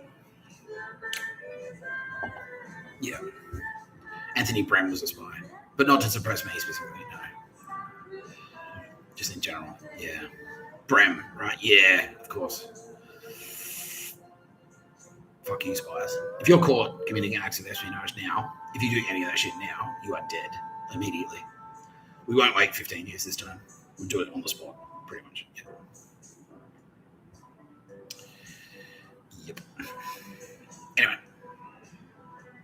There's more to the story. There is more to the story. So, so Al Pacino was protecting me the whole time, pretty much. But he wanted me to be a barista. So he's protecting me, but also trying to, push me into just being a barista. And then also, with a view to being a barista / hitman for the Five Families. Yeah. Which is dog shit. Yeah, implication though. But they're like, well, because that's where the rat thing, risky rat.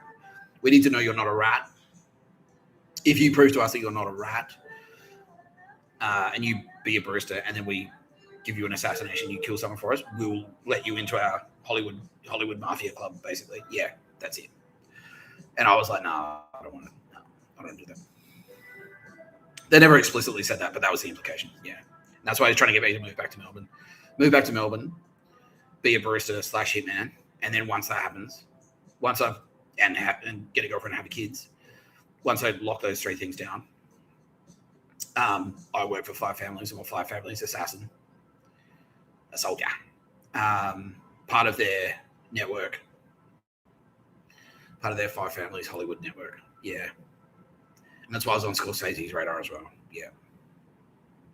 Scorsese hated me. Oh, really? Yeah, he did. Yeah. Yeah. And so Scorsese was one of the ones who was like actively trying to suppress me. Yeah. And that's where Bill Burr comes into the story. Because Scorsese and many other people were like, no, Bill Burr is the son of man. Because they were doing the same thing. They wanted to prop Bill Burr up. So Opus Dei, basically, the Irish Catholic Nazis. Yeah. Bill Burr is Opus Dei. So the bad guys, basically. So it's like the secret police within the Catholic Church, the pedos. That's Bill Burr.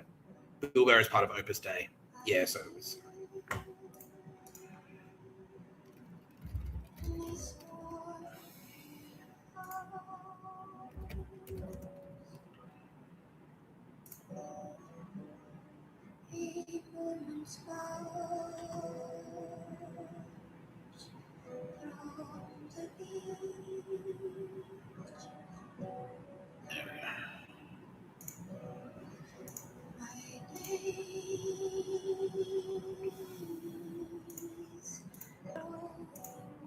Opus Dei is an ultra-conservative wing of the Catholic Church that is determined to overhaul society according to its dystopian vision of how society should be. The way I see it, there are two sides to Opus Dei. There's the friendly, kind of public-facing side of Opus Dei that presents itself as nothing more than just a kind of collective of serious Catholics who want to live out their faith through their ordinary lives. But there's a hidden underbelly to the movement. This is an organization based on abuse, manipulation, and control. This is an organization that targets children, kind of recruits them into its ranks, cuts them off from their families. It abuses confession and it abuses spiritual guidance sessions in order to gather information about its members. And then it relays this information up to regional headquarters, and regional headquarters decides how best to use those members and that information to basically push forward its agenda. And what is its agenda? Its agenda is the re-Christianization of society, but it's not the Christianization of society that many Christians would recognize. A vision where basically anything that doesn't conform to its very conservative reading of the Bible should be eliminated. I mean, that includes everything. That includes politics, education, the judiciary, every element of society. Opus Dei is an ultra-conservative wing of the Catholic. Yeah.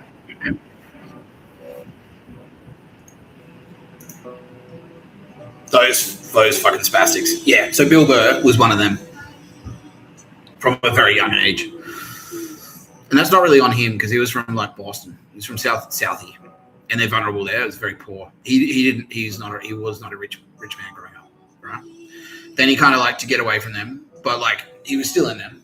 But then he kind of got recruited by, and he's about 10 years older than me. He got recruited by the Five Families when he was on Late Chappelle Show. He was in the comedy scene, and the Five Families saw him and went like, "Oh, he's cool." And they looked at him and went, "Well, he's got a burning sword in his mouth."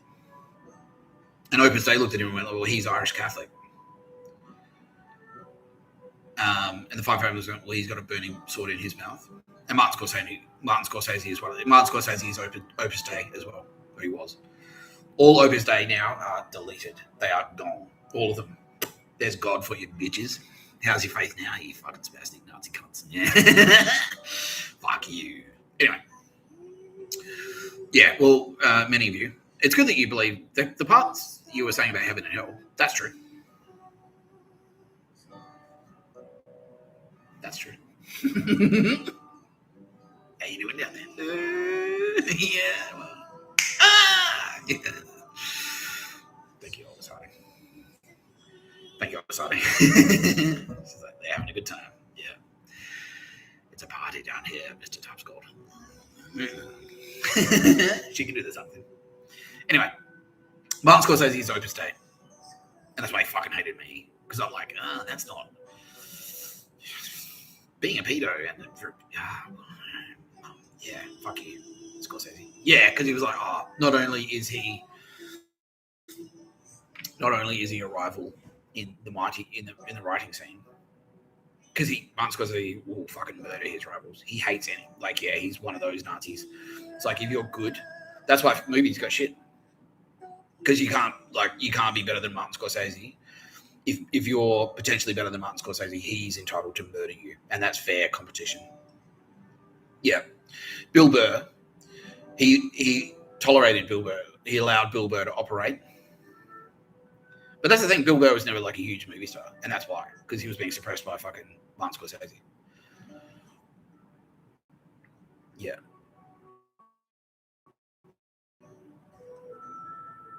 Yeah, Bill Burr was allowed to operate.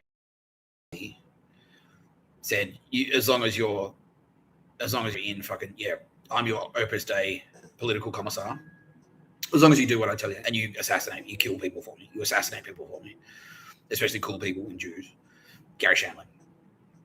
As long as you do that shit, I'll let you work in Hollywood and do F is for family and stuff like that. Yeah, I'll tolerate you in Hollywood. I'll allow you to be there. So Martin Scorsese is Opus Dei. That's why he's had such a hard on for me. Yeah, and especially so it's the deadly combination of the two things,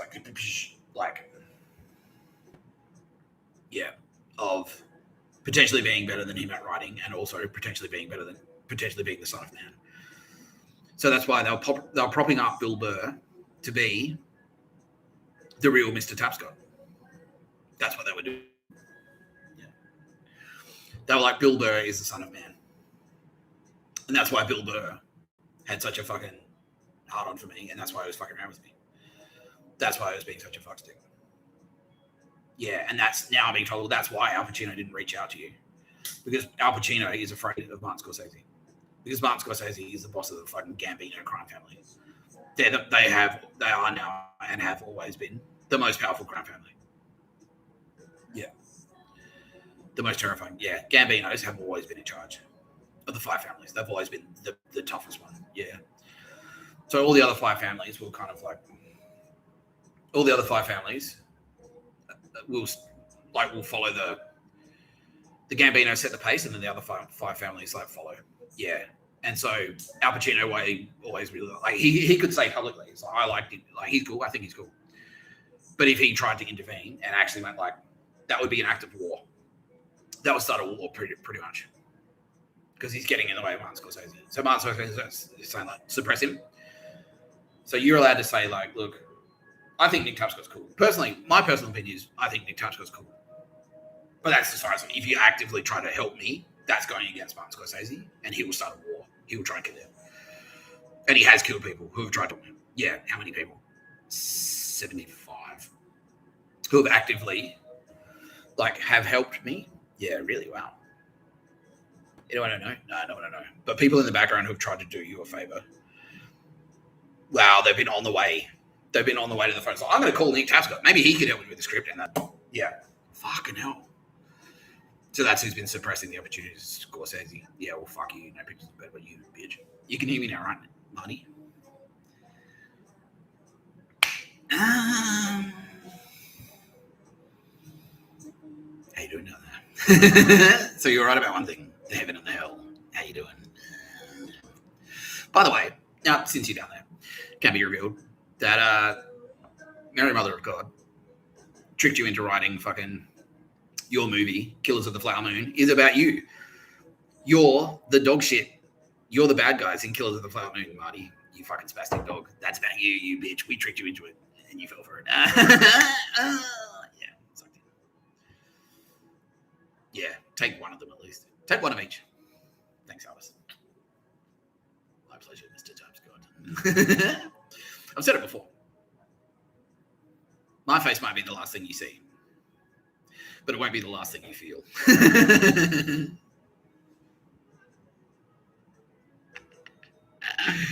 Oh, dear. Yeah, well, suck shit, you fucking spastic. Suck shit. You shouldn't have picked a fight. Shouldn't have picked a fight with Nick Tapscott. I'm not all the Bible shit aside. All of the fucking Son of Man shit. All of that aside. You shouldn't have picked a fight with me. Because this is how I fight. This is how I fight. Yeah. Fucking hell. Yeah, so Bill Burr, that's why he was always fucking with me. That's why. Because Opus Dei, Nazi high command, he didn't realize. Yeah, but 5 families. They didn't realize. Yeah, Opus Dei is like in both of them, basically. It's the Nazi thinking. They're in they are the East German secret police. That's basically Opus Dei. Opus Dei is East German Nazis. Bill Burr. And they're both like, yeah, Bill Burr is like, I thought it was in opposing factions, but they're actually just different branches. Yeah. It's like do you like Coke or Sprite? It's like, well, I don't want to buy anything from Coca-Cola Corporation, so I'm going to drink Sprite. It's like, dude, it's the same fucking company. Like, either way, it's Coca-Cola. That's what it is. Yeah. Yeah. So Bill Burr was being propped up. So in the background, the rumors about Mr. Tapscott were swirling around. Mr. Tapscott's son of man. The Australian military realized it when that happened. And then the other militaries were like, oh, shit, there's a dude down there. Yeah. There's a dude down there. And if you try and kill him, you can't try. If you try and kill him, you get killed. How many people have we killed trying to kill me? About 350. 350 would-be assassins have been on their way to kill me. Between 2005 and 2005 and 2012, 350 people were on their way to kill me. And they were shot dead by SAS and or Australian Federal Police. Yeah. Most of them were East German Nazis. East German Swiss Nazis. Yeah, okay, well, let's play Google Maps. Who wants to play Google Maps? Yeah, Google Maps, woo! Oh, wait, hang on. Let's just double check. Does anyone have their hand in their pockets before we play Google Maps? No, I don't think so. No one's got their hands in their pockets? No, I don't. What's a shame? Because if someone walked past me today with their hands in their pockets, this wouldn't be happening. I just overlook the 25 years of harassment and surveillance and assassination attempts. Now that I've got all the power, now that I can do shit like this. Oh dear.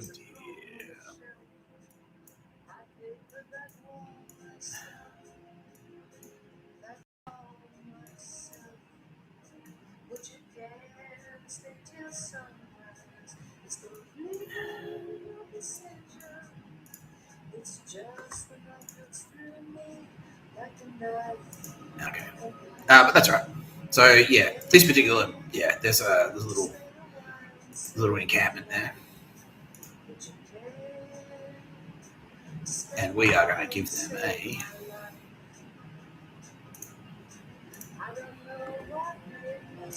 What are these? A thermobaric weapon, also known as a fuel-air explosive (FAE) weapon, is a type of explosive that utilizes oxygen from the surrounding air to generate a high-temperature explosion. The term thermobaric comes from the Greek words for heat, thermo, and pressure, baric. Thermobaric weapons work by dispersing a cloud of flammable material or aerosol into the air and then igniting it. The initial explosion creates a blast wave that compresses and heats the surrounding air, creating a high-temperature explosion with a longer duration and higher energy output compared to conventional explosives. These weapons are known for their ability to produce intense heat and pressure, resulting in devastating effects on structures and personnel within the blast radius. They are particularly effective in enclosed spaces or against targets in fortified positions, but their use is controversial due to the widespread destruction and high casualties they can cause. A thermobaric weapon, also known as a fuel-air explosive (FAE) weapon, is a type of explosive that utilizes oxygen from the surrounding air to generate a high-temperature explosion. The term thermobaric comes from the Greek words for heat, thermo, and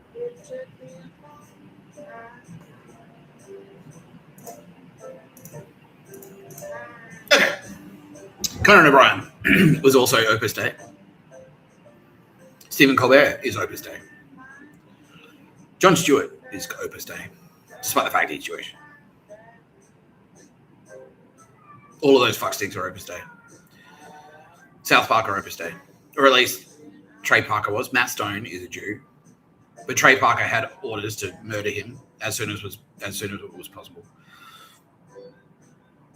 as soon as it was convenient. Yeah, and he was going to do it. He was fully prepared to do it. He was planning to do it, and that didn't stop Matt Stone though. Matt Stone should have walked away. Matt Stone was approached by. Yeah, that's right. Hang on.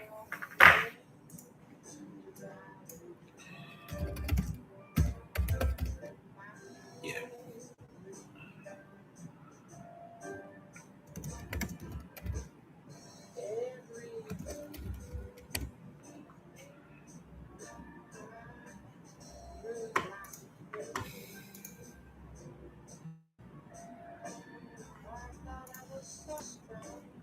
Yeah. Trey Parker and Matt Stone. Matt Stone is a dude with a beard. Trey Parker is the other guy. Trey Parker is Opus Dei, and he was ordered, and that's why his show got up, because he got hooked up by the Opus Dei Nazis. He had orders. So originally, the four kids, the two kids were, it was Kyle and Stan and Kyle. So Trey Parker is supposed to be Stan, and Matt Stone is supposed to be Kyle. And they were planning to kill off the character of Kyle. All of that shit about Cartman being a Nazi, that's Trey Parker doing that to try and normalize the idea of Nazism. Yeah. Yeah. Opus Dei. Yeah. And he was planning. So Trey Parker was planning to murder Matt Stone. But Matt Stone was so addicted to his fame and his name being on the credits, he wasn't even really doing that much on the show. Gavin McInnes was Opus Dei as well. He's an Opus Dei Nazi. And Five Families gangster. Yeah. So you can see, like, the crossover there is Opus Dei is Catholic, and so are the Five Families. They're Catholic too. So that's how they're sort of seeping in together. Yeah. They're just rival factions. It's like the big four banks. It's just like any infighting that you hear about between them. It's just like NAB and Westpac fighting each other. It's like, well, you're the same pricks. Yeah, you're just the same pricks. Yeah.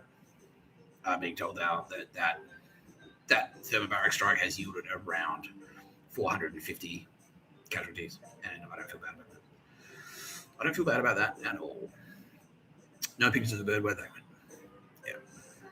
What were they doing? It was a little hillside festival or something. But yeah. They scared, like they got out of town because they thought like it's safer out here. Yeah, idiot. No.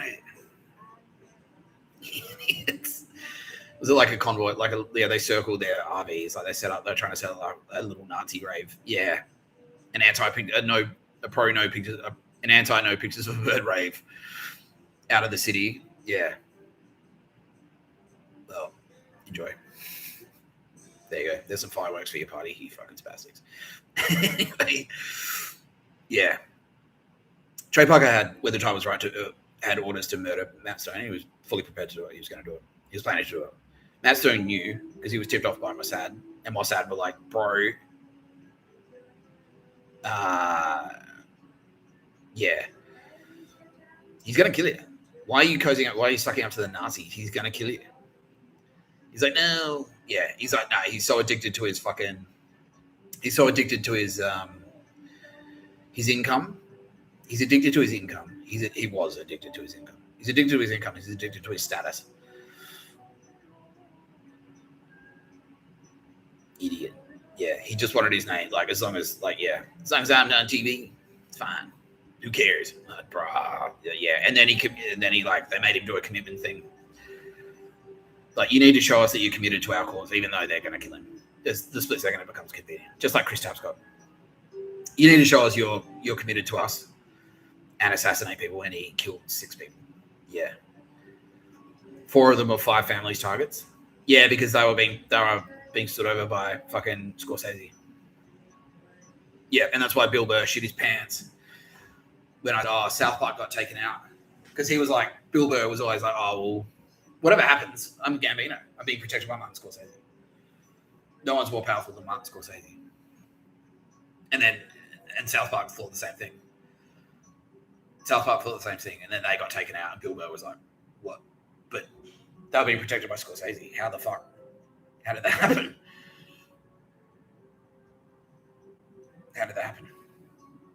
Oh, shit. Yeah, and he realized, oh, fuck, I'm out of my depth. Yeah.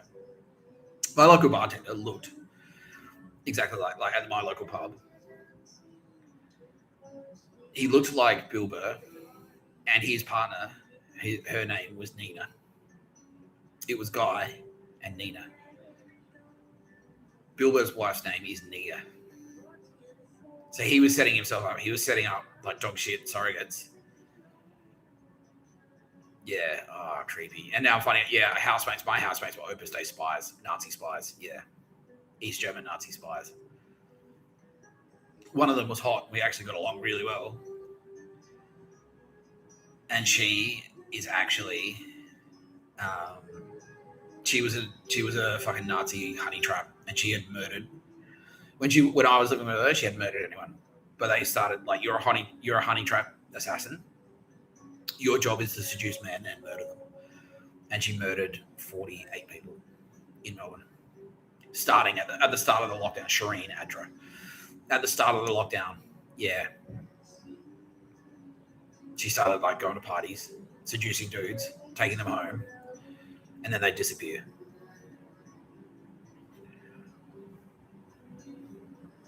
So were they actually actively disappearing people in Melbourne? It's like, yeah, they were. Yeah, what? Just dumping the bodies offshore? Yeah, pretty much. Or sending them to the camps. So were they killing them there, or were they taking them, like capturing them and then murdering them? Mostly murdered, yeah. So they basically had it was like a drug dealer. Yeah, I've got a body to get rid of. Speed dial, like, yeah. Body disposal team. Yeah, the cleanup crew. Yeah, Mr. Wolf. Yeah, basically. Yeah, isn't it cool? Like Pulp Fiction. Yeah, cool. Quentin Tarantino, Opus Dei. Yeah, that's why he's a creepy pedo. Yeah. So at the same time, all the rumors are swirling about Mr. Tapscott being Son of Man. And the good guys, Opus Dei, are openly talking about it as well. Oh, fuck. No, he's got to be one of us. The Son of Man must be one of us. The Son of Man must be one of us. Bill Burr is the Son of Man. Yeah, Bill Burr. It's Bill Burr. He can act. He can tell jokes. He's got a sword in his mouth. He's pretty good in a fight. He can kill people.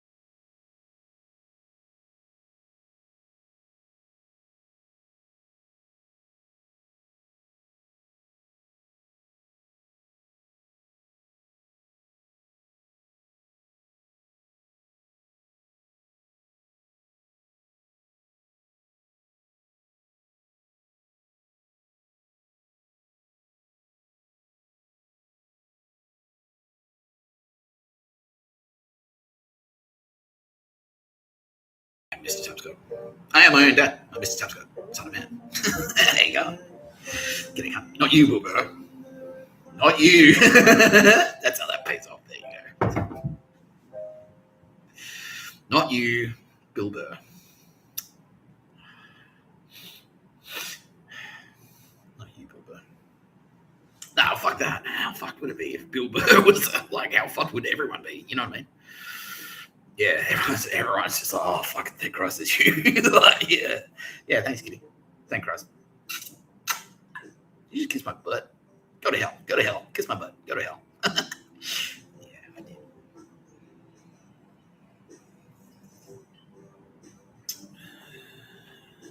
All right. There it is. So the whole thing pays off.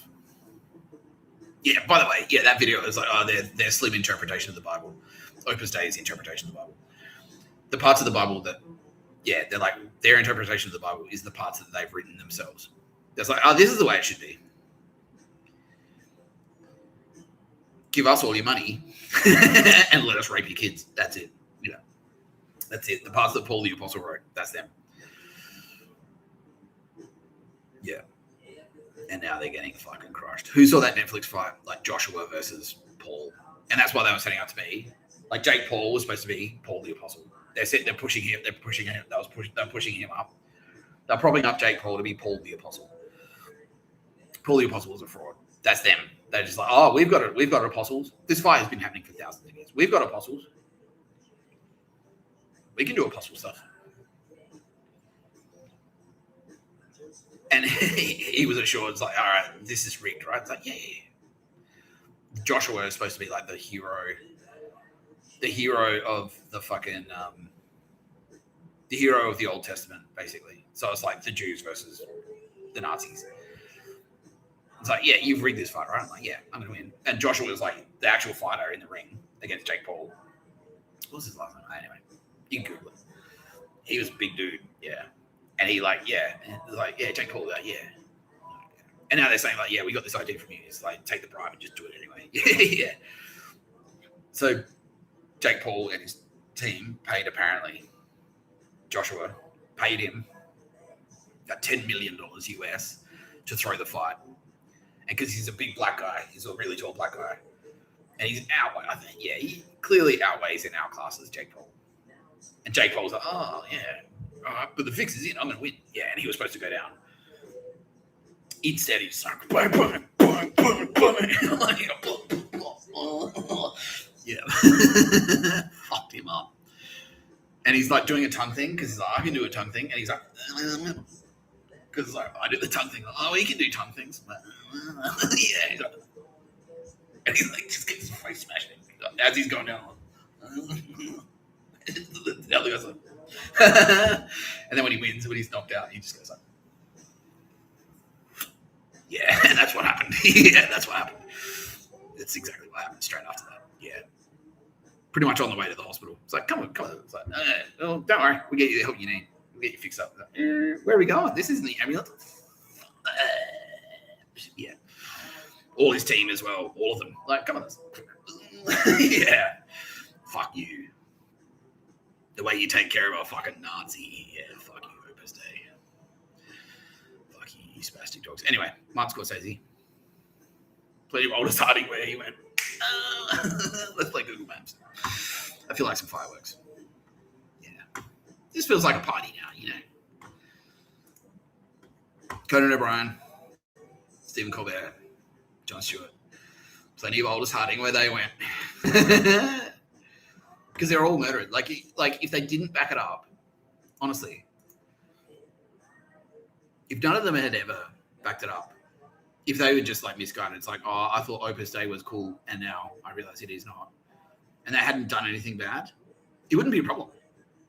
But it's just because they backed it up by murdering people. Like, yeah, Conan O'Brien has murdered 32 people. Yeah. Stephen Colbert has murdered 19 people. Jon Stewart has murdered 8 people. Yeah.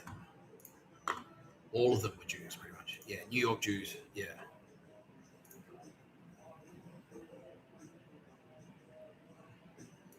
Okay, where are we going? Okay. Right, here we go.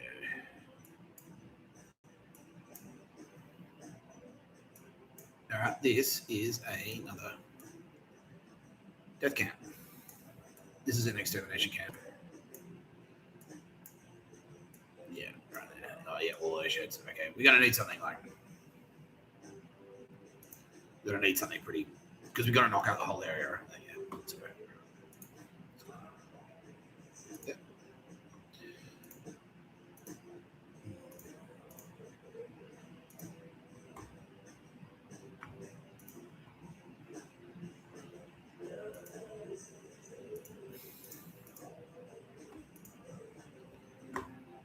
Bear with me, folks.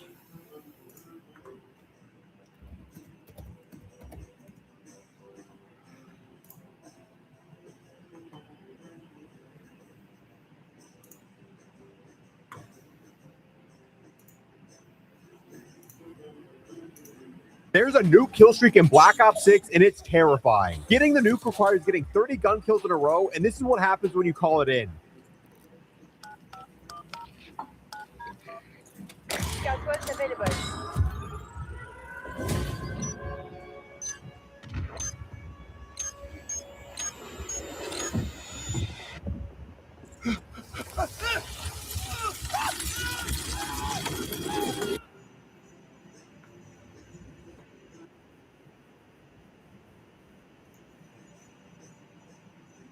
You've been watching No Pictures of the Murder podcast by Mr. Tapscott. I'm Mr. Tapscott.